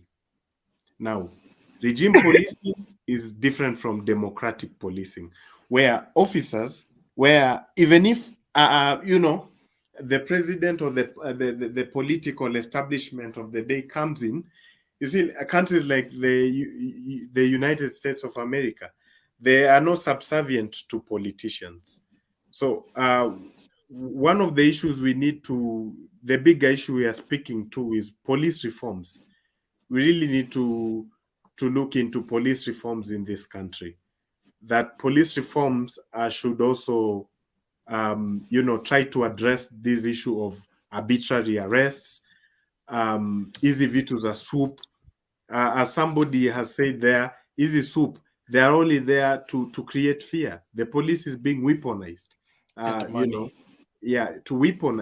weaponized. Making money, I would say it is now perhaps individual police behavior, because there's nothing government will gain if it imprisons so many people. When you are in prison, maybe you are in Kenya prisons, umewekwa huko ndani, you are actually, eating from the state. You are a guest of the state. Your health, what you eat, where you sleep, that is the responsibility of the state. Now, the bigger issue we are talking about here politically is that police are being used to silence the opposition. And one of the problems we had in the last regime is when Raila decided to go to bed with Uhuru Kenyatta. Now, you see, all these problems have snowballed to where we are. You see, the economy was ruined the last 5 years. Wait. What has Raila sleeping with Uhuru has to do with the current thing now? It has a lot. It has a lot to do. We can connect the dots. Wait, for him to do that marriage with Uhuru brought peace. Because if he didn't do that marriage with Uhuru, wouldn't have peace at all. That was expedient for expediency. For expediency, for political settlement, then it was convenient for them. perceptions of peace. You see, peace is a perception. By then, supporters thought that there was peace. But there's one guy anaitwa Professor Johan Galtung talks about negative peace and positive peace. Negative peace and positive peace. He says peace is not the absence of war. So you might be peaceful, hakuna war, but there's still war, silent war. Like for instance, social justice. We have so much injustices zilikuwa zinaendelea huko wakati Uhuru na Raila walikuwa pamoja, which you couldn't see with your bare eyes. That is where we are. We are under economic, servitude because of what happened. There was a lot of plunder the last 5 years. Unaona hii agitation yenye Nuru Okanga wanaitisha unga. It's because of borrowing. We got into so much reckless borrowing the last 5 years. We are here where we are because of what happened 5 years ago. That's a fact. Hatukuwa tunalala njaa, tuongee tu kweli. Even if they were borrowing, hatukuwa tunalala njaa. Saizi hatuboro na tunalala njaa. So tofauti ni gani? We need to borrow so that we eat. Anybody need to borrow. First of all, mimi ni supporter. I really support Raila Odinga. Since I was born, my politics, my ideology. I'm like Aswito, me and you. Aswito, me and you, our colors are the same. No, you can poison me. I can no way. Aswito, me and you are okay, but sometimes it's important to just say the truth. Samuel mpesa imeingia nini? Mpesa imeingia usiku. Mr. Ochuka.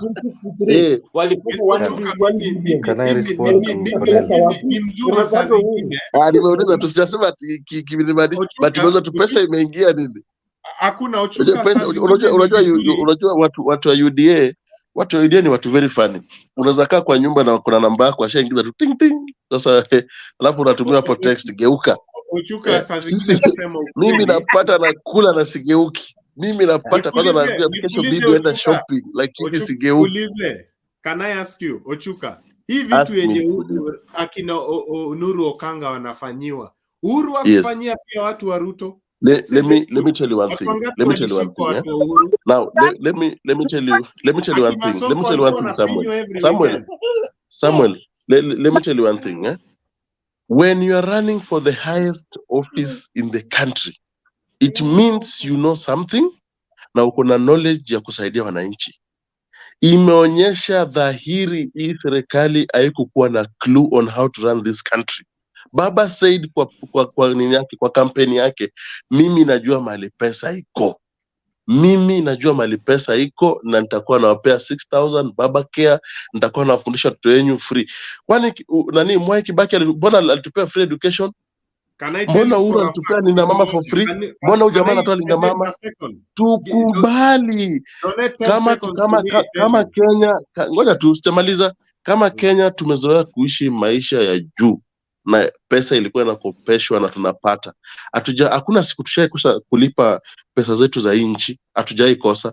Hii serikali ya Ruto since waingie wanasema pesa hakuna, hatuwezi lipa, boss.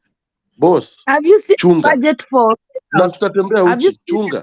Saizi watu wanalala hapa saizi hawajalipa rent. Tuongee tu ukweli wa Mungu.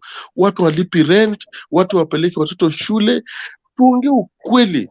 Whatever kina Nuru Okanga wanasema na kina Moshi, it is true.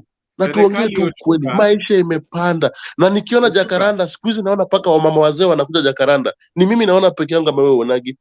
Siku hizi wamama wazee wanakuja Jacaranda. Na naona wamama wanakuja mpaka siku hizi hata wakina Moshi wanarudi nyuma. Wamama wako wengi Jacaranda wanalia. Mzee amekupea 1,000, umeenda sokoni na 1,000. 1,000 ni pesa kubwa. Unajaribu kununua nyama hainunuliki, unajaribu kununua kitunguu nini unaleta kwa nyumba, ukipika inakuwa ndogo namna hii. Lakini pesa ulipewa na mzee ni kubwa. Let me tell you something. I was in Kenya in December. So I went to buy meat in the butchery. Can you give me 1 kilo? Nikapatina 1,000 shillings. I think they gave, no, the meat that I wanted was give me 1,000 na kitu. Nikasema no. Na in the supermarket, I went to buy my meat kwa ajili sikuwa na trust hizi za butchery za barabara. So I went to the supermarket to buy my meat. It was more than 1,000 shillings. And if you put like 3-4 years ago, 1,000 at least ungeza kununua nyama yako kilo, and you buy unga, and you buy one, and other things. But now you cannot. So this Kenya Kwanza has come with revenge. You better just accept it. Anakuja kurevenge na ile pesa yote yenye alikuwa ameomba ya kupiga kura, anataka kuirudisha na with all means, because ameshikwa, anafaa rudishe pesa. Alikopa Nigeria. Asito, hakuna serikali ambayo ina exist kukusaidia mwananchi. Hakuna. Government will never sort out your problems. It depends on you. You are the taxpayer. Okay. Actually, you fund government. Kidogo tu Samuel kidogo tu. Kuna jamaa anaitwa Black will never raise his voice, and if I don't tetea him, he will end up not speaking questions. So mkubalieni tu. Hana sauti nzito sana. So Asito, he's your neighbor hapo tu kando. Tumsikize kidogo alafu tutaendelea cause yeye aji kushout. So kaka brother vipi? Safi sana, asante, nashukuru Jakes kwa kunitetea. Na jirani yangu Asito, dunia ina mambo, Edgar, Cornell, Samuel, Kenyan Revolutionary na watazamaji wote, I hope you all doing fine. Na wewe sijakujua, mbona sikuoni kwa ile mtandao? Unajua ni wapi? Europe. Kweli? Niko na mtandao ya Europe, ile unavaa helmet. Kama una helmet utatoroka. Kama sina helmet? Kama una helmet, uko hata natuangana helmet na nini na nyundo. Pull you there. You enjoy real politics. Sawa. Wengine tunatembea na mawe kwa mfuko. So anyhow, I hope nyote mko salama. Dunia ina mambo. Kijana yangu, I hope uko poa. Well, nimewasikiza na sana shindo, sijui nianze na nani. Acha nianze na Cornell.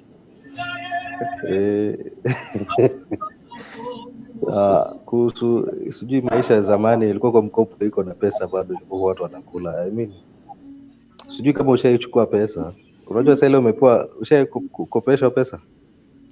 Sasa ile umekopeshwa pesa, yes. Unakuanga mtamu sana hiyo time. Very sweet.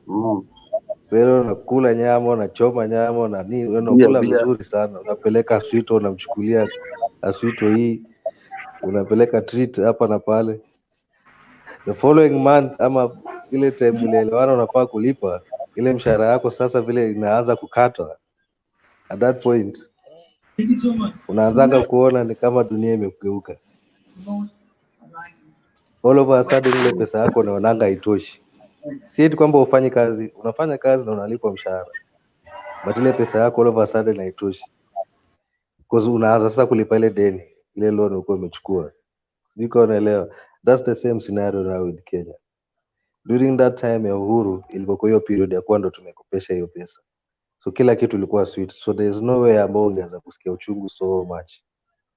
Sasa zile deni zenye tulikuwa tumechukua ndio imefika ile wakati wa kulipa. Haimaanishi nchi itengenezi pesa, lakini sasa deni lazima tulipe. So na imagine unapata whatever you are making,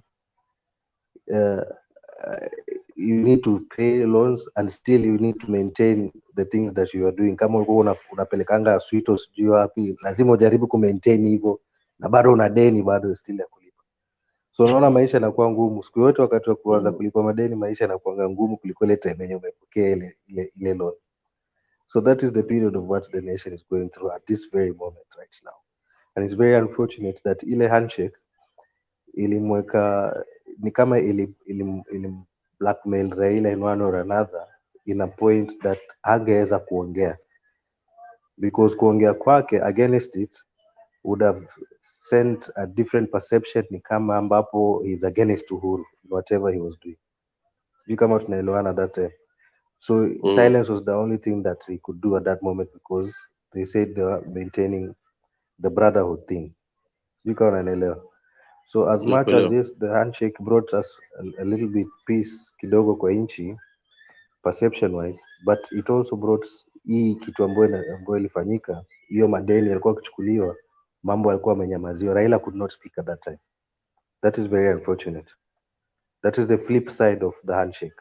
No, aside from ile amani, the flip side was these things were happening But right in front of unakumbuka Raila. handshake hapo nyuma walifanya kazi poa sana, a lot of developments walijaribu, because remember waliingia kwa serikali na Ruto, na serikali ya Uhuru kwanza, I think Jackson kuna anazapata hiyo kitu.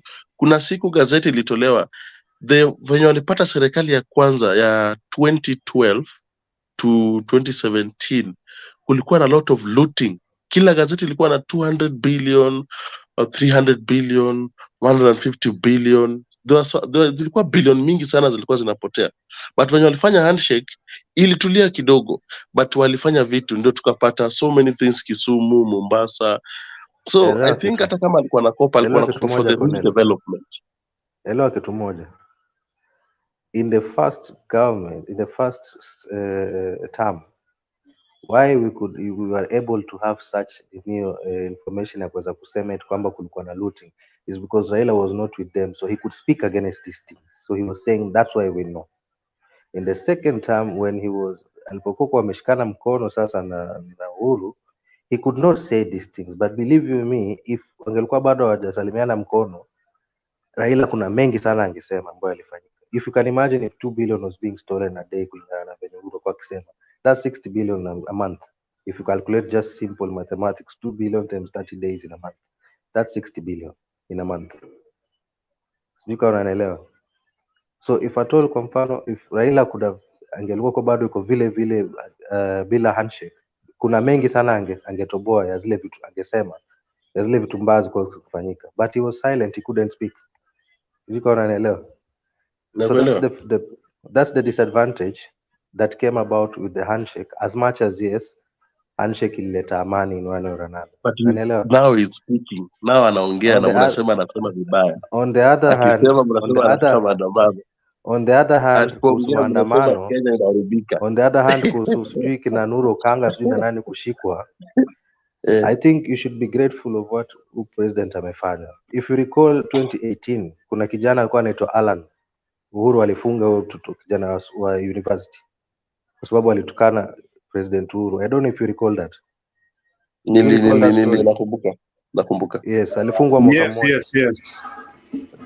Up to this point ni matusi ngapi zenye mmesikia watu wakitukana Ruto na Gachagua, na hakuna mtu hata mmoja amefungwa mpaka sasa. Zero.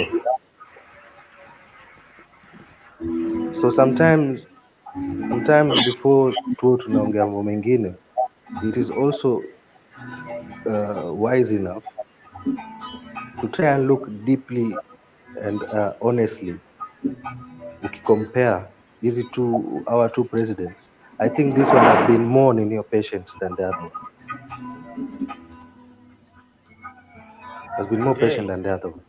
Ule mwingine alifungwa Alan, just kutukana tu Uhuru. Naona Aswito anabishana kabisa. She's Kanga anatukana, wanasema maneno chafu kweli za kuhusu rais. Black anaongea pole vitamu kama rais. So mkuwe very careful na Black. Kuna maneno chafu sana kama anakuja pole kama rais. Kuna mambo chafu sana Jacaranda walikuwa wakiongea kuhusu rais. Ndio rais Ruto aliongea. Alianza mama mboga, ndio Black anaanza boda. Naomba ya facts. I want you guys to be makini sana. Sitakuweni makini na Black. Pole tu na ataingia utasikia amewabwaga nje. Jacaranda wanaongeanga mambo zingine chafu ambayo hata masikio ukiwa na mtoto wako wewe sitaka apite hapo. Ukisikia zile maneno zingine chafu wanatumia kuhusu nini? Wanataja kuhusu rais na naibu wake wa rais. Na hakuna hata mmoja mwana amechukuliwa. Ameenda ameshtakiwa kwa kutusi rais ama naibu wa rais. Black, hii government haisikizi mtu. Hii serikali is common mwananchi. Hata saizi wenye wanafanya kazi, wale wanataka kukatwa 3%, wanamwambia our boss usilete hiki kitu. Hii kitu itatuumiza. So lazima tuongee hivyo ndio hiyo topic ya hapo inafaa tumwambie sijafika, niko na kupeleka polepole tu na mtaratara. Now you are making kuna black Asweto Yes. ni kama akuelewi because I see her shaking her head. What is it, Asweto? Asweto, you seem not to agree with Black what he has said. No, this one I need to take him where I belong so that tulimane na yeye huko vizuri. No, I disagree with everything that you've spoken. Like now, let me tell you something. My DVD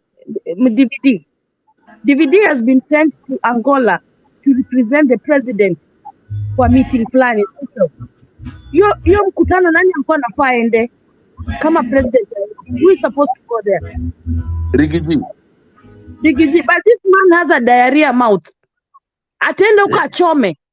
Haezi tumwa mali official hivyo. Yeye anatumwa huko Kiamba, huko Kiambu, huko Nyeri kwenda kupigana na maadui. Mauti yake naitwa?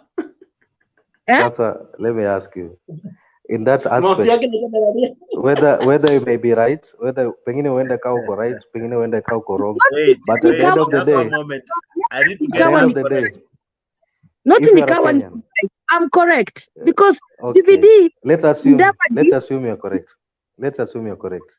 As a Kenyan, Yes. are you not proud that we send someone that is not what you're saying? They sent my how can I call that person? He's a nobody in our village. No. That man is a nobody in our village. So I can't. Okay, you people, you can recognize him, but us from home, we don't recognize him. Thank you. Huyo mwenye ametumwa. I think you're missing the point here. No, I'm not missing the point. A representative is a representative. Okay. I mean, they may have well have picked Dunia ina mambo, waseme Dunia ina mambo, and Angola where to represent. Does that make Dunia ina mambo less of a Kenyan representative? Blackie woni party. Nani alikuwa anafaa ende huko Angola kama president ajaenda?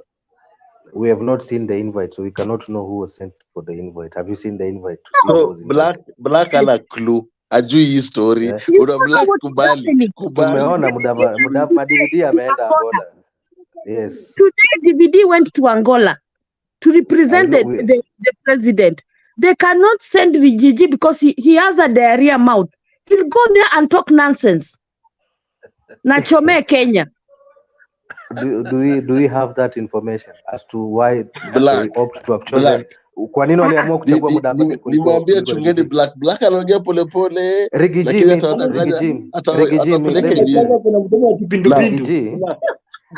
Black mwenyewe unasema hapa maisha lazima tulipe deni, lazima tukatwe tax. Nikuulize swali moja.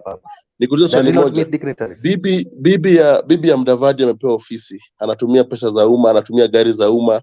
Ni nini anafanya? Hata sijamuona Garissa akisaidia wamama wanakufa njaa, sijamuona akisaidia wasichana na sanitary towels. Sorry, but angalia first lady, at least bibi ya Uhuru Muigai Kenyatta alikuwa anapatiana zero, alikuwa na ile zero mobile clinic. Bibi ya Uhuru alikuwa na mobile clinic hizo za kusaidia wanawake. Have you seen any? Today, just one moment, Black. Ochuka, today Rachel Ruto received bikes, I think worth 27 million thereabout. Amepea nani? Hizo bikes amepokea mabaiskeli kibao. Atauza, we know them. Wanauza Uganda. Wakipewa moja ataride. Unapea bibi ya Mdavadi ofisi, bibi ya Mdavadi ofisi. Hiyo ofisi ya bibi ya Mdavadi wamepump almost kitu kama 2.5 billion ya kufanya nothing. Yeye anatembea tu, atengeneze kucha, aende anunue gari kubwa, alafu Black hapa anakuja kutuambia sisi tukitetea serikali, sisi hatujui vizuri, sisi ndio tunaanza chanzo. No, tuangalie kiini. Bibi ya Mdavadi akae kwa nyumba. Bibi ya Rigiji akae kwa nyumba. Mama Rachel kama juu kazi yake. Hata Lucy alikuwa anapigania watu wa HIV by then. Hata Lucy alipigania mpaka dawa zikakuwa free. wanafanya nini hawa wanawake watatu? Nauliza aje Wamewekwa hapa, Cornel, ofisi zao nauliza ziko na aje. pesa mingi. Can I ask you a question? Nikuulize swali. Niulize swali. Niulize. Afadhali hata alete kwa our road because we don't have a road to our village. Nataka niulize swali. Fungua mic. Unaogopa nani? Si nimefungua mic Utashikwa. nilikuwa naongea. Tutakutetea Nataka sisi. nikuulize swali. No. Na make movements. Kuna movements na make. No, I'm making movements. Unaogopa hii serikali Sikiliza, let me ask. Let's have a quorum. Sasikia. The thing is this. Had Azimio, sikiliza, kama Azimio ingeshinda, you are gonna have Kalonzo Musyoka be something. Which position was he gonna be? When that time was, we know. Now we are talking about. It was very specific. There was a position that he was gonna be, and it was gonna be an equivalent to what Mudavadi is doing right now.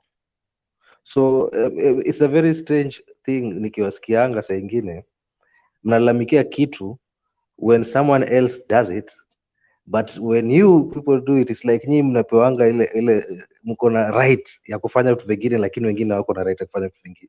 Kwa mfano ile wakati Raila alikuwa prime minister, Aida kuwa na ofisi. Raila alikuwa prime minister, Aida kuwa na ofisi. Aida angekuwa na ofisi saa hizi, ningekwambia Aida hana ofisi na anafanya vitu mingi sana. Hiyo ndio nikwambia Aida anafanya. Unajua we can't have a debate when ikiwa mtu anarusha hivi. You know, you either speak I listen or I speak you listen. That way we can have a proper communication. Now point here is this. It's very unfortunate that what I hear is whatever you guys believe that Azimio has the right to, the other side does not have a right to. Mlipokuwa mnaongea kwamba sijui maandamano yenu watu wanapigwa, and I just recall back kitambo sana. Ni juzi tu kina Ruto jaribu kufanya mkutano zao Bungoma akipigwa mawe. Did any of the Azimio people open their mouth to say that no, that is wrong?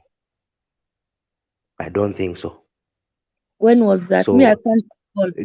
Juzi tu wakati wa campaign kuna Ruto akipigwa mawe Bungoma. How can you go to somebody's bedroom?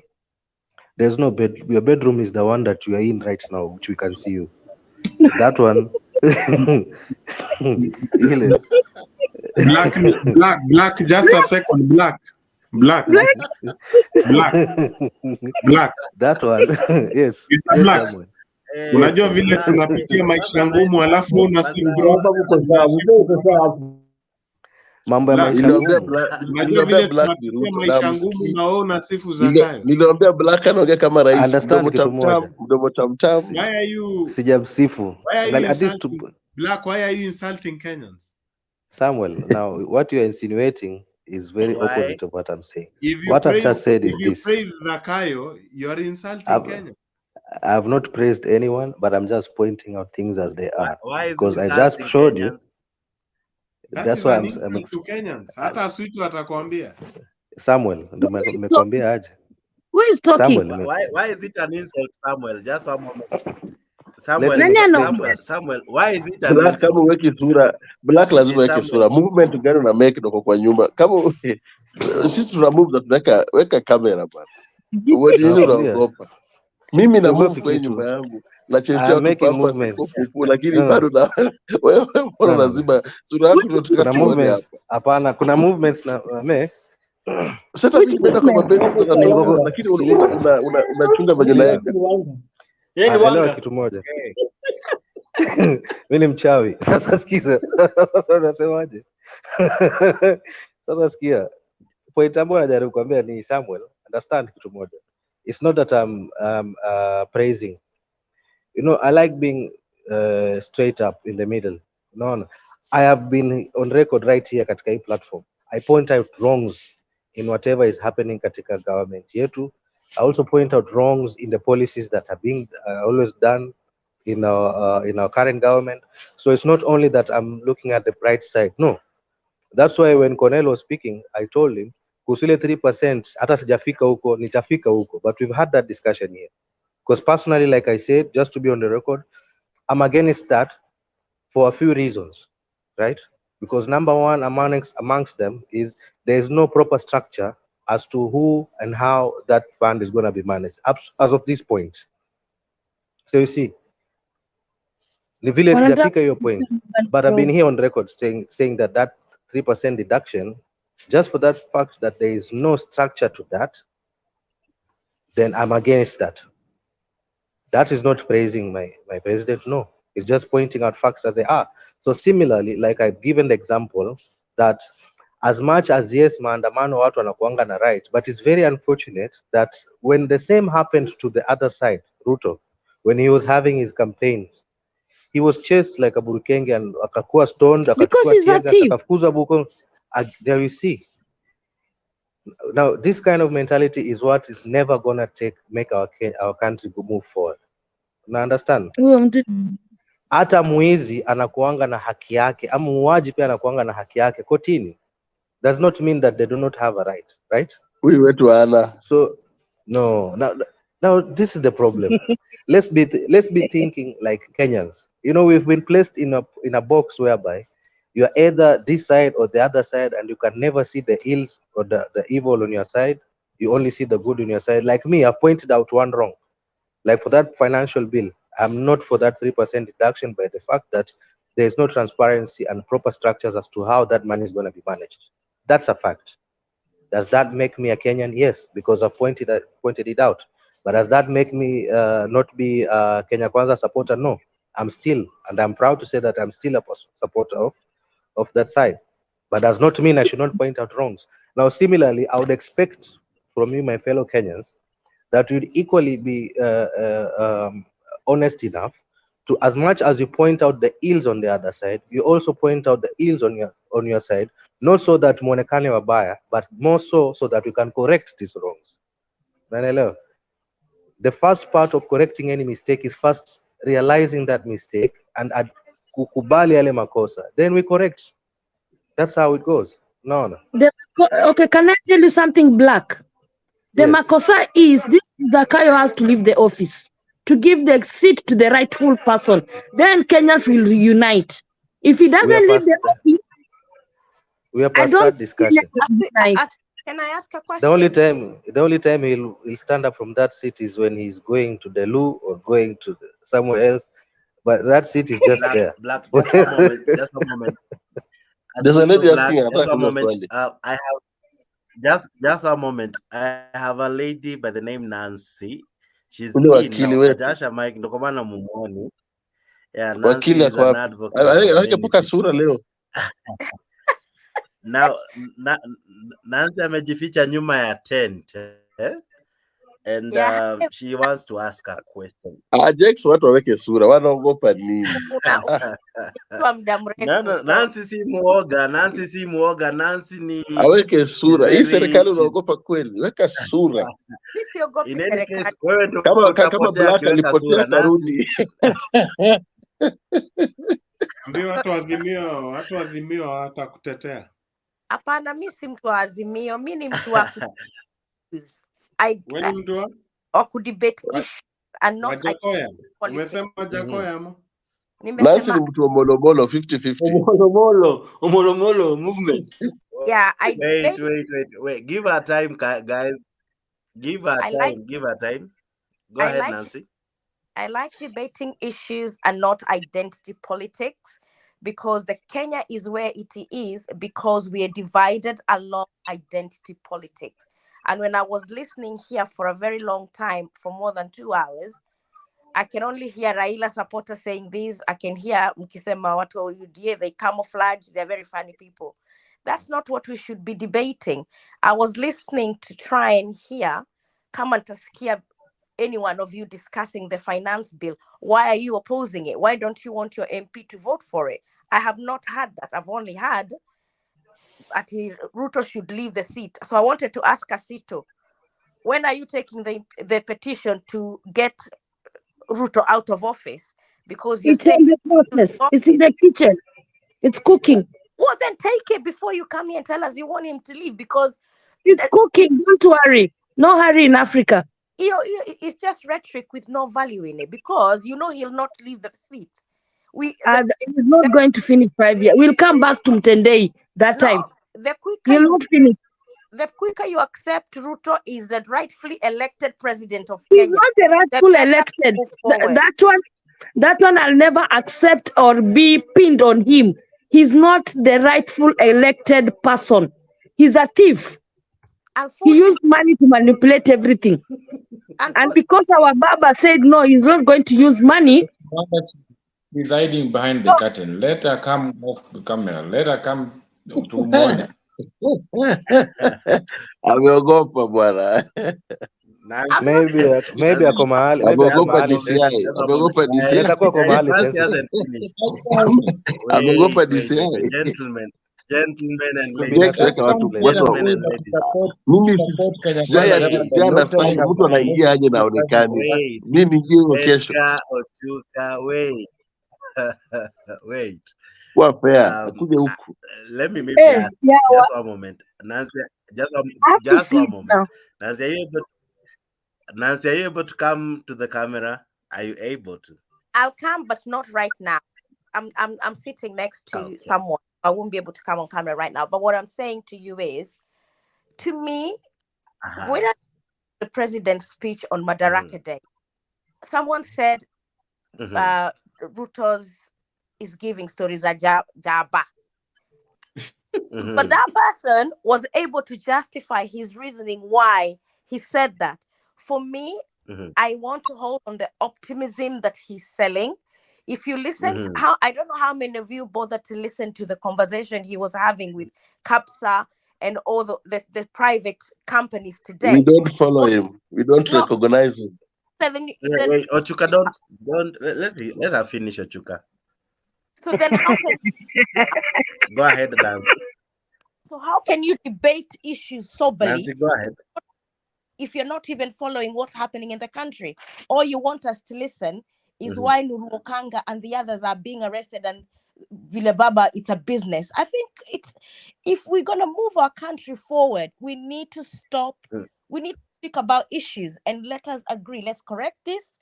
This is wrong. Like as Black said, I agree with him. I echo his sentiments. What he said, he does not completely refuse the housing levy as an idea, as it is a wrong idea.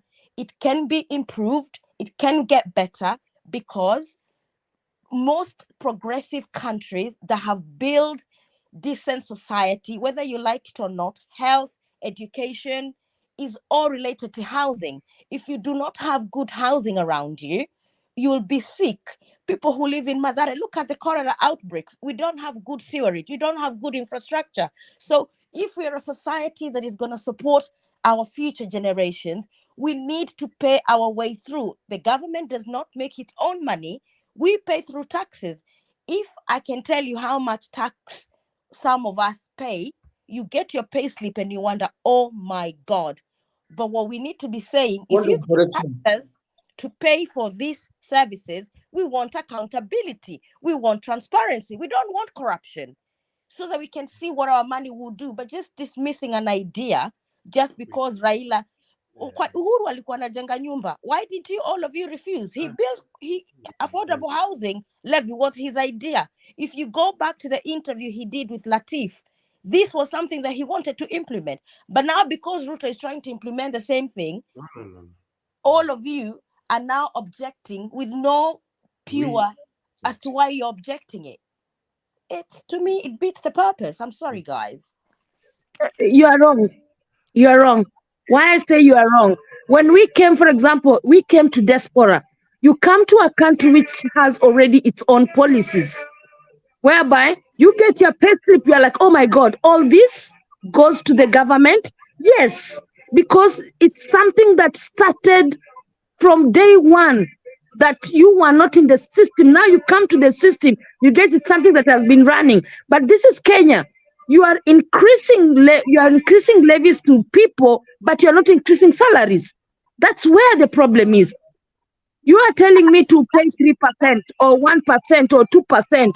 You want to build houses. The houses you want to build them in the city, in the capital city, not from where I come from. For example, in Vihiga. Again, you're wrong. No. Asuito. The housing program is Kote. County zote 47. Every county All 47. 47 counties. Let me tell you one thing. You guys are saying Ruto is perfect. Ruto is this. Ruto is trying to sell us 3% Yes. levy. Let me tell you one thing. Kama net wameiba KEMSA kwa serikali ya Samoi. Net. Understand one thing. Nothing was jumping all over. Cornel. Achuka, wait. Let's not go. Point of correction. Just one moment. One moment. Nothing was stolen. One moment, Black. One moment, Black. Na Let's pesa not imepotea jump wapi? to all. Wait. We will lose everything. Okay. The reason as to why we are now all over is because we we are now discussing the housing. Maybe I need to say this. I think Black has been attending most of the debates. We have discussed the housing issue, and maybe we ought to even go deeper into it. What Nancy is rightfully saying is there's what happened today with the forum on what Ruto was trying. It was a very good and a candid discussion. Now, I would wish we don't jump to so many topics at once, otherwise we'll lose it. Now, Nancy is driving the housing issue. Maybe we can go to that first. We polish it well. Asweto was trying to also disagree with her, and I liked how she was bringing the point. Now, let's stick before Cornell brings in the issue of nets and corruption, because if we go that way, eventually tutapoteza topic yenye tulikuwa nayo. We were talking of the Nancy is trying to convince me as the Mio person Damu to follow Ruto, which me I cannot do that, because all I see in Ruto is for me as Judith, for me as a Sweeto, all I see in Ruto is, what can I say, is that ni muongo. I don't trust anything he says, because from the beginning he says he wants to do it, he doesn't do that. Now the housing levy, no way. Me, I disagree. Asuito, I will Nancy? never, and I do not try to convince you to follow either side. What I've said is, for me, if we're going to move Kenya forward and we wish a better Kenya for our children tomorrow, we have to move away from identity politics. Let's debate issues. Let's try and move away, because the reason why our country democracy is so fractured is because, for one, we have party problems. Like the way you're saying, Raila Odinga, people from ODM say ODM is Raila, Raila is ODM. People from UDA say Ruto is, the same. If we're going to make Kenya a better place tomorrow, we need to move away from identity politics. Let's debate issue, what is right, what is wrong. What can we suggest? Because, mind you, some of I have a point of correction, please. Okay, go ahead. Yes, yeah, pole sana dada yangu kukatisha. Pole sana. Yes, pole sana dada yangu kukatisha kuongea. Shida si zetu sisi hapa kuongea. Heading ambao tulikuwa na discuss hapa is a different na kitu ambao una discuss now. Topic ilikuwa kwa nini Raila amesaliti watu wake, anafungwa, anawachwa. Hiyo ndio topic tulikuwa tunaongea. Mambo ya hii leva, mambo ya bili hatukuwa na discuss. Kama hiyo itakuwa topic ya kesho, itakuwa lini, tutasikizana. No. Lakini topic ya leo, wao wameingia tu tukublame sisi, tunaongea mambo ya Raila, tunaongea nini? Kweli topic huko sijui kama unafuatilia. Dunia, for me the topic is misleading, and it was a catch that many of you did not try and find why Jake had put that topic there. What I said when I've been listening for more than 2 hours before I joined, I never had anything that was discussed apart from identity politics. To me, if that's what you guys wish to debate, fair enough.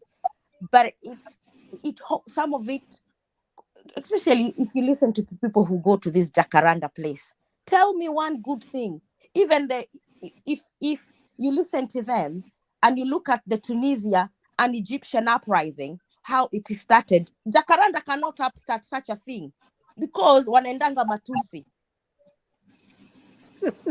Sasa Nancy unasema Nancy unasema hao watu wa Jakaranda tuwachukue tuwatupe nje ya hii country ama, because kila nchi lazima ikuwe na watu kama hao na watu kama wewe na watu kama Jex, Aswito and the rest. So in short unaniambia hao watu wa Jakaranda tuwachukue tuwatupe, tuweke watu kama kina Black wabaki.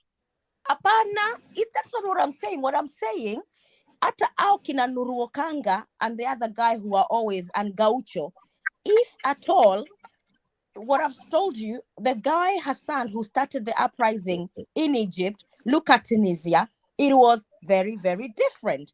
They debated issues. They decided to say to the elite, your elite from both sides, they looked at both the ruling party and the opposition. They disagreed with both of them, and they came together as citizens to overthrow the elite that had decided to oppress the poor people for the rest of their lives. But at the moment, Gaucho and the people are there advocating for Raila.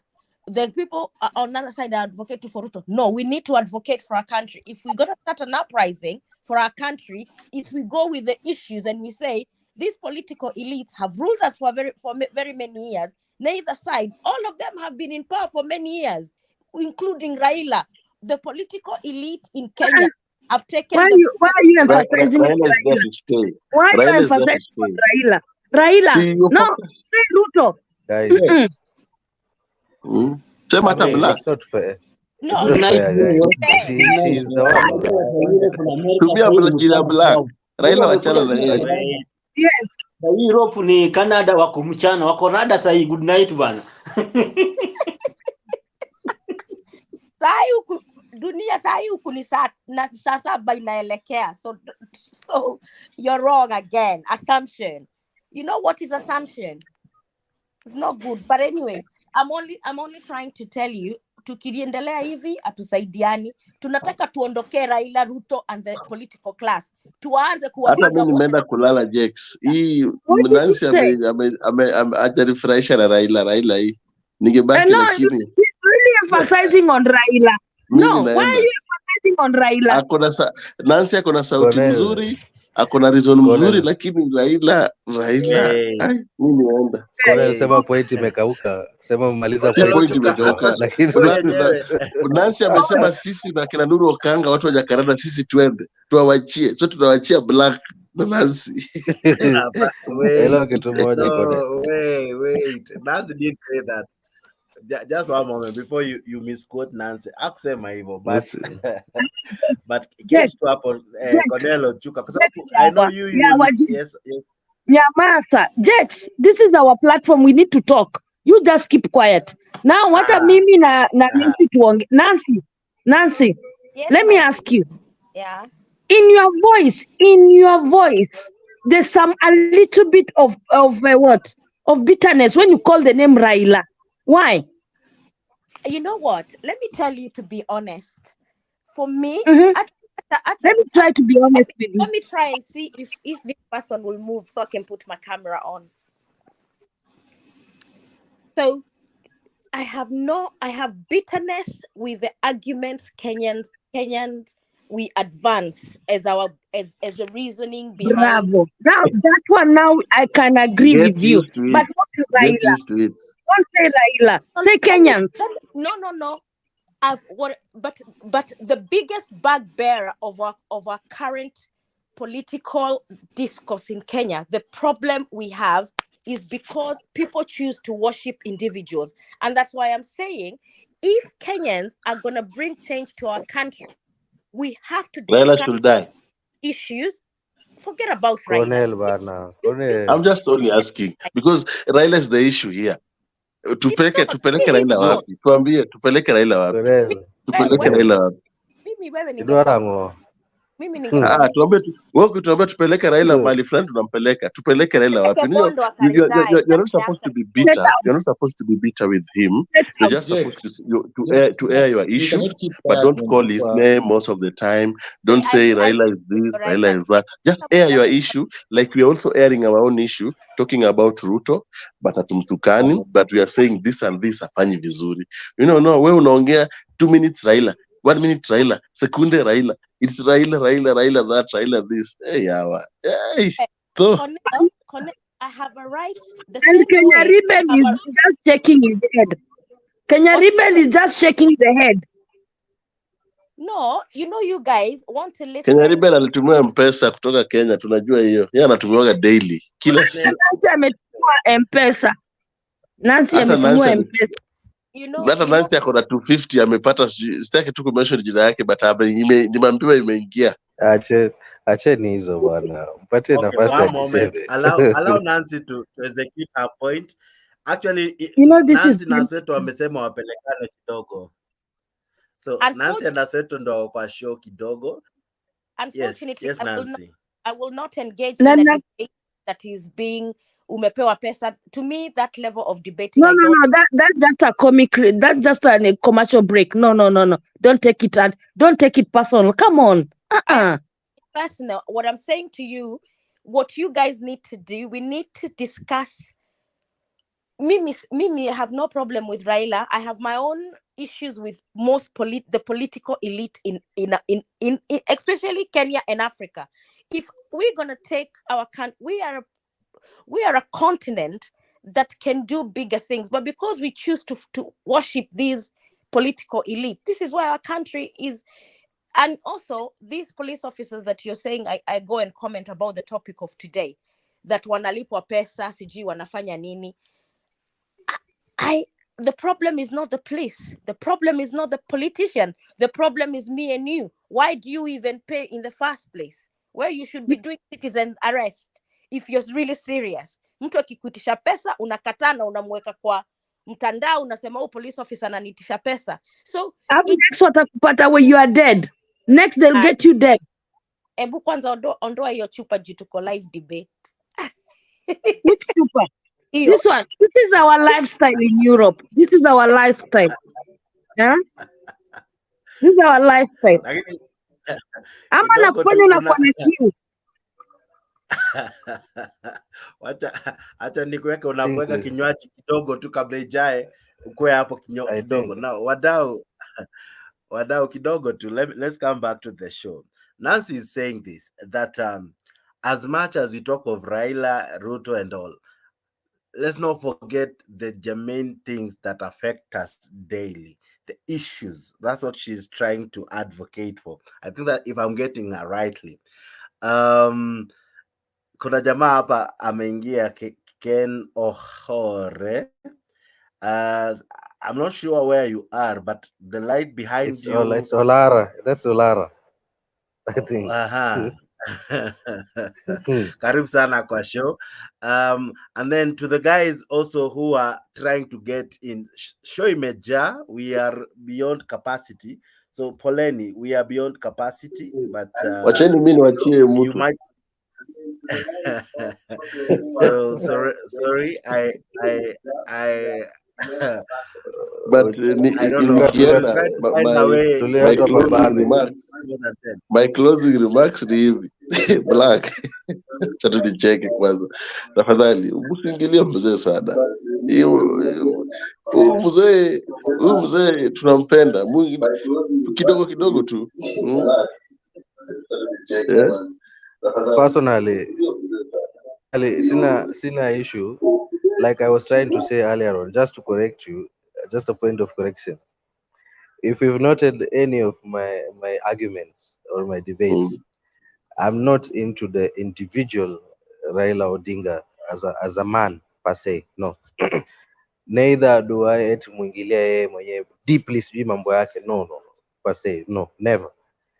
What I just talk about is the mistakes that perhaps he is a leader, very notable leader, because hizi vitu zote ambayo tunaenjoy sasa is because of he played a role in getting us this freedom of what we are exercising right now, and for that much I respect him for that, and I'll always respect him for that. But despite that, it does not mean that I cannot point out a wrong in a way or in a manner to set things right, not to make him look wrong. Neither do I point out mistakes kata pande yangu, because I always point mistakes also in my side, and I gave an example earlier on. I do not point these mistakes so as to make my side also look bad. I point out those mistakes so that they can be corrected, or we can discuss ways of how it can be done right. Sijui kama mnanielewa, and that's the purpose of a debate. Sijui kama mnanipata.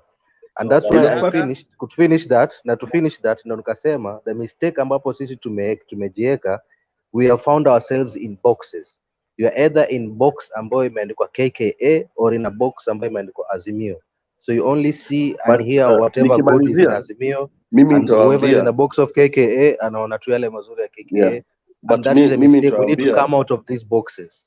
Mi ndo nitawaambia apart from the boxes tusiwache nchi ikae kama Uganda. Kenya is a very great country, despite Raila yuko, Ruto yuko, sisi wenyewe tumeki nchi pia ikue. Raila tu yuko tu hapa anafanya tu kazi yake, ikiisha tu pia hata tutafeel tu imeisha. Kama unajua tumekuwa na president wangapi? Tumekuwa na Kibaki, tumekuwa na Uhuru, saizi tuko na Ruto. Raila bado yuko tu, hata Ruto anaweza maliza, Kalonzo aingie Mudavadi, but Raila bado yuko tu. So msio na hofu, huyo tunamsupport mpaka kuwa akifika hata 110 na bado anaweza sema tu haya, bado tunamfuata. So Nancy Goeri nimeenda kulala.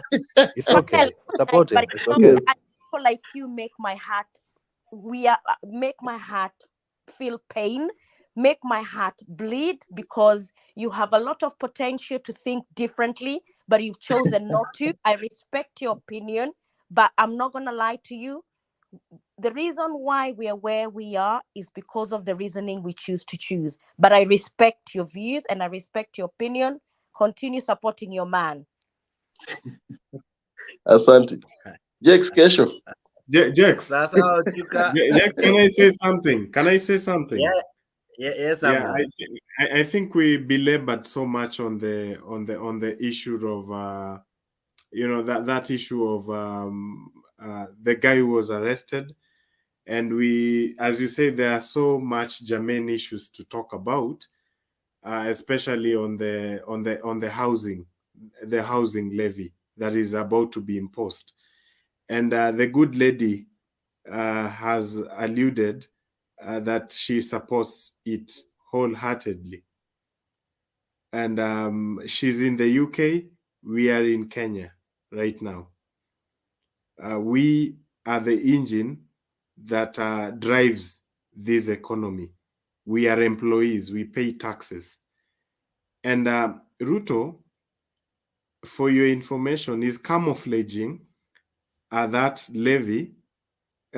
Actually, it's a tax, but he wants to make it look like it's a sort of levy that is an investment. But one of the biggest problems Kenyans are having, we are not even opposed to it. What we are concerned with is how that money is going to be used. We do not have a problem with this administration, but Kenyans have a problem with their government. We do not individuals, the government as it is. Whether it would have been a Raila government or Mudavadi government or Wetangula's government, there is a trust deficit. We have never trusted any government because we have had bad lessons, history of corruption, of plunder. Now, against that backdrop, we are also confronted with a problem of debt. We are not sure if these monies are going to, to be collected so that they can be able to meet debt obligations, which this country, is suffering from. We are not even sure if this money is supposed to run development projects and to fund the Ruto's boom up agenda. Now, against how I've pictured it, Kenyans are apprehensive. We totally do not support it. Now, it is being forced into our throats. We do not know why. It is our money. And Maki, we are one of the most taxed countries within this side of Africa. That is not correct. Relax. I'll give you a chance to rebuttal. You'll have your chance to reboot. Now, if I am an employee, I have my payslip. There are so many obligations in my payslip.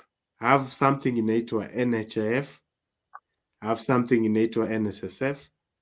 There's some little pension. There is payee. I've taken a loan. There are also deduction. You should also factor that, actually. Now, I also have, taxes that I'm paying indirectly, like VAT, value-added tax. That one you should also factor. I also have recurrent expenditures like rent. I'm paying also, we also have black tax and black tax in this part of Africa, like Kenya, is something you cannot avoid. Even you in diaspora, there is black tax. There are families, there are people you are supporting. Now, I take you back to the Constitution. I didn't want to be legalistic, but this Constitution, the way we passed it, Article 1 was placed there purposively. Now, we are the sovereigns. We decide. The authority being exercised by politicians, it is ours. Borrowed, delegated, we've delegated. But the Constitution gives us an option to exercise it directly. Now, we have an option. We've asked Ruto to, exercise it on our behalf. But I'm wondering why even the people we have charged to exercise on our behalf, which is Parliament, the legislative organ, why Ruto has successfully been able to co-opt into the executive. Right now, we don't have Parliament. Don't be cheated. There's nothing going on in Parliament. What is going on in Parliament? Parliament is a puppet, a small puppet, remote controlled by the executive of this country. So whatever the president wants, whatever executive wants, it will pass. That is why there's a legislator by the name, Akisi legislator, I don't know his name, sijui anakwaga wa Mugirango. He said, government does not lose in Parliament. Now, executive is supposed to be independent. Osoro. Executive is supposed to be independent. The three arms of governments are independent, but interdependent. However, for them to be able to exercise, oversight, proper oversight, they have to be independent.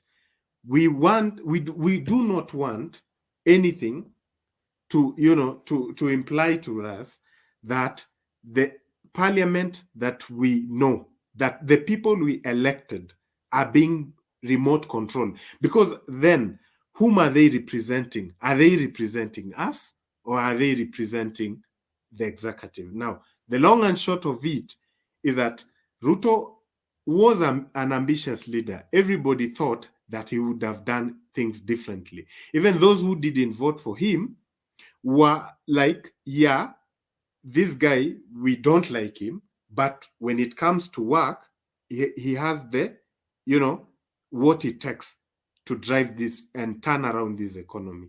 Now, but what we are seeing right now, the guy is becoming extremely unpopular because of the few mistakes he's about to do.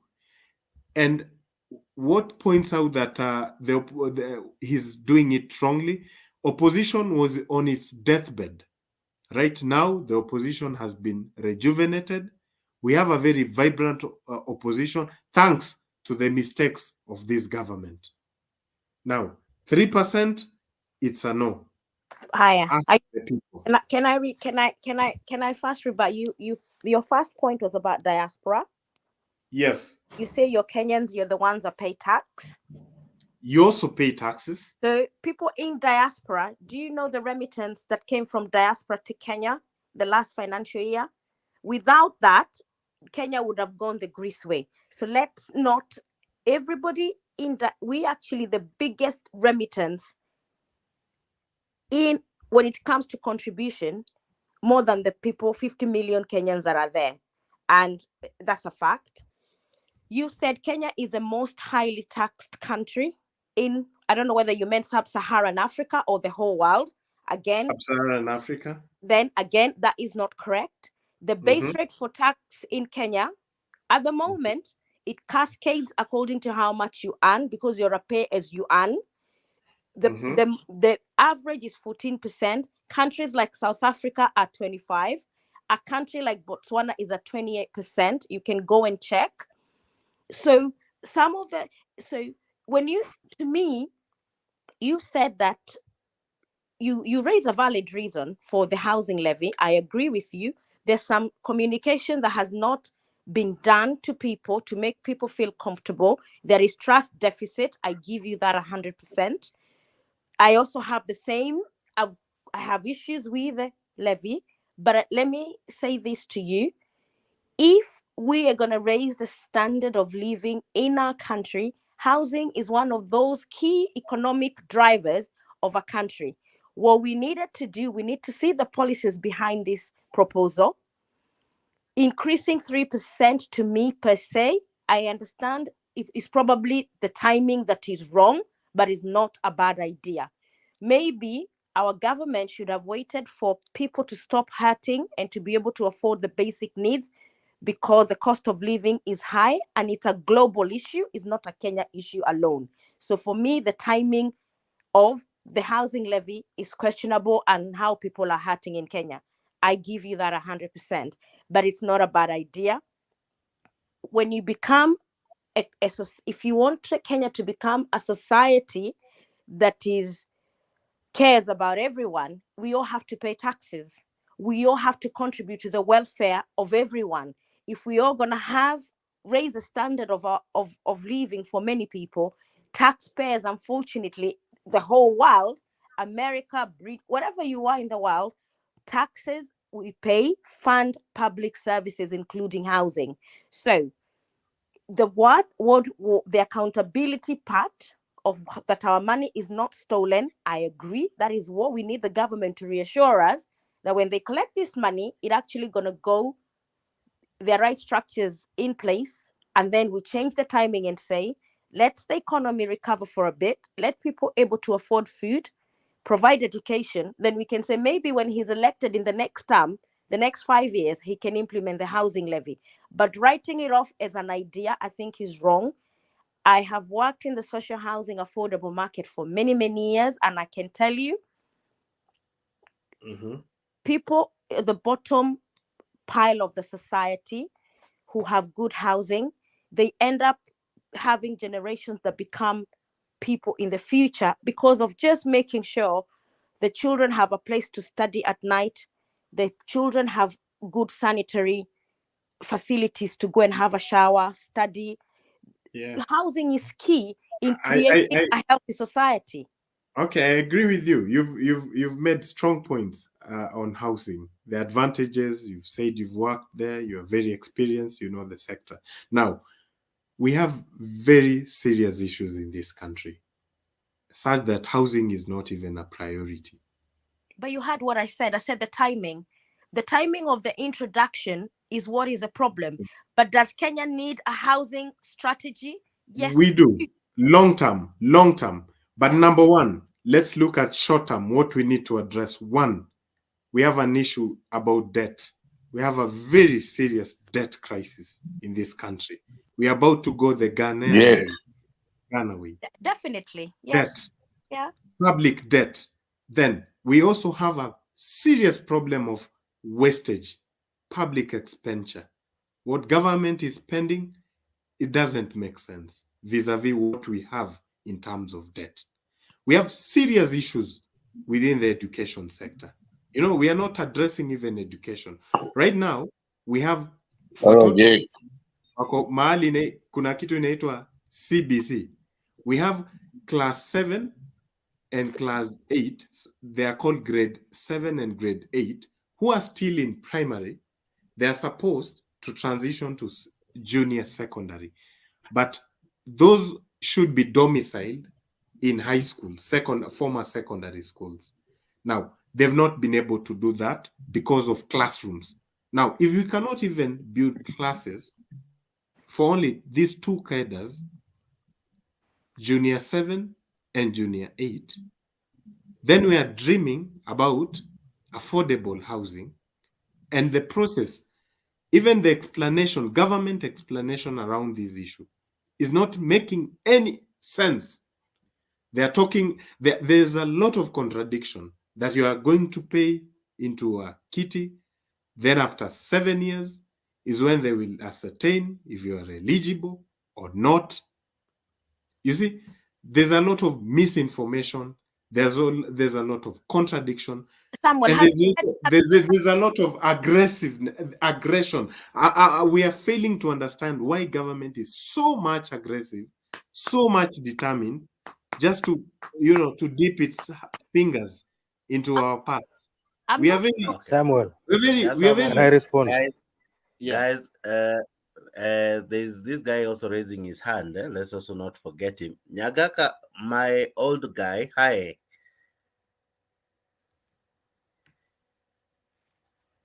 Okay, I'm Potea, but he was raising his hand. Yes, Black. As I was saying, Samuel, it's one thing to point out a place that is not so clear, whatever you find kuna gray areas, and it's another point that should be corrected or made clearer, and just throwing the whole idea out completely. Those are two different things altogether. So the idea itself is a good one. I think even Raila had the same plan. The only difference is the percentage. Raila wanted to have 1.5% deductions, and the Ruto administration has decided to make it 3% deduction. So it means that we had a common thought on this, right? Now that being the point, if we agree on that, because you say you are Azimio and I'm KKA, so if your side had thought of the same idea, the only difference is just the percentage, then I think we ought to be talking about how it can be made better, right? But kusema pana, that's being it's just being fishy, right? Now No. I think yes, it is. No. We have to throw this baby away with the bathwater. But it's the same idea when that's why this is the problem. Like earlier on when I started speaking, when I said it is one thing that most people from the other side believe that they are entitled for everything to work their way in a certain way, but when something else is done by this other side, then it immediately becomes wrong. I don't know why. It's very strange. Because it's the same idea that Raila had. The only difference is 1.5% was the deduction, and this one is 3%. Black, there's something I said. Now the only thing here is, for me personally, what I find being the gray area, which I pointed out very clearly, that I believe that the government ought to slow down a bit on it before pushing for it to be passed, is the ironing out these gray areas. For instance, the structure, who's gonna be managing this money, right? Such things. There's something I before said. It's passed. Black. That's how. Sorry. Black. There's something I said. I said we have no problem. But saying with. I said we had. Sense. I said we have no problem with Ruto as an individual, as the head of this government. We have a problem with governments. Even if it would have been a Raila government, a Wetangula government, we still would not have accepted until Samuel, we are sure about accountability. That is our money. Samuel, let me ask you a question. Yes. So, it would be nice for me to have a background because I've never met you on the show again. So I'm not sure which side of political divide you belong to or what is your ideological belief in politics. I'm not sure. I haven't got it. I can't tell whether you're Kenya Kwanza or you're Azimio. I don't know where you belong. Roots Party. I'm a futurist. Roots Party. Fine. The question I would want to ask you, have you ever in your constituency, you believe the government does not work for you?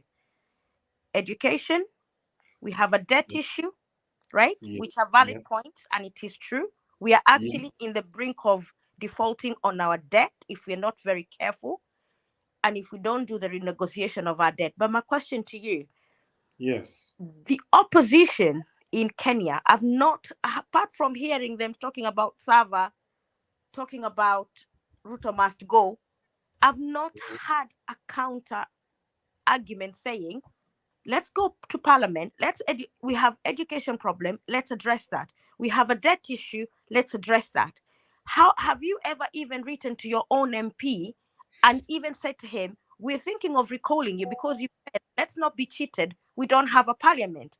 How many Kenyans, because we have a right to recall our MPs if they let us down. It is in that Constitution 2010 that we passed.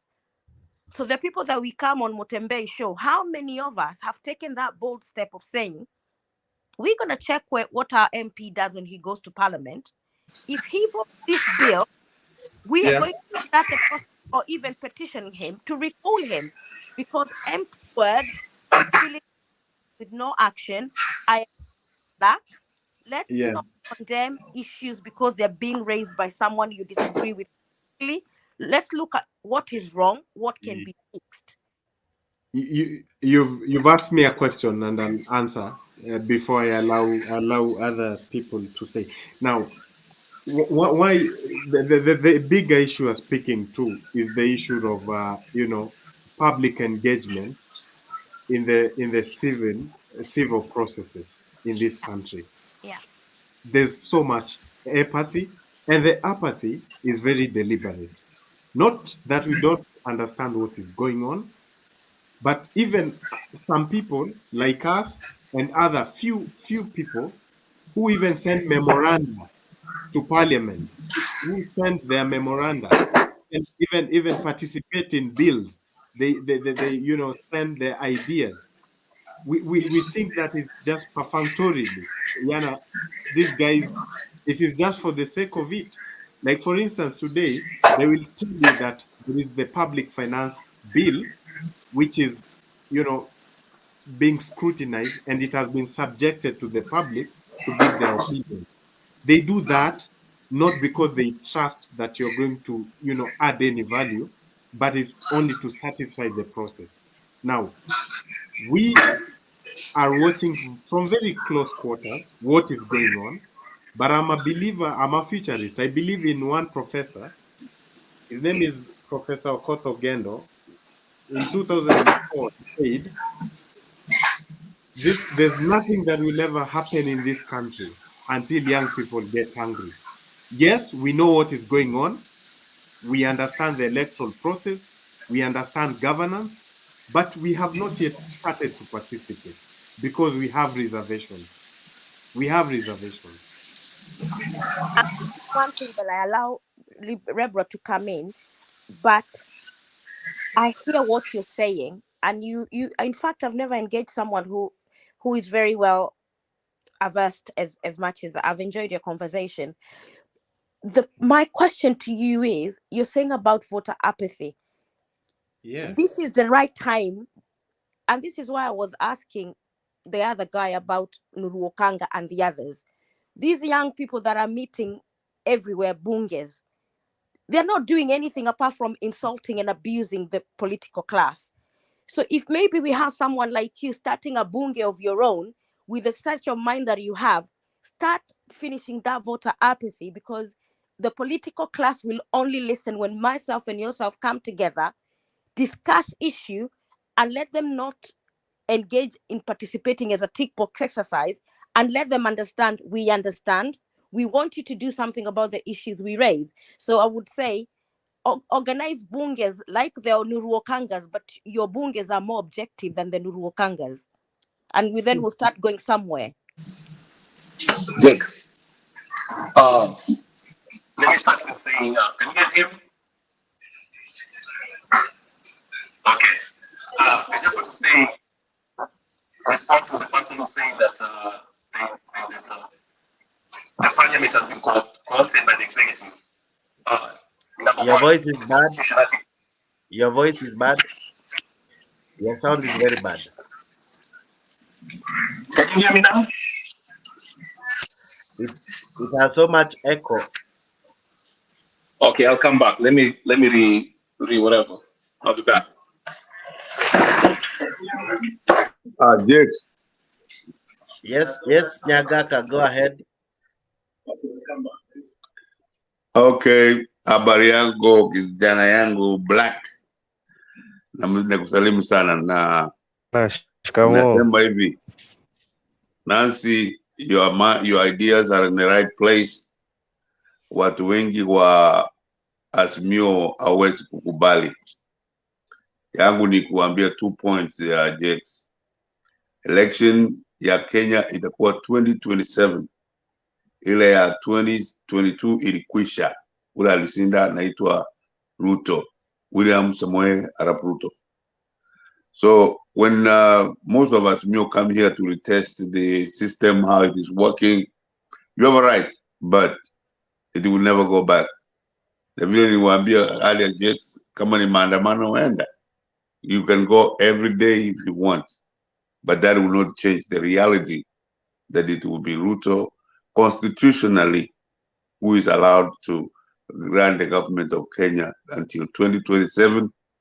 And even right now, the Azimio guys have not even come up with the ideas of how they are going to convince some of us to vote for them. Other than complaining of what it should be, 75% should be giving ideas of what you will do for the people of Kenya. But they use 100% of the time to say how Ruto is the wrong president, and they're calling him names. That, my friend, will not endear yourself to the Kenyan people. Nancy Endelea, we want people like you to really push ideas ahead that will help the country of Kenya. We are a democracy, and the people in Azimio, most of them think that Raila is a god and he never do anything wrong. Some of us don't think like that.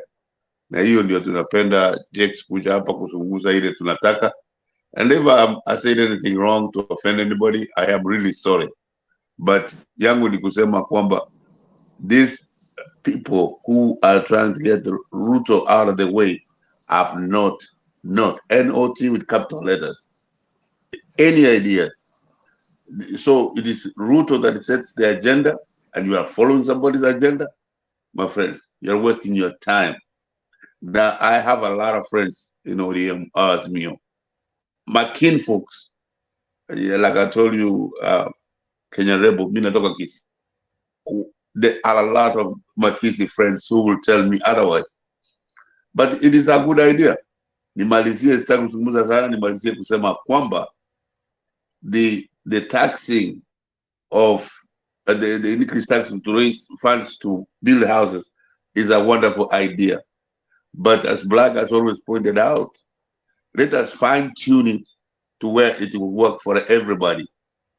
Every country that is a democracy, there has to be a discussion as to how you are going to rule the country, how you are going to feed the people, and so many other things. So yangu nilikuja tu kuambia Nancy sijamuona, lakini for a lady to speak like you have spoken, thank you very much, and you make some of us, you make our day. Thank you. Thank you, Jake. Can you read Jake, can you hear me? Mnanisikia sasa? Yeah, good. Okay. I just wanted to say to the point where when someone was saying that the parliament is co-opted by the executive, any bill that's, let's say, whether it's from the parliament or the president, Article 118 demands that there should be public participation. Okay? So that means we, the people, if you're not happy with the financial bill, you talk to your legislative representative, tell them that you're not happy about this bill, and hopefully he'll go back to the parliament and vote accordingly. I said that yesterday. This bill, I do not feel comfortable with it. Great idea. No. The reason why I said, and I'll repeat my point from yesterday, I heard them say it will be a PPP, public private partnership. And from the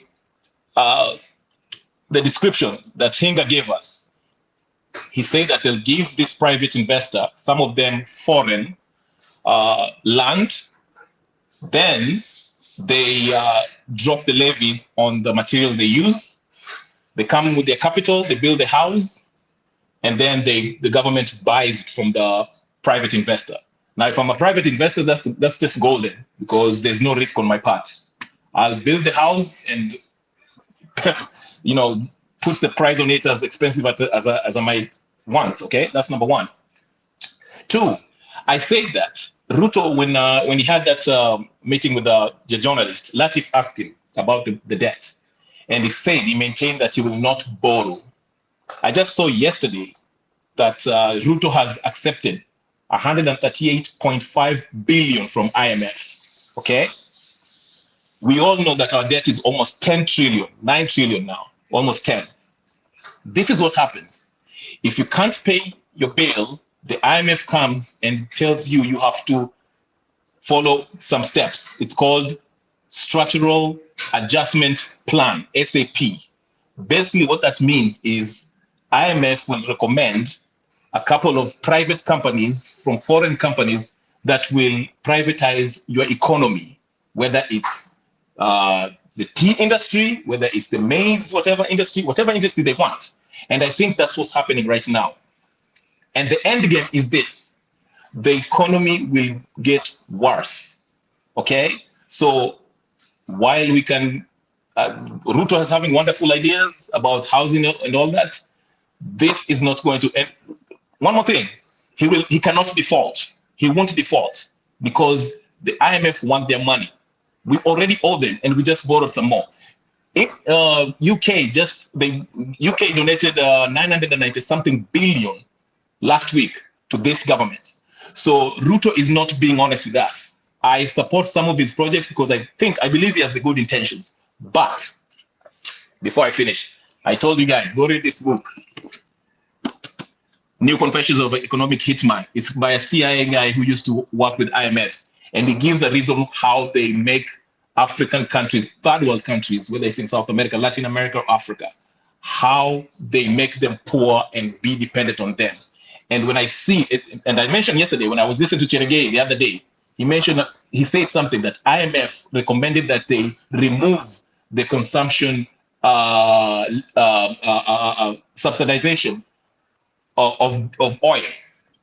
Why? Because IMF, of course, they, through their corporations, they gain by selling gas to Kenya on a high price. So what I'm saying is this: the future looks dim. The president has all the good intentions, but he's tied in because we are in debt.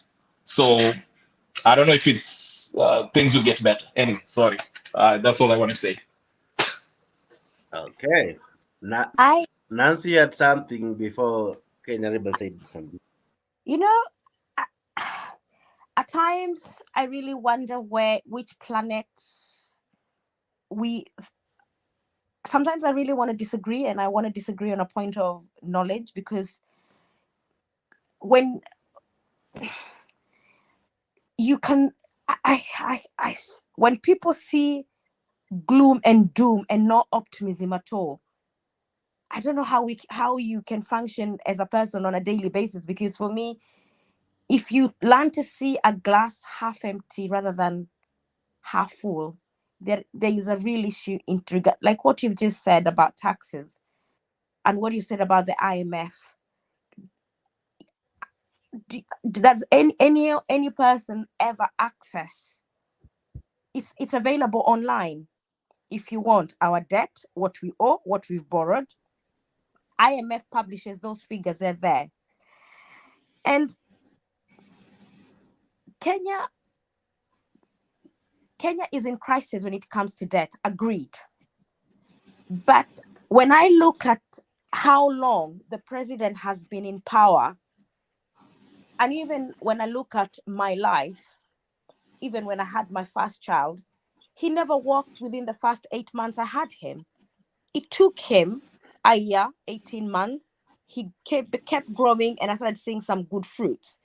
Why is it people are so impatient to give Ruto or the current administration chance at least 12 to 18 months? Because no policies germinate from everywhere.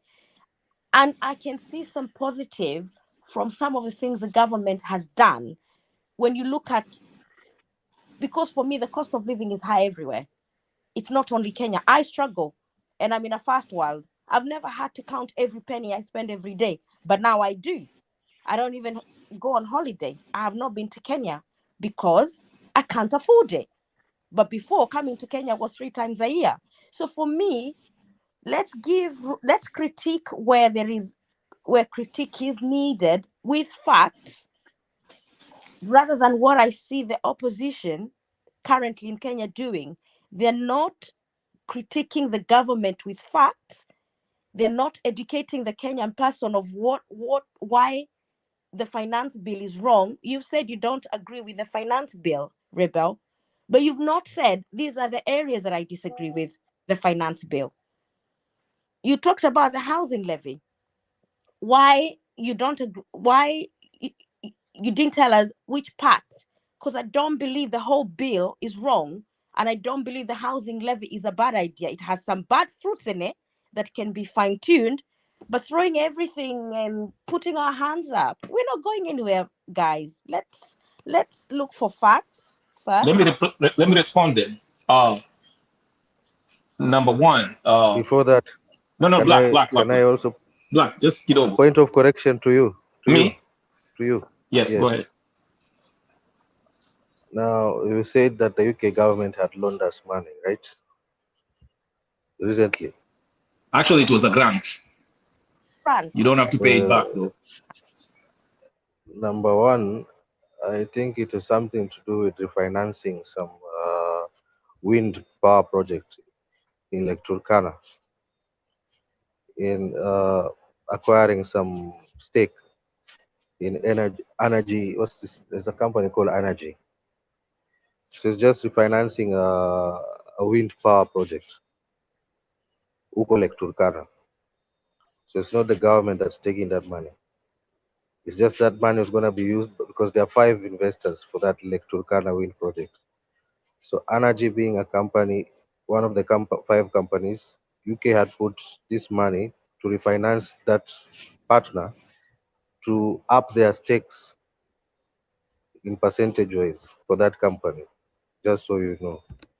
Yes, the 138 billion Kenya government has received from World Bank was to support the current budget, the next budget that's going to be read soon. So that being said, it means that the budget is going to be short of 138 billion in regards to matters deficit, and that's the deficit that's going to be covered by the World Bank, which they have decided to kusaidia now. In the other previous budget, it's worth noting that we had a deficit of close to more than almost a trillion, right? So when he says that he's not going to be borrowing, at least we can say that he's not borrowed as much as the other previous government did, right? So we've just received 138 billion as for the next budget to fix your deficit. The other one we borrowed around 600 billion.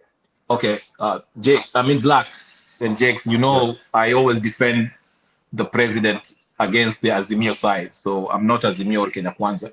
And I've always called for him to have time to implement his policies. He's only been there less than a year. I agree, but the signs are not promising, okay?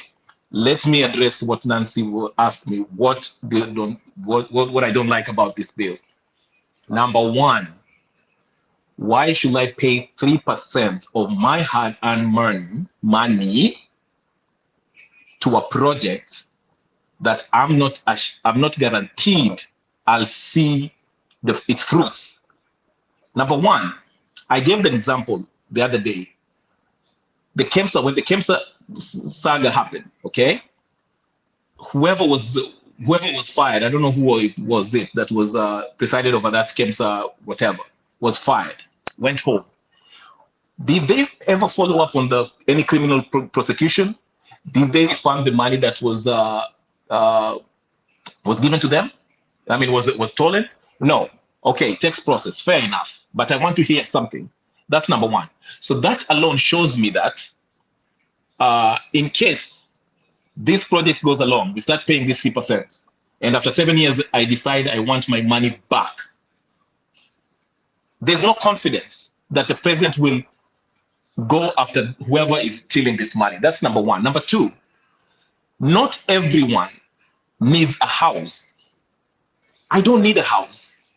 Okay? Why should I pay 3%? That's why I gave an example yesterday and I say this.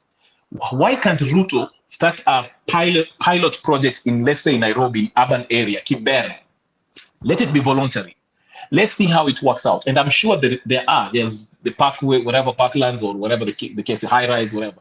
Let him start something like that. Let's see how it works out. Okay? Then years after, if we see it's a doable project, there's no corruption, there's no whatever drama around it, we can rally around it. Okay? That's number two. And I gave the example of the investors, private and public partnership. We are to share the risk. What risk does these investors have in this project? I also mentioned there's a project that was supposed to be given to the Chinese to refix the, I don't know what highway, under the highway something. And that project was taken away from the Chinese and was given to Murkomen's friend. That's a sign. So what if Ruto and his buddies, they start their companies and there'll be the private investors that will be building this house and overcharges the government to buy this house, and they'll become trillionaires overnight. Okay? The budget is 3.6 trillion, the one that Ruto wants us to that they're proposing. Okay? Black, to your point. If you receive IMF money, that's what I was trying to make. That's the initial point I was making. If you receive IMF money, inakuja na masharti. And that's why I mentioned Ruto is probably going through what? Structural adjustment plan, which will force the government, actually, essentially, to privatize some facets of the economy, which will not benefit the rent. And another thing, Nancy, back to you, one last point. Why am I losing confidence in this president? Earlier on, when he got in, he told us about GMOs, that GMOs are good, unaweza mind yako itaja haraka haraka. You live in UK, or I'm assuming somewhere in Europe. We've heard about GMOs. These seeds are patented. That's number one. If you buy the GMO seeds, they're patented. If we buy those, they're expensive. That's number one. So that's number one. It will take out our farmers from the farming industry. We'll be depending on these Europeans, Monsanto and everything. And they have also health issues. When we eat this Monsanto, I'm not talking about matiti in men. I can't go that far. But we know these things, even in Europe and America. If you're going to buy GMO foods, it has to be labeled. But Ruto said, GMO ina shida, tuchukue tu hivyo. That was an indication that this guy is taking orders from the Western government. And I'm losing my patience. Rebel. Thank you.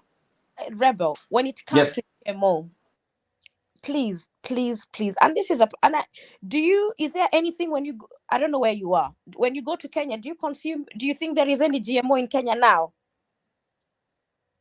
Do you think people are consuming GMO now as we speak? More than likely. It is not more than likely. GMO is there in the market. The chickens that you go to the supermarket to buy, where do you think that all that because we cannot meet the demand of some of the items that we need. So the fast grown things, like the way you can find someone akona nini ya kuku, zamani kienyeji chicken, you used to not get a lot of chicken in the supermarket. What we consume even in Kentucky's and all that is all GMO. It's all GMO. Ruto did not come with GMO. It's only that the government, the yesteryear government, did not pronounce its policy on GMO. Even the Ministry of Agriculture had that policy. It's only that they never told you. But Ruto has brought a discussion for Kenyans to discuss when it came to maize. We have maize shortage, whether we like it or not. Our population is growing more than we can feed. So we will have to import until we can become food secure, whether you like it or not. The other issue you're raising is about, I don't understand when the housing, if we're going to be a society that works. Unfortunately, we have to agree that our taxes have to be paid and used to build the infrastructure. I pay a housing levy. I'm not given a choice. It's deducted.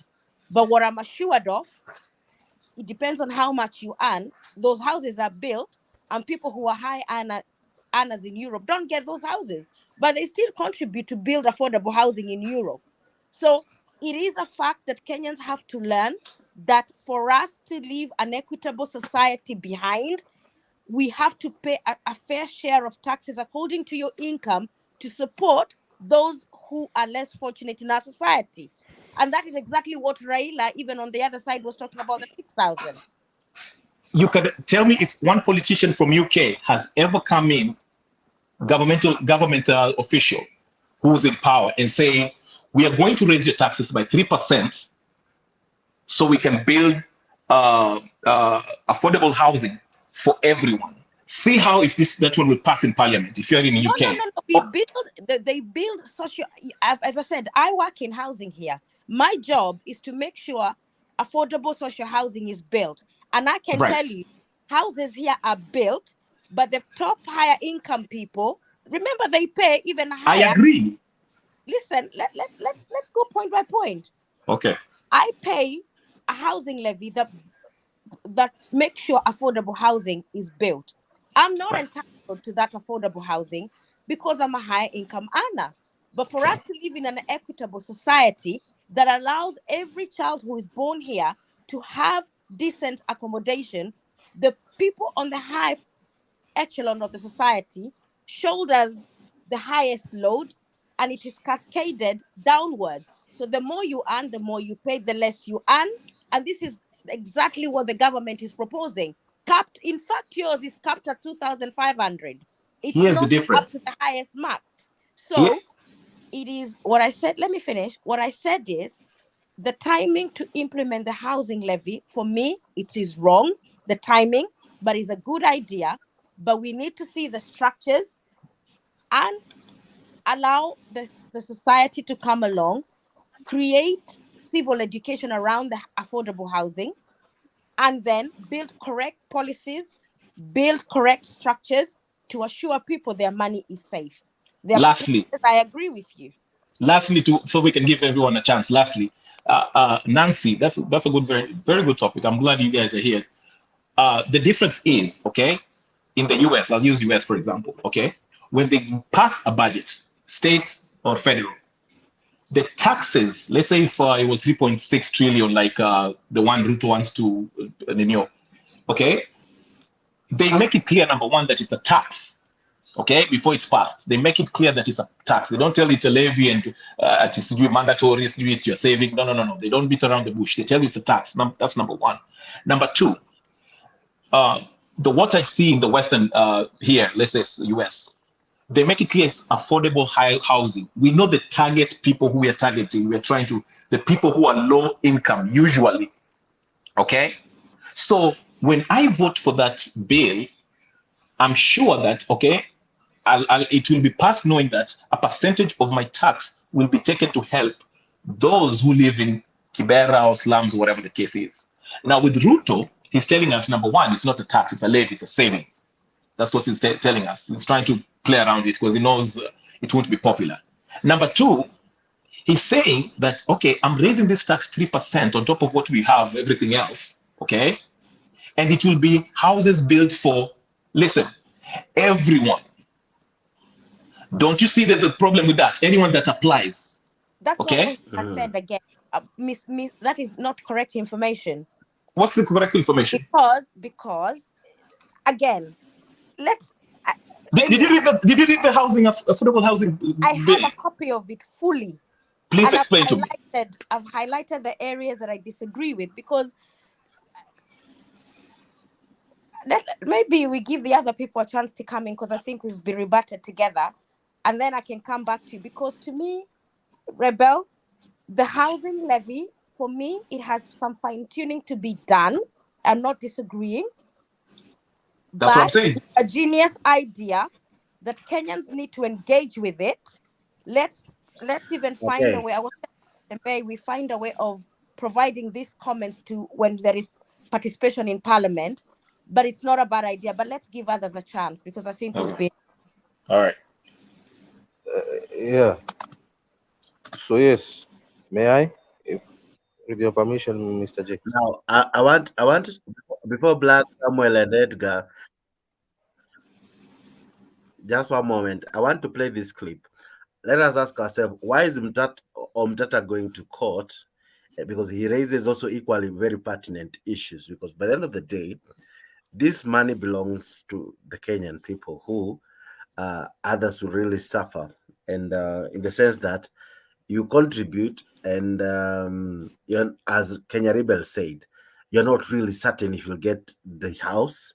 And again, if you are to get the money back, which office, like there's a clip I played the other day. There are no laid out procedure on if I want to fall out, how do I go about it? Just like, for example, when I retire, I know I'll need to approach the NSSF. I'll get my money back and all. Now, this one, the structures haven't been laid out well. There is no body that has been crafted to say that this organ will take care of the housing.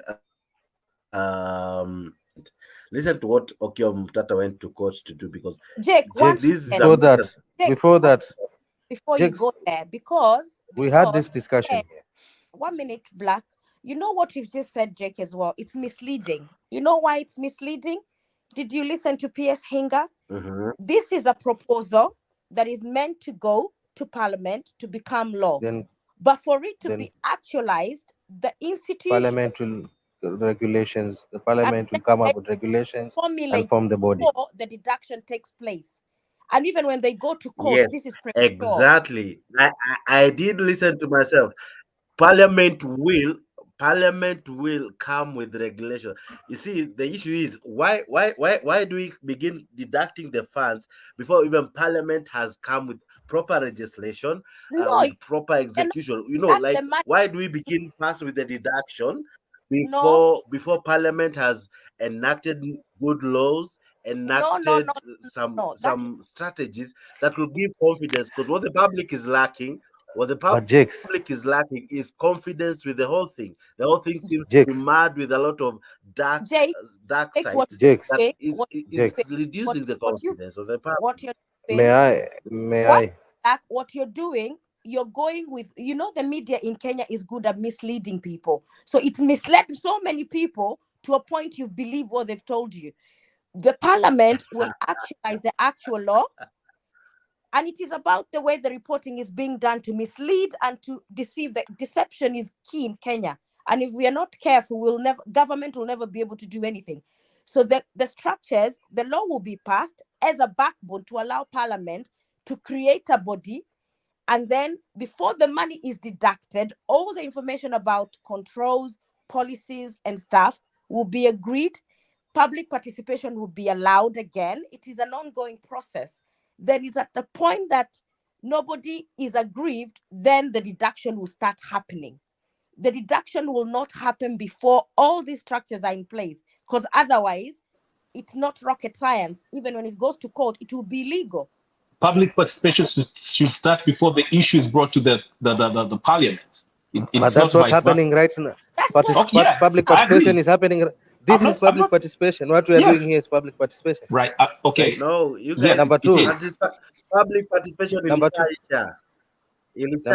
Number two. This cannot be public participation. Already Who's taking your views? Listen. On Tuesday, the correct information on the ground is on Tuesday, this coming Tuesday, Parliament goes back into session. And one of the things that is already on the itinerary is that of the high, because I think on Wednesday this week, that was the last day of public participation. Already wamemalizana. The next thing they're doing, wanaenda on a table report within 14 days, and then they table it in Parliament. So that part has been concluded for public participation. Now what they're now doing is compiling a report. Now that report will inform what happens in Parliament. Now, this issue is not a brainchild of Ruto. It started with Uhuru Kenyatta.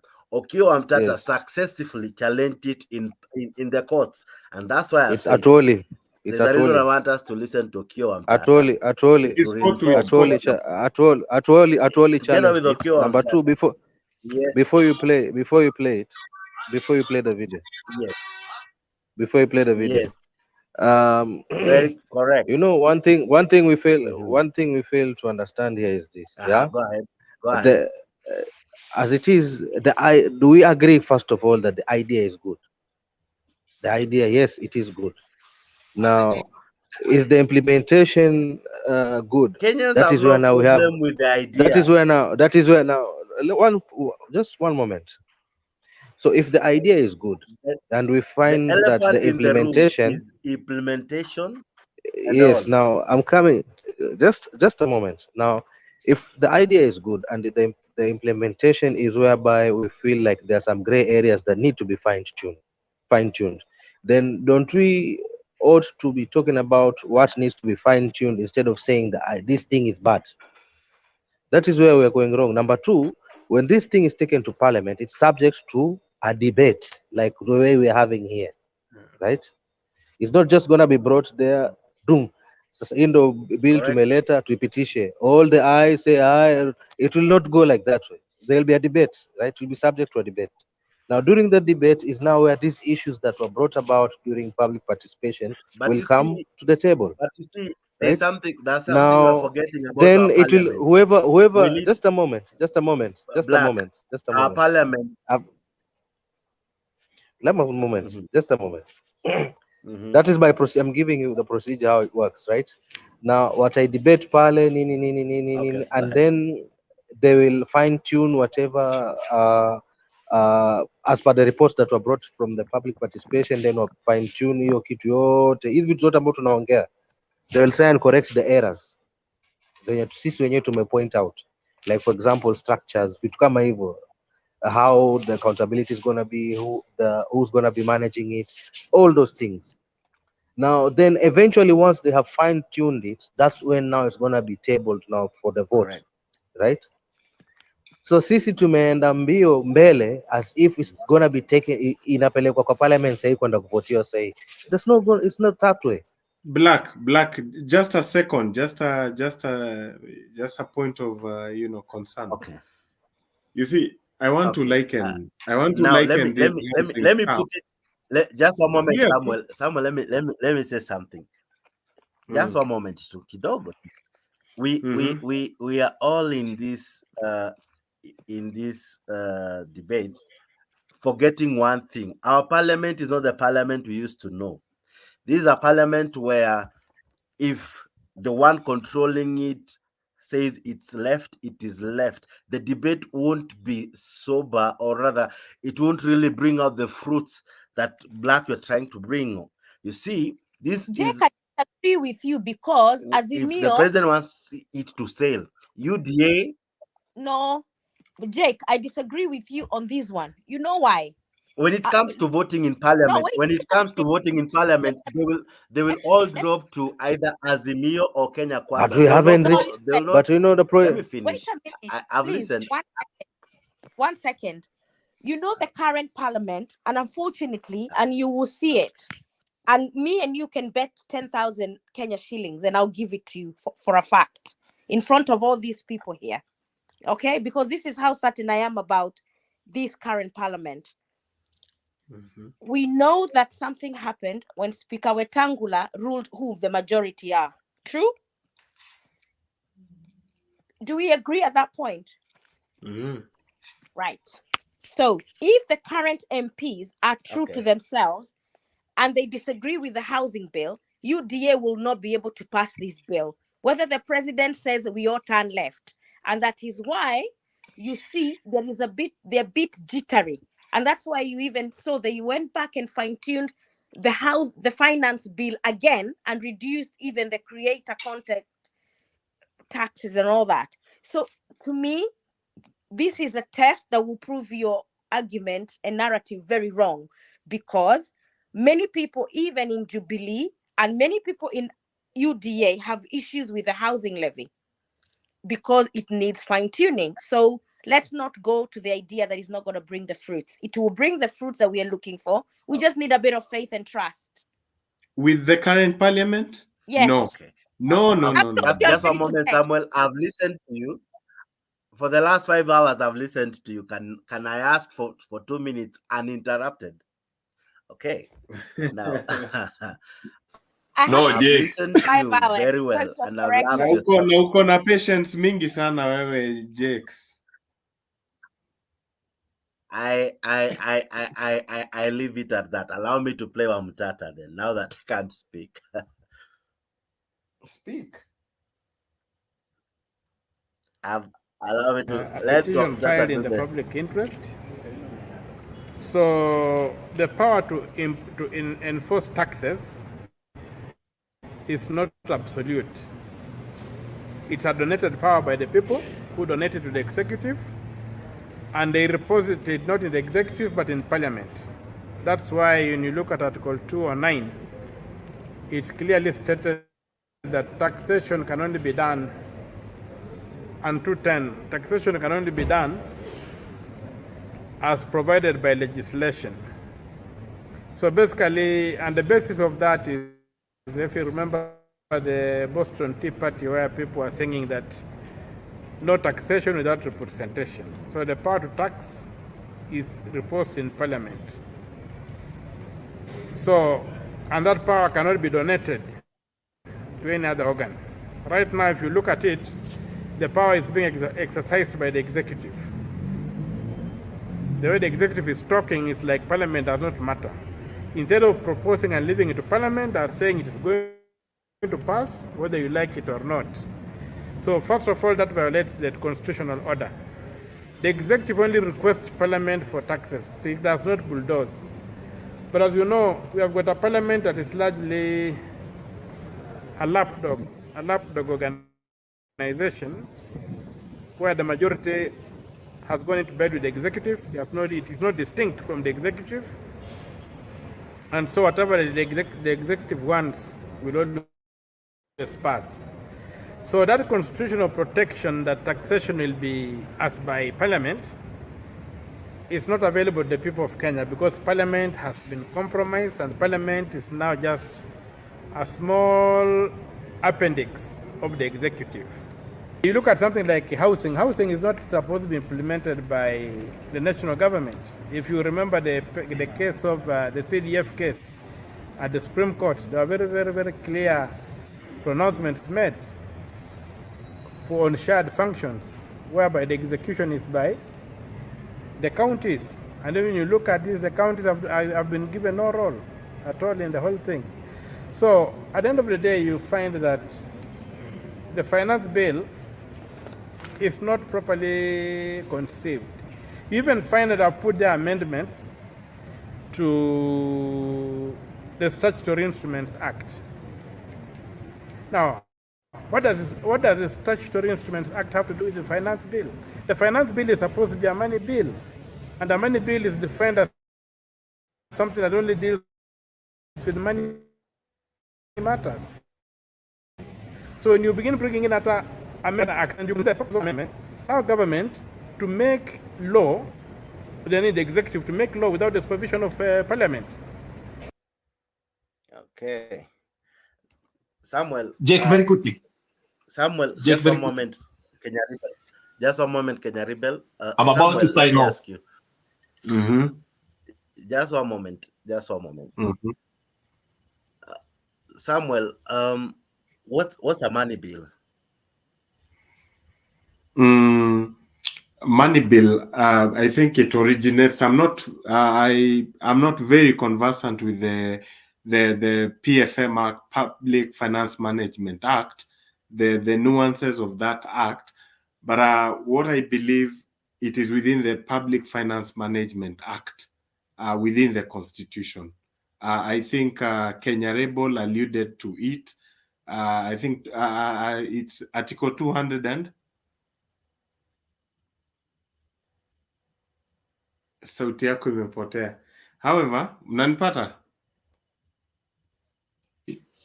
Sorry. No, the 202 refers to how the money. Sawa, Kenya Rebel amemute. No. I'm a mute. Now, can I just say something regarding what Okio Mtata said? Endelea tu. Yeah, I think Okio Mtata raises pertinent issues. He raises issues very important. I had alluded to Parliament having been captured by the executive. Madam Nancy talked about the decision that the Speaker, Wetangula, made regarding the House composition, where he was presented with the matter of determining the majority and minority sides. Now, that was the first test. I don't know, I'll not go into the merits of that, but what happened. Now, there was also an issue that he was tested with when Azimio la Umoja wanted to change the House leadership composition. And he tinkered around with the law, and I think to date, the matter has not been settled. Still Sabina, it's Sabina Chege. Sabina Chege is in Senate. No, she's not. She's no longer the minority whip. Oh, she's not. She's no longer. Yeah, but there was a problem. Wetangula tried to tinker with the standing orders, and it exposed him, a little bit. But also we have had serious confrontations between Azimio and Kenya Kwanza in the House, and apparently we have a speaker who's also a politician, who's also a principal within, the whole establishment of Kenya Kwanza. Now, Okio Mtata is very, very right. I believe whatever he's saying is true, that Parliament, as it is, has been suffocated by the executive. It serves at the behest of the president. Whatever president wants is what will pass. I do believe in that. But Samuel, can I 1 second? Can I ask you a question? Yes. The so-called opposition, we know what our 2010 constitution pays, and this is why I have a problem with Yes. the way us as voters choose which side to support. We know that Speaker Wetangula should not be the party leader of Ford Kenya. And we know that the Speaker of Senate, what is his name? Kingi. He should not be there. Is it party or something? PPP? Party leader of PAR. Yeah. Why hasn't Omkia Omtata? This is why I find hypocrisy even on the opposition side. If they had tidied up that by going to court, the court would have pronounced itself on it. Why hasn't Raila Odinga? He has the most progressive lawyers, like people like Otiende Amolo. Why haven't they taken them to task? They choose what they want to prosecute when it comes to making things work. So for me, it is because they try to sabotage the government. Sometimes, I'm not saying the housing levy doesn't have issues. It has issues, but from these two issues, and we've not had the opposition side, they need to stop sabotaging and look at the real issues that they need to address. So they push the president to make sure he's following the constitution. By then I'm almost retiring to bed now. There is one important issue which shouldn't escape me. Now I want to liken this discussion about the housing levy with the BBI. Now I think the context in which they present themselves, I think they are more like the same. BBI was very unpopular in the sense that it was not, driven. It had no blessings of a majority of Kenyans. It had blessings from politicians. Now, this housing levy also, it appears to be having, yes, it's a very noble idea, but it appears to be having the blessings of the executive. Now, it might suffer the same fate. Now, I'm sorry, Samuel, before you reliably, even sign out, yeah, Samuel, Samuel, allow me to interject. And yes, there's a question I posed, because this is what I wanted to speak about before you guys interrupted. And now, what Okion Tata is bringing home, and what brings beef between Senate and Parliament, is that question: what is money bill? I'll unpause and allow can continue because of what that word, a money bill. The role of Parliament, which is solely the role of Parliament, is that, and I have projected it for you. A money bill is that contains provisions that deals with taxes or taxation, the imposition of charges on the public fund, or the variation or the repeal of any of these charges, the appropriation, the receipt, the custody, the investment, or issues of public money. Up to that point, we are together, right? Now, my question is this: Ruto cannot do anything without parliament. He cannot.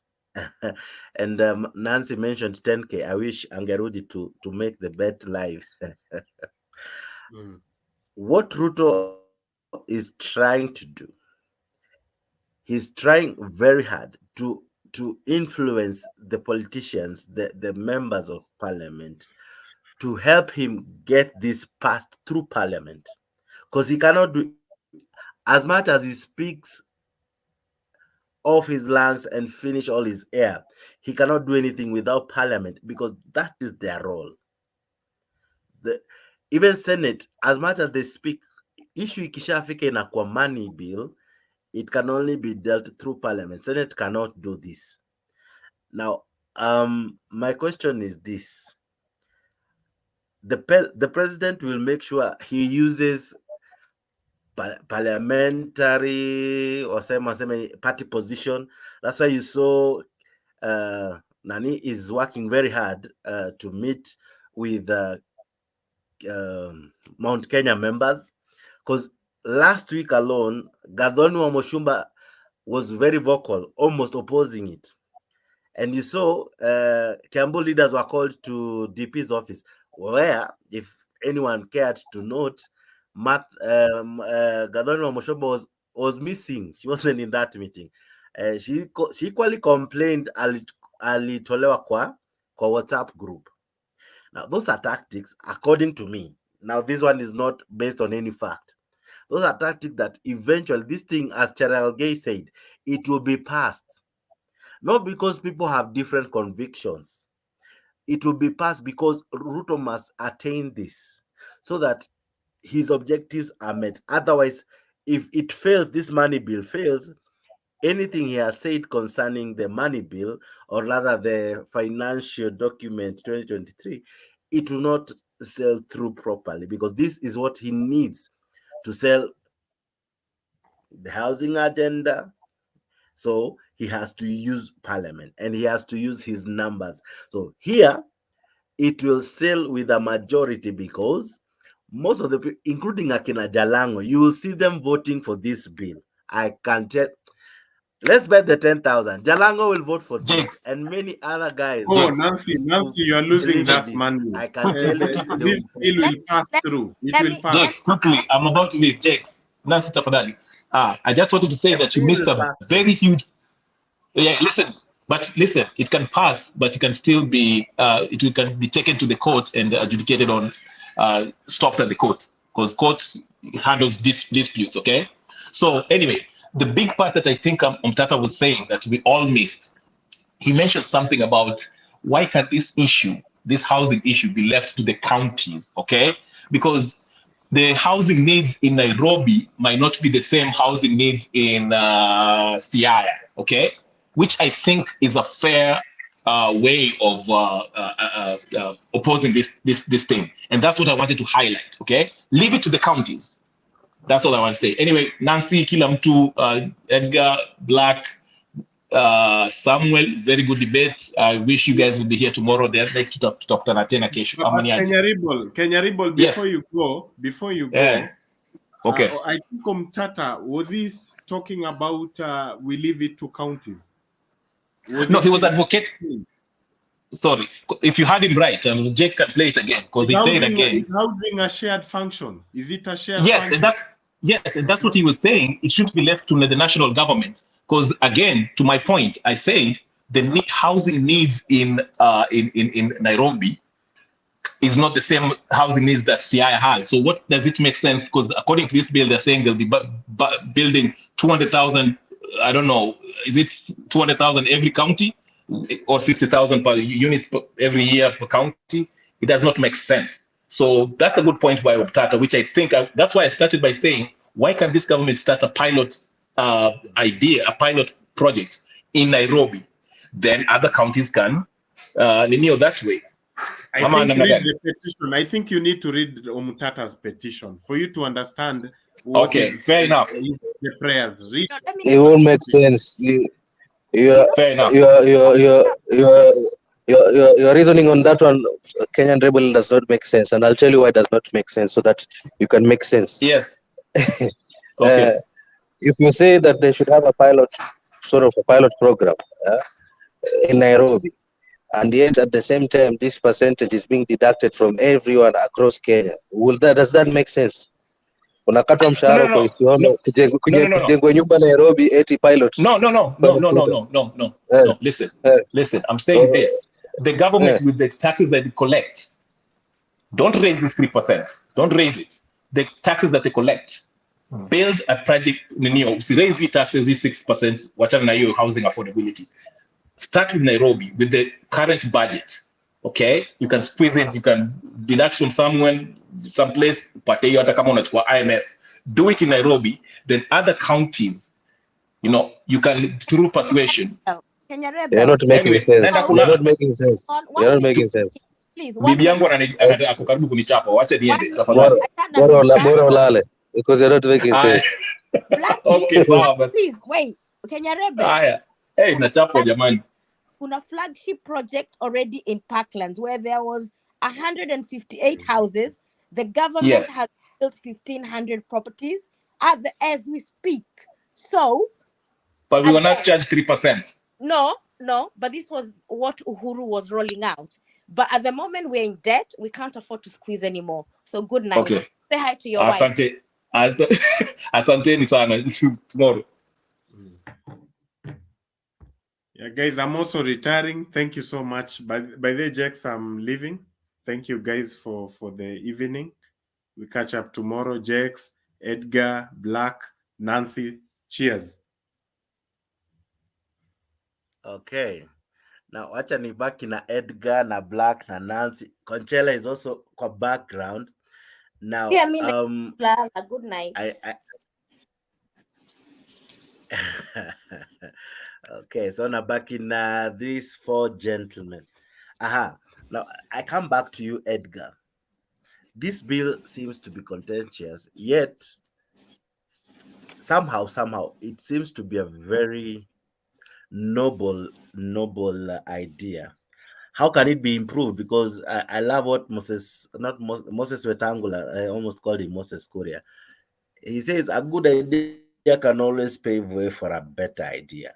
How else can we improve it? Because by the end of the day, as I think Nancy or someone said, we don't just need to throw the baby with the bathwater. We can look at those gray areas, fine tune it, and make it better, so that by the end of the day, everyone embraces it. Because this, I'm sure, and I agree with the president, this will change our country to give jobs to many. Of course, the pinch, nothing, no pain, no gain. Nothing good will come without some degree of pain. Now, how best can we improve it? What do our politicians, especially the members of parliament, because they are the ones who can break this thing or make it? Because if they make a mistake now, we'll still blame them if it fails or if it passes. If it passes, we'll blame them if, for instance, there are no proper structures laid. There are no clear and well thought out structures and like someone, if you want to follow your money, you're able to follow it well, because they say if you don't need the house, you can leave it to your child. How will I go about that? Like proper laws, well documentation about everything, right? So how can we improve this so that as the bill goes, whether it fails or succeed, we know where or how best we can go about it? I know it may be beyond your purview, but as Edgar the Mwananchi, what would you say? What would you advise the government, the parliamentarians who watches this show? What would you tell them? Because we need not to destroy everything that the government comes up with. Well, thank you so much, Jakes. Edgar, it's your question. First of all, I want to make it. I want to make it clear that no one, either from the Azimio side, is opposed to housing project. However, the manner in which the government of the day is planning to do it is quite actually heartening, considering the fact that we are in hard economic times at the moment. People are concentrating on the housing levy, yet finance bill, the proposed bill, if you look at it keenly, it has several other issues that needs to be checked actually. But since we are concentrating on one part, I'll also dwell on that. You see, it has implications. Number one, I listened to Ruto the other day when there was a debate, I think, with the media houses, and you saw how actually he was responding to some of the questions that Kenyans actually wanted to know better. But what I know, as an employed person, let me read somewhere. Kidogo tu.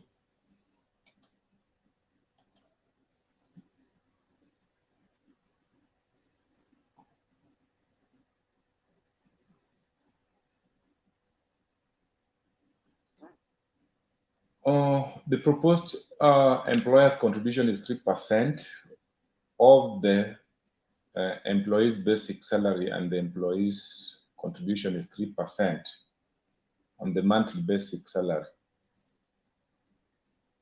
Right now, Jakes, our payslip is overburdened. And actually, vile watu wa KEPSA waliongea, this will actually scare investors away. And even some other companies will close down. Look at the NSF, the NHIF, and all these other deductions. It's quite painful. But now, as I conclude, because mimi sijasoma hiyo bill sana, so I won't actually contribute too much on it. But here is something that someone wrote, which I actually want to share with you. The proposed amendment shall lead to increase in statutory deduction by an employer to an employee's wages. The proposed amendment, however, may be painful for small-scale earners who do not have sufficient disposable income. The majority of Kenyans are small income earners. Jakes, let us be truthful.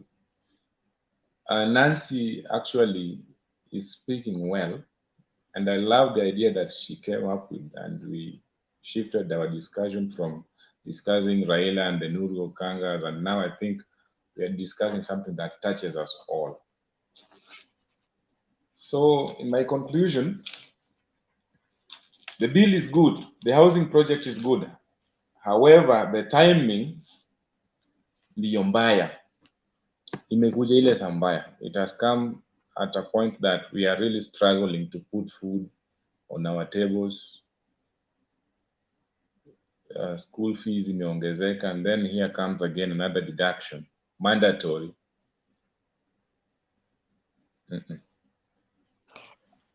Edgar, and as I said, I agree entirely with what you've said.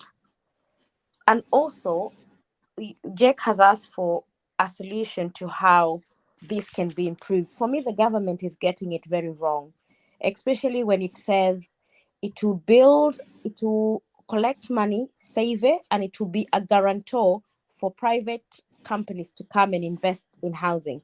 That part needs to change, because I don't think that's not how you finance affordable. In the UK, it's called Section 106. My proposal, and I actually sent it to one of, I happened to be able to meet 1 or 2 MPs last week here in the UK, and I said, it's a good idea at the wrong time because people are hurting economically. It can be pushed maybe 2-3 years down the line rather than now. But they needed to create a body like in the UK, we have housing associations. They don't have their own money. The government funds them. The government gives them a grant. Then they're given land by county. Here they're called local authorities. So they'll be given land by the counties, right? So every county will say, we have land here to build housing. The government will provide a grant to these housing associations. They build affordable housing and charge rent. And everybody is assessed on need-based. And when your status improve, you're enabled to get a loan in the future to go and buy your own home. Then this affordable home is left for someone else who is at the particular need at that point. What the government needs to do, they need to rethink the whole thing, do a 360-degree analysis on what they're proposing. So for me, the idea of charging 3%, I think Ruto needs to be honest and call it a tax. It's not a levy. He needs to stop telling people it's a saving, because it's not a saving. I would fund it the way, if you look at the petrol, when you go to fuel your car, there is an element that you pay, which is what the government uses, which is a very high tax at 16% to build the roads that we now have in Kenya. So to me, selling it as a saving and as a levy is creating confusion. We have the Housing National Corporation in Kenya, is that correct? Yeah, we have one. Yeah, so this is the body that the government should have been saying, we're going to give this amount of money. We want you to build both private and affordable housing, because that's what happens in first world. So the affordable housing is used for people on very low income. Then the other share is sold on the private market, which generates profit. So the private developer shares the risk. But at the moment, as Rebel was saying, the government is shouldering the whole risk and shouldering it on the taxpayer who's already contributed 3%. So it's a good idea. Wrong timing to introduce it. And also we need to stop saying it's a levy. No, it needs to be taxed in the future, not now, because I don't think anybody in Kenya has 10 shillings to spare at the moment. But the idea itself is noble and at the right direction. Jakes.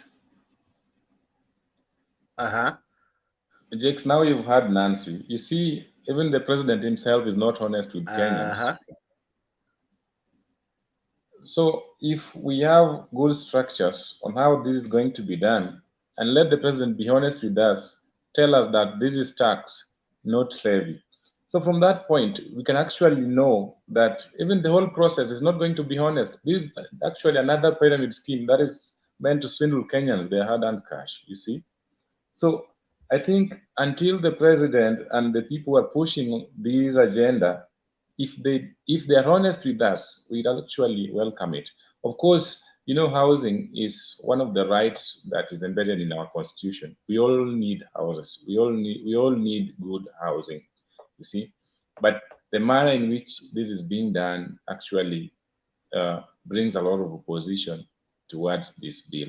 So until that is done, we shall oppose it. But again, being an Azimio damu, I'll say that wacha wabunge wapitishe hii sheria ikue, kama itakuwa mbaya wacha tuumie, hoping that in future we shall reap out of it. You say, Huh? You are a good debate. Actually, you've brought something new that we were not expecting this at the end of the day. But you know, But so much. Thank you so much. No, the challenge is, Black will tell you this we have covered in like 9 shows, eh? So if you have not Yes. attended them, you'd think we have not discussed.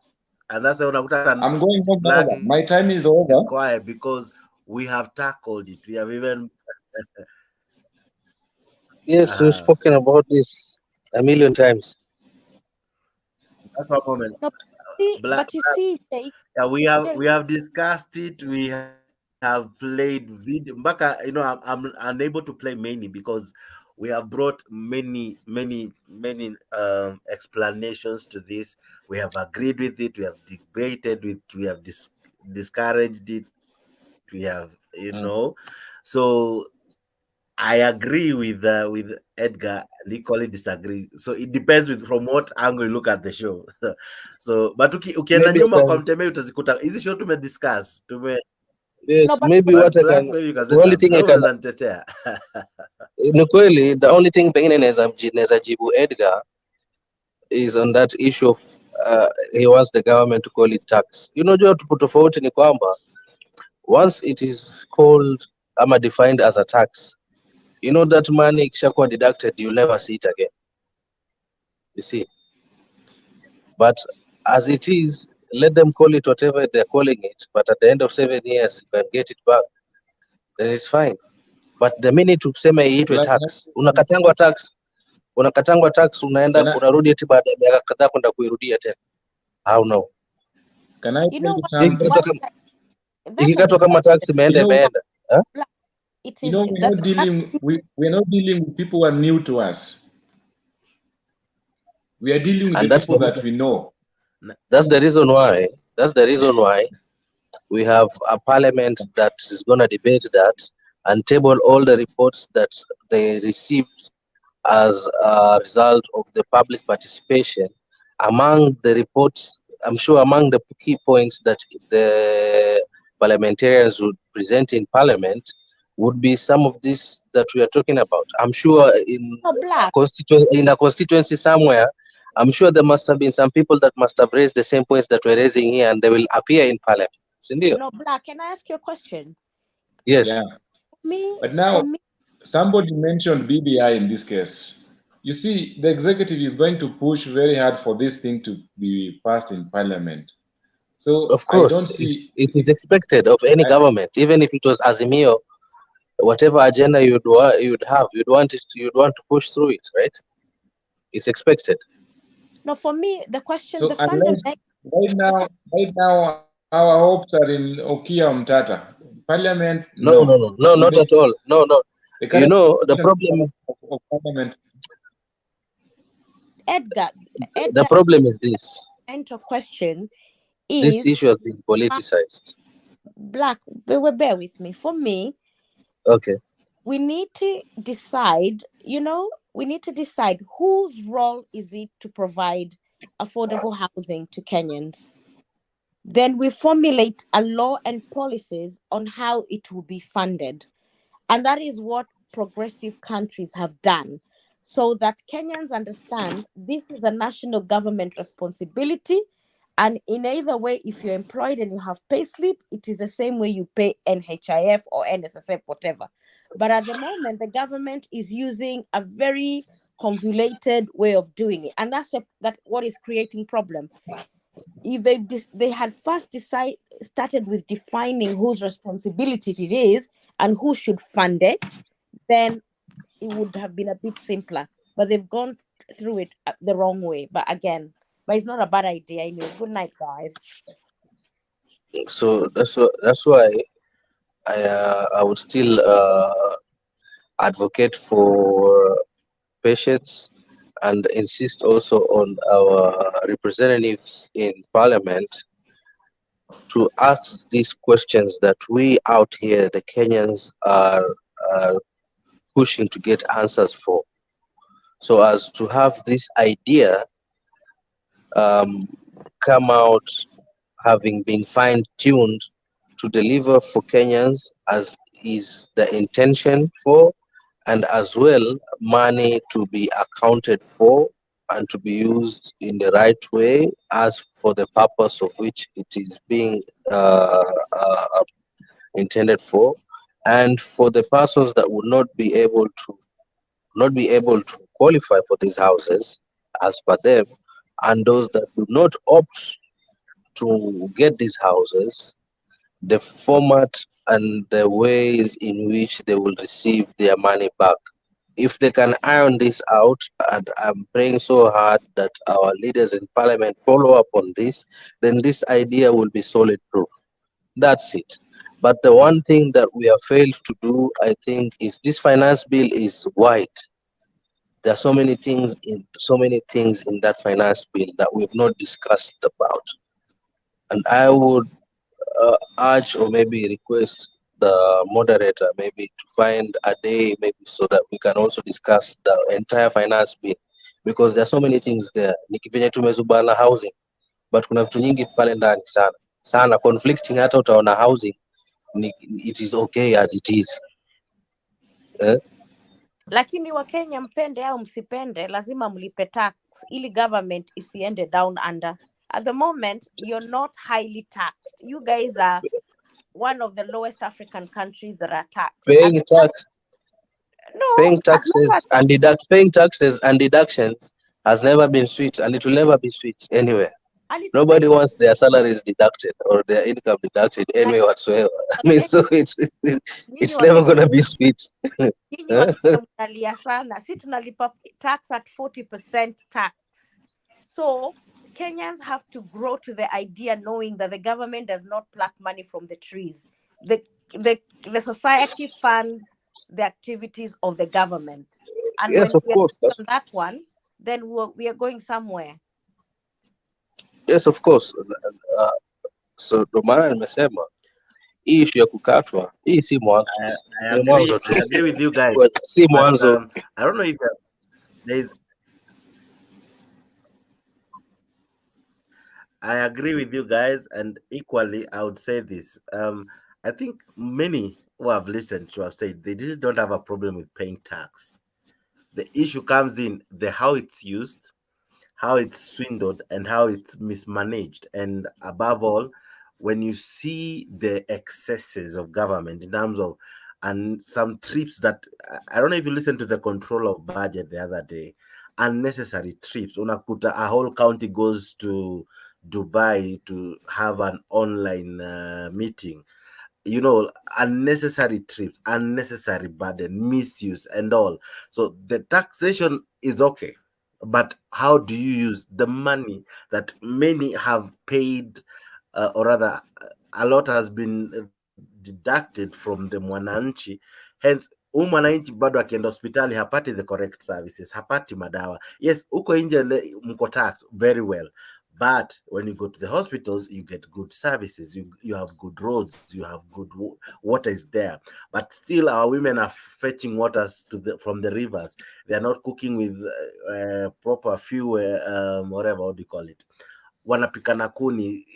They are exposed to more health hazard practices, yet they are still paying taxes.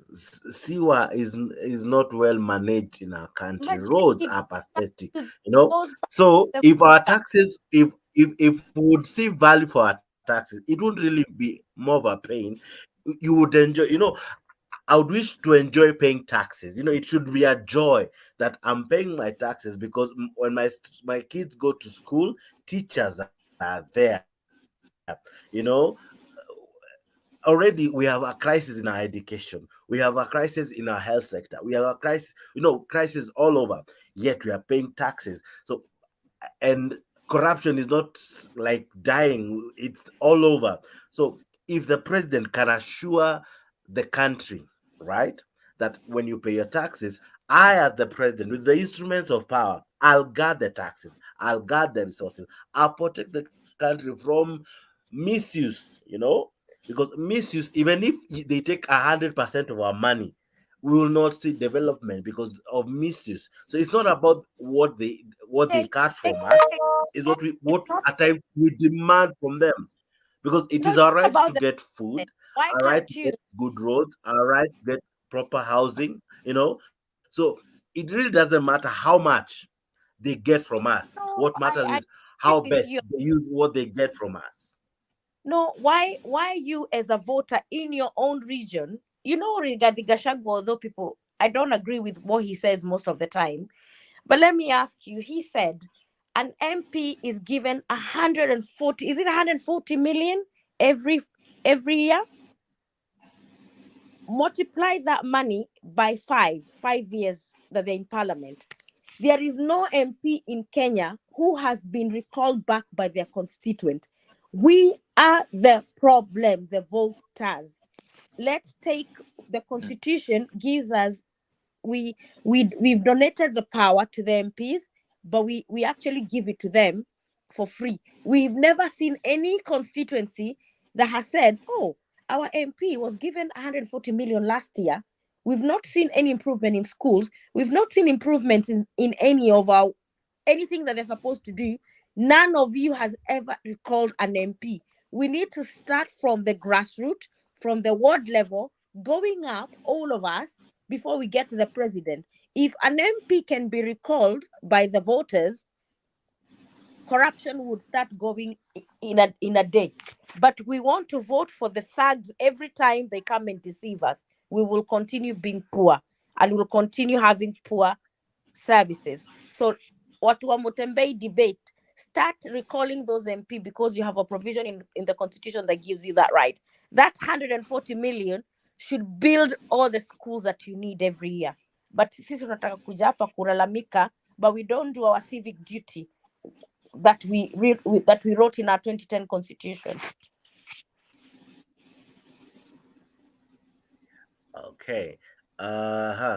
Having said that, allow me to give you guys a minute or so to wrap up with your closing remarks so that we all kind of say good night together, so that msiseme good night eventually nijikute niko all alone. Edgar, your 2 minutes of fame. I think I'll take less than 1 minute, Jakes, because nimekuwa so talkative since this debate started. But now I want to thank you for giving us this platform, and more so to Nancy and Black. Actually, they changed the game when they came in. I think you set a topic on this finance bill, so that next debate when we're having, at least we get to know more about it. So as we talk or say is bad or good, let us debate on something that we understand, rather than kupiga tu kelele. Otherwise, have a good morning, have a good night. I wish you a good day, Jakes. I know you are in Nairobi, and the other two guys who are not in Kenya. Yeah, okay. Bye. It would truly surprise you to find out I'm not in Nairobi, but anyway. Black. Where are you? Acha hiyo iwe siri ya mwandishi. Black, can you hear me? Black seems to be engaged. But let me end with something Latif said. I had Nancy mention it, and some people also in the show said so many things about what I'm about to say. Many people said they don't Yes. listen to the president. Now, I wanted to give you your 2 minutes of fame. Nilikuwa nakupea dakika mbili za kupa your closing remarks, but before you do that, allow me allow me to finish. Okay. Let me finish then and have you. Yeah. But before nifunge, acha niseme kitu kwani. I was saying, Latif said something. The people have stopped listening to the president. Why? The president has, in his own way, found a way to easily contradict what he himself, not parliament, not the manifesto he gave to the people, he himself. He says this today, before even the cows come back home, he has already changed the statement. Now, because of not clear positions in his statements, people are finding it difficult to listen to him. Now, Latif today made a joke that hiyo imekuwa kama ni stories zile za wase wa jaba. You know, stories za wase wa jaba, they can say anything. You know, they as you were saying, msera kula jaba, and then kidogo kidogo asema, you know, I talked to William Ruto and nikamwambia I'll be the one addressing the crowd, or rather I'll be the one speaking today, and Ruto said okay. So hizo ni stories za jaba where you cannot really believe them. So what Latif and many in this show have tried to say is this in simple words, that the president shouldn't be quick to speak if he's not really sure that will happen, because false promises and false expectation and deferred goals and dreams, they make the heart weak. They make the heart or rather it's like hope deferred. So when he's quick to give us promises and then he goes back to his word, it really breaks so many people who trust him, who have who believe in his word. So his word, every time he speaks, he should know he speaks to many who believe in him. And now he has been touted as a liar. In any case, what is even trending now kwa Twitter ni mtukufu rais. Now that rice is not the rice of the president, it is LIES, a lie. So the president should come out to be someone who speaks the truth, leads without any shadow of lies, you know, because that is what is destroying him. Most of us campaigned for him. Most of us supported him. Some are in Kenya Kwanza. There is also another huge population that didn't vote. And then there's also the Azimio other side. So he leads the country, and he needs to know that people are listening to him. People want to hear hope, to be inspired. People want to feel the president is on the deck and everything is in control. So even this bill, not that people are really opposing it. No. People are just not trusting him. People are not trusting the parliament, because parliament, as it is, does not speak truth to power nowadays. It's just an appendage of the executive. They'll sing the tunes of Kenya Kwanza, sing the tunes of Azimio, but at the end of the day, mwananchi will never really have the representation that they yearn for. When will mwananchi be the priority? That is what Mutembei channel will be asking. When will we be the priority? When will those in prison, right, who supported Baba, be a priority? Because tomorrow it will be Edgar. Tomorrow it will be Black. When will they be the priority? When will they be heard? When will it be their turn? It has always been about you, the big man. But when will it be about I, the small mwananchi? Before you pass these bills, before you speak about this legislation, when will you first think about me? Before you think of party politics, when will it be about the party that is mwananchi? Black, take it home.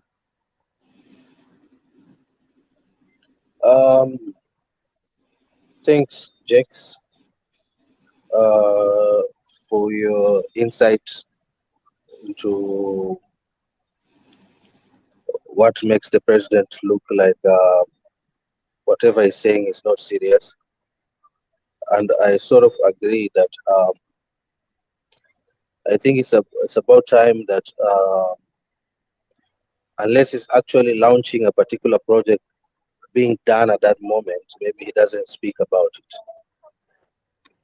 If it's something that's to be done late at a later date, but has not yet been formalized, let that not be spoken about.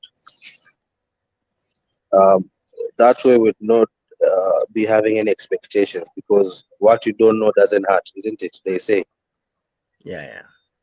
Yeah, so That's how I would advise the president if I was to advise the president.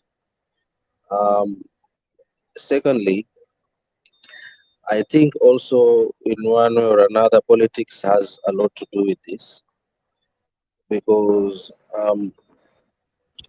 yes, the opposition is doing its part in raising the awareness to the gray areas of where certain policies are not so good, but they're putting it in a way to the common mwananchi who does not have the ability to go through the finance bill and deduce for themselves the pros and the cons about those bills. For example, the housing levy, which we've spoken about for a long time now, because sasa wanaambiwa tu hii kitu ni mbaya, but they are not actually being told how also they can benefit from that. Like the way I've had Edgar talk about it also here. We all agree here that the idea is good, the implementation is bad. So similarly, if the politicians out there on the other side could as well come up with that message to Kenyans that okay, hii idea ni mzuri, lakini kitu lazima ipigwe msasa vizuri. It would give the confidence to Kenyans that okay, so this idea is actually going to benefit us. Sema tu ni vile pigwa msasa vizuri. So the packaging of the message is what makes the difference, you see. So if the opposition in itself, if at all they really want to have Kenyan progress, they need to find a way of pointing out where there are mistakes, for things to be either thrown out in entirety, and for those things that are good but just require a few fine-tuning here to also point that out, that yes, hii idea ni nzuri wako nao hii serikali, lakini inastahili irekebishwe hivi na hivi kwanza kabla haijapitishwa. Unaona, when you package it that way, then it's gonna be good. But if it's just 100% negative about policy, then we are not telling Kenyans the truth. I mean, the opposition is not telling Kenyans the truth.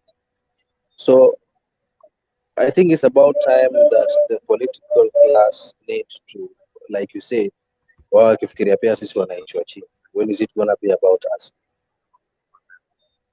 So that's what I'm gonna leave and part with at this moment. Otherwise, asanteni sana. I hope you're all doing fine. It's been great to meet you here at the debate.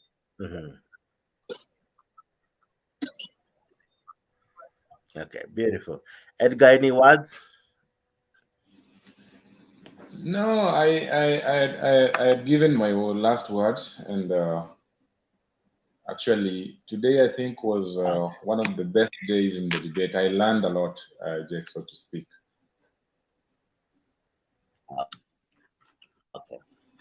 Okay, beautiful. Thank you so much, and God really do you well. Now, ladies and gentlemen, we have to bring it to a wrap, but I cannot leave it without thanking you, Mwananchi, who has been part of this show. Mwananchi is you, eh? We are Mwananchi, you, who has always been part of this show. This show has never been without you. Asanteni sana. The guys who comment, the guys who come in as panelists, man, you are the guys that have made this show to be big. You never know. Amjui jinsi umefanya show ikawa kubwa. Thank you so much. Umefanya show kuwa fiti, kubalika, kupendeka na kutazamiwa na wengi sana. Asanteni sana for always liking our videos. Thank you even for those who come later on to watch the video and to replay and replay and replay. Cut the many videos. We have had so many. We have had so many shows. I was looking at my list, and today marked my 47th edition. Where can imagine 47th show. Today was my 47th. Of course, there are so many others, but today ilikuwa 47th. So you can imagine.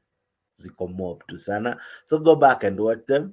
Go back and like, there are many. I was looking at the list and I can tell you where ziko tu mingi, but you guys have made it possible, and I thank you so very, very much. So see you tomorrow evening from 10 p.m. Make sure to catch up on this show and many other shows that are posted on Mutembei.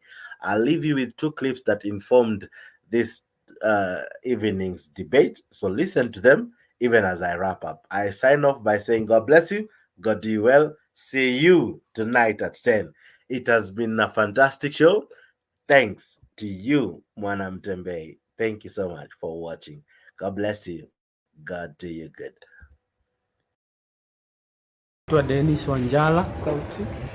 Nashukuru Mungu nimeweza kutoka jela. Nilikuwa nimeshikwa kwa sababu ya kupigania haki ya Wakenya, na sisi kama Wakenya tuko tayari kuwapigania, sababu hii nchi ni yetu sisi wote. Nashukuru Mungu niko nje. Mimi kitu ambayo nataka kuongelelea ni hii. Kuna vijana ambao wako pale kwa prison, Nairobi West Prison, ambao nilikuwa nimefungwa. Hao vijana wanalia sana, na ni vijana wadogo wanalia sana waweze kuachiliwa, especially vijana wa maandamano. Vijana wako hapo ndani, vijana 25 wote wamepigwa bili ya kila mtu 100,000. Wale vijana wanadai almost $1 million. Mimi nitataka kuambia Raila Amolo Odinga, wewe walisema vijana waachiliwe, mbona mpaka saa hii vijana wajai achiliwa? Hata mimi nilistuka vile niliingia prison, Nairobi West Prison. Waliponiona tu hivi wanasema mtu wa baba ndio huyo amekuja, tutatoka. Nikawaambia hata pia mimi nimewajoin. Sasa mimi kitu nataka kuambia Raila Amolo Odinga, wewe enda usaidie vijana watoke nje, wanalia sana. Hii maisha imekuwa ngumu kwa prison. Saa hii William Ruto ameshika vijana wengi zaidi. Ukienda kwa prison, vijana wamepangana laini, wote wanalia sababu William Ruto amehakikisha kuwa bottom up ni kushika vijana na kuweka cell. Sasa sisi kama vijana, especially sisi vijana, lazima tuamue tuweze kupigania hii nchi. Na bado safari iko. Si ati mimi nimeshikwa ati nitanyamaza, ati ndaachana eti sasa Ruto tu ameniweza. Hakuna. Hiyo asahau, ameninyoa mzuri, ndamgonga mzuri. Mimi ninataka kuambia kina Babu Owino. Babu Owino, wewe ulisema utashughulikia maneno ya kututoa. Paka saa hii Babu, sisi hatujaona ripoti yoyote ya kutoa watu ambao walishikwa on Thursday. Na vijana 12 ambao nilishikwa nao mimi pale Nairobi West Prison bado wako huko ndani, na Babu wanakutarajia wewe uende watoe. Mimi kama sio kuamka chini na bibi yangu kuamka chini, mimi singetoka. Lakini wewe Babu ulienda kwa bunge ukasema tutashughulikia maneno ya vile tulishikwa. Paka saa hii Babu tumelala ndani kwa prison cell saa hii siku 6. Babu hatujaona ripoti yoyote. Babu, kuomba, mimi nimetoka. Nataka kesho utoe wale vijana ambao wamebaki 12 pale Nairobi prison. Sababu wale vijana wanateseka, wengine wako na familia, lakini wanapigania Raila Amolo Odinga. Mimi hata nilikuwa ninafikiria Raila Amolo Odinga atakuja kututoa. Kumbe baba ati sijui kama hakusikia hii ripoti, mimi sijui. Lakini mimi kitu nataka kuambia Babu Owino. Babu Owino wao walikuwa na ripoti kwa sisi tulishikwa. Na tunapigania baba vile wanapigania baba. Kwa nini usijishughulikie?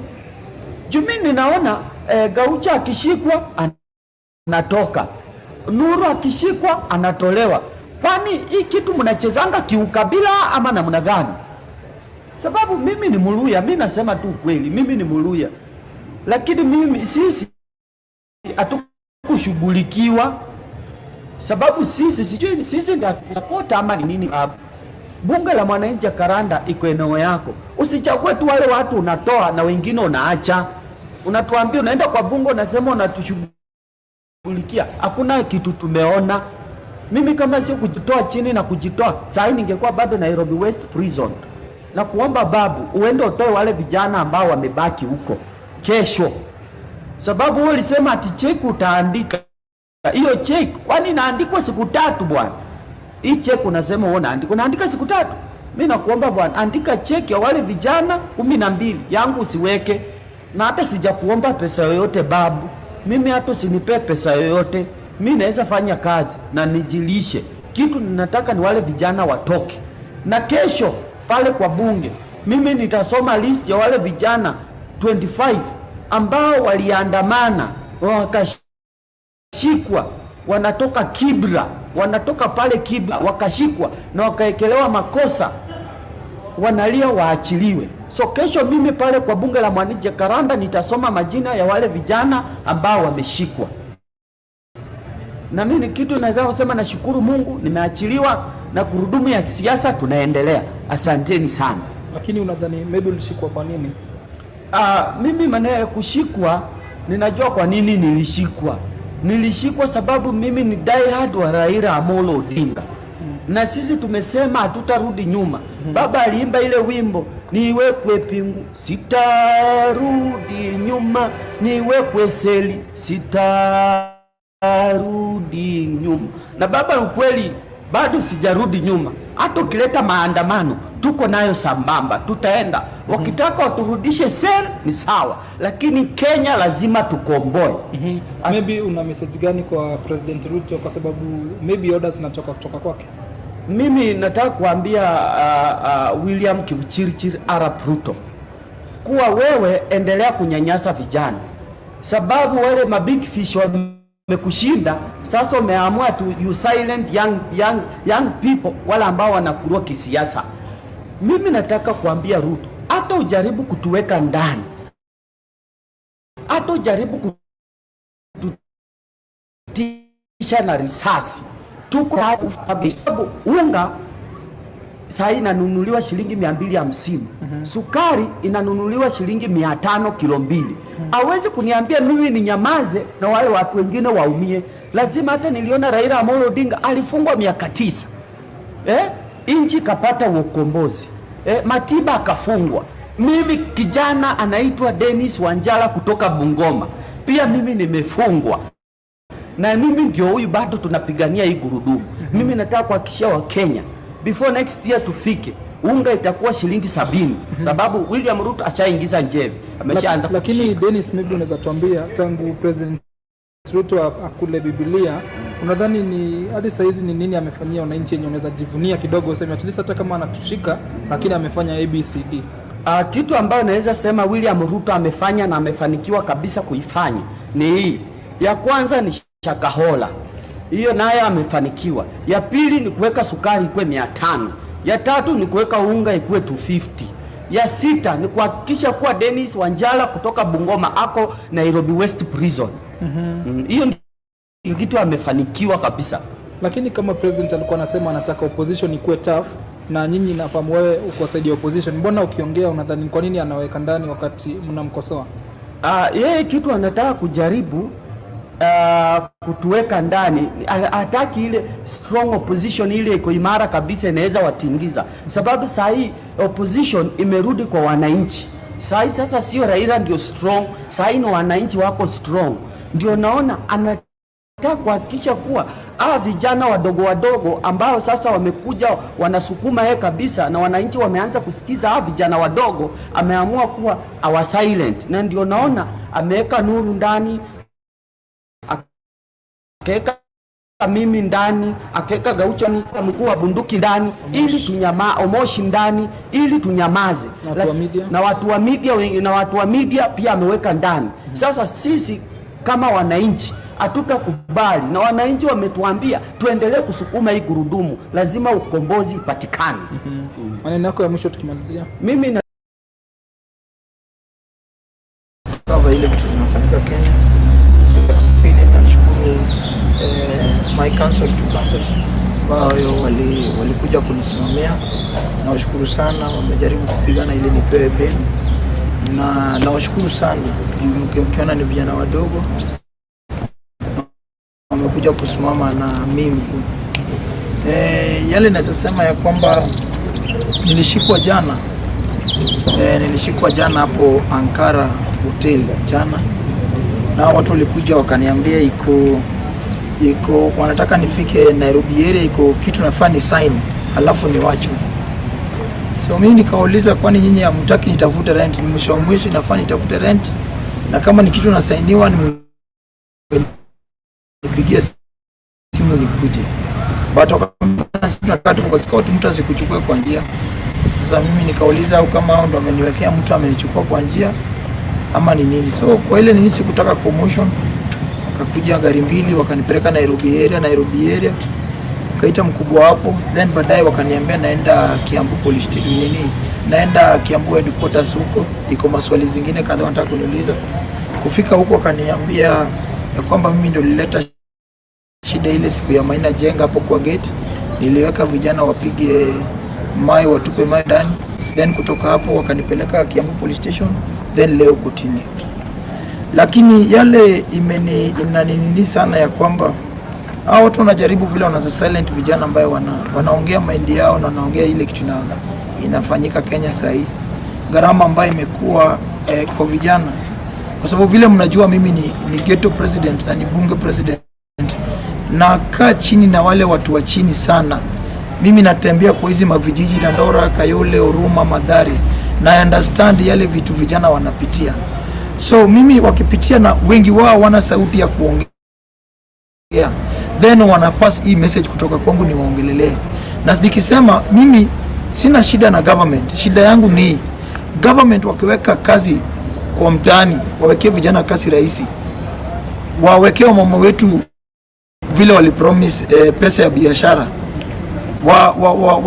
waweke environment ya kazi kwa vijana, then mimi hawataona mimi Gaucho nikikuwa kwa barabara ama niteoni. In fact nitasema wale wanafanya vizuri, but the moment bado vijana wanahangaika Kenya mzima, vijana wana kitu ya kufanya.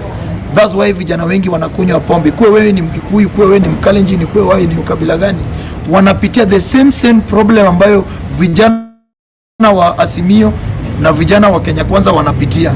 It's not about sasa political parties, it's not about political alliances, it's about challenges ambayo ina face kila kijana Kenya hii.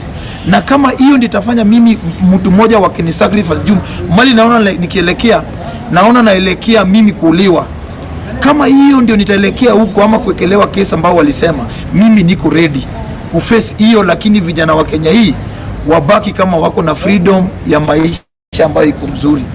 Mambo ya pili ambayo inaniuma sana ni ya kwamba watu wengi wanajaribu kunicompare na ndugu yangu Maina Jenga. Atuko kwa comparison ya Maina Jenga. Maina Jenga yako na around 60 years. Ameanza kupigana kama mimi bado sijui hata siasa inafanywa nini. Mimi nilikuwa footballer. Wengine bado nilikuwa shule nikimsikia kwa radio. Leo mtu anakaa kwa WhatsApp group, Facebook ananicompare ya kwamba mimi nataka kumaliza eti Maina Jenga asionekane. Mimi nataka kusema hivi.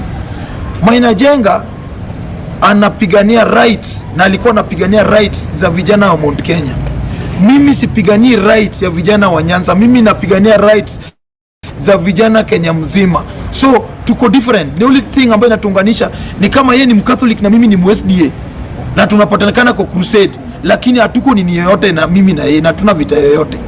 Ya pili, mimi nataka niseme hivi, kitu imeniuma pia zaidi, na hii message inaendea kwa core principles za Azimio, ya kwamba ni kitu pain Maina Jenga akipelekwa hapa nini, akipelekwa CD quotas karibu 4 principles. Sisi kishikwa na kui milioni, lakini mimi nikishikwa inakaa ni kama umbo fulani amepelekwa station. Unaona inakuanga aje? Kwani iko jina fulani mimi pia nijiite Njoroge ndio watu wakuje, ama niite Mwendo ndio watu wakuje? Unaona hii kitu inaniuma. Na sasa hivi vijana wangu wengi ambao walianza hii struggle ya bunge la wananchi ndio tulianza hii struggle, au watu wengine wametupata kwa hii struggle. Vijana wangu sasa hivi wengine kama 20-30 wako industrial area, wengine washafungwa kwa kamiti, wengine wanasafa. Kama mimi Gaucho ambao najulikana ndio nakaa hivi na bembeleza kutolewa na wale wajulikani. So mimi nasema hivi, na nasema kama muta change, kama mutabadilika, hii ni ya yenu. Kwa sababu mimi najua mtu genuine hapo ndani Lubinga. Iko wale wako close na yeye hapo, wanaona ni kama wananyang'anywa political mileage ambayo mimi siko hapo. Mimi nasema bila kunini, kama hiyo part, kama vile vijana wangu wanahangaishwa na watu wa bunge wanahangaishwa, Jacaranda wanashikwa juzi 14, sababu Wino ameshinda akipiga simu akishughulika. Wengine wanasema eti wengine si maana, ni wa maana na wanakaa karibu na Raila Odinga. Mimi nasema kama itakuwa hivi, then mimi nawaambia Mwenyezi Mungu hii partisan ifaulu. Isipofaulu, then muite maandamano ya pili, then itakuwa mimi nitawatakia mazuri mbele, kwa sababu lazima tutaritiwe the equal. Na example, juzi former president Uhuru Kenyatta amesema mimi nataka ni meet na huyu Gaucho. Hakuna mtu anazungulika ni meet na yeye, na wanajua vizuri mimi siwezi toka tu direct niende kwake. Ingekuwa Raila Odinga amesema nataka kijana mwingine anaitwa Kamau ama mwanamuziki fulani anataka kunini, saa hii angeshashughulikiwa na pelekwa Raila Odinga na pay hii kutumesemekana. Lakini jujina ni Kijaluo, then bado kona inakuwa mingi, watu wanani kama wanaenda kusucceed. Mimi nasema hivi, na nasema bila kunini, ya kwamba enough is enough. Si eti zile wimbo example Emma Jala makitoa wimbo na ni wimbo mzuri, iwezi performiwe kwa nini ya Wasimio. Lakini mtu akiitwa Joroga kama Mwende akitoa wimbo, hiyo inapigwa. Kama Calligraph ametoa wimbo na ni wimbo mzuri, jina yake inafanya hiyo wimbo yake hizi lipwa na hizi performiwa. Nyipa pamoja ama Emma Jala makitoa wimbo na jina yake ile nini. Lakini mtu akikuja hata kiimba wimbo ya ujinga na inataja Raila na kabila si ya Raila, sasa huyo mtu afai kushughulikiwa. Mimi nasema hivi, kama mtachukua watu wa bunge ndio walaanza hii safari serious, na muone ya kwamba wengine wameingia juzi hapa ndio maana, then mimi nasema na nitaongea na vijana wa ghetto Kenya mzima, then tuwekwe juu ya mesa, tujulishwe ya kwamba kama hii mambo mengine ya kushikwa ndio watu wataki kushughulika, na chakula kiwekwa juu ya mesa, tutaambiwa tunawe, tutaenjoy hata tupikiwe karibu. So mimi nasema vijana Kenya mzima, kama hao watu hawatakuwa serious, then si pia tutakuwa serious. Lakini sisi tunasema ya kwamba government lazima washughulikie watu. Na malizia nikisema, ndugu yangu Gachagua, hii mambo ya kuweka vijana maskari na mambo mingi, muli promise au maskari pesa, muli promise majaji pesa. Please wacheni kuangaisha maskari. Hata saa hii OSPD wa huko ni county commander wa Nakuru, eti amefukuzwa kazi juu eti hakuona mainajenga akienda kwa ile matanga ya sijui ule mama alikufa ule msuja ule wa nini. Eti saa hii polisi wa hapa Mudhaiga, OCS na OSPD wamefukuzwa kazi eti kwa nini waliwacha nini? Hao watu wako na familia, na mimi nasema muliahidi ya kwamba hamtaweka mapolisi kwa siasa. Kwa nini mna force mapolisi kwa siasa? Kwa nini mna force? Hao wa polisi pia ni watoto wa watu, ni wamama wa watu, na iko watu wamewategemea. Kwa nini mna frustrate mapolisi hivi? Mimi nasema hii kitu lazima polisi wa Kenya wakuwe independent. Na hii kama ni referendum, mimi naambia kina Raila Odinga, Kalonzo Musyoka, referendum ambayo inakuja lazima mpe mapolisi sheria yao na nini yao. Si eti mtu anapiga simu ya kwamba huyo polisi asiposhika nani unafukuzwa kazi. Watu mmefukuza kazi, lazima mjue pia wako family ya watu wengine. Ya mwisho mimi naambia William Ruto na Gachagua, my friend Gachagua, hukupewa deputy president kutishia watu na maumau. Eti ukienda mahali maumau, ukienda sijui wapi maumau. Ulichaguliwa kuweka Mount Kenya ikuwe na mambo ya maziwa, mambo ya kahawa, mambo ya majani chai na mambo ya meru ya miraa. Au kuchaguliwa ya kwamba ukienda mahali wewe ni mtoto wa mau. Hata mimi ni mtoto Ramogi, sijisifu kwa sababu yao ni wazee wengine walikufa huko kwa msituni, hawakuwa nalipa nyumba. Sasa hii generation nyingine wanataka kututishia na watu walikufa kama wameweka nywele, hawakuwa na nywele, haikuwa na kinyosi, unatutishia. Hii generation nyingine wajui maumau. Wao kijana Mkikuyu ambaye amezaliwa sasa hii anataka kuona hospitali, anataka kupata kazi, anataka kuona barabara, anataka kuona security. Hiyo mambo ya maumau, rudi kwa naenda baadaye ukae huku tutangazia wazee ya kwamba wewe ni maumau. Asante na Mungu awabariki.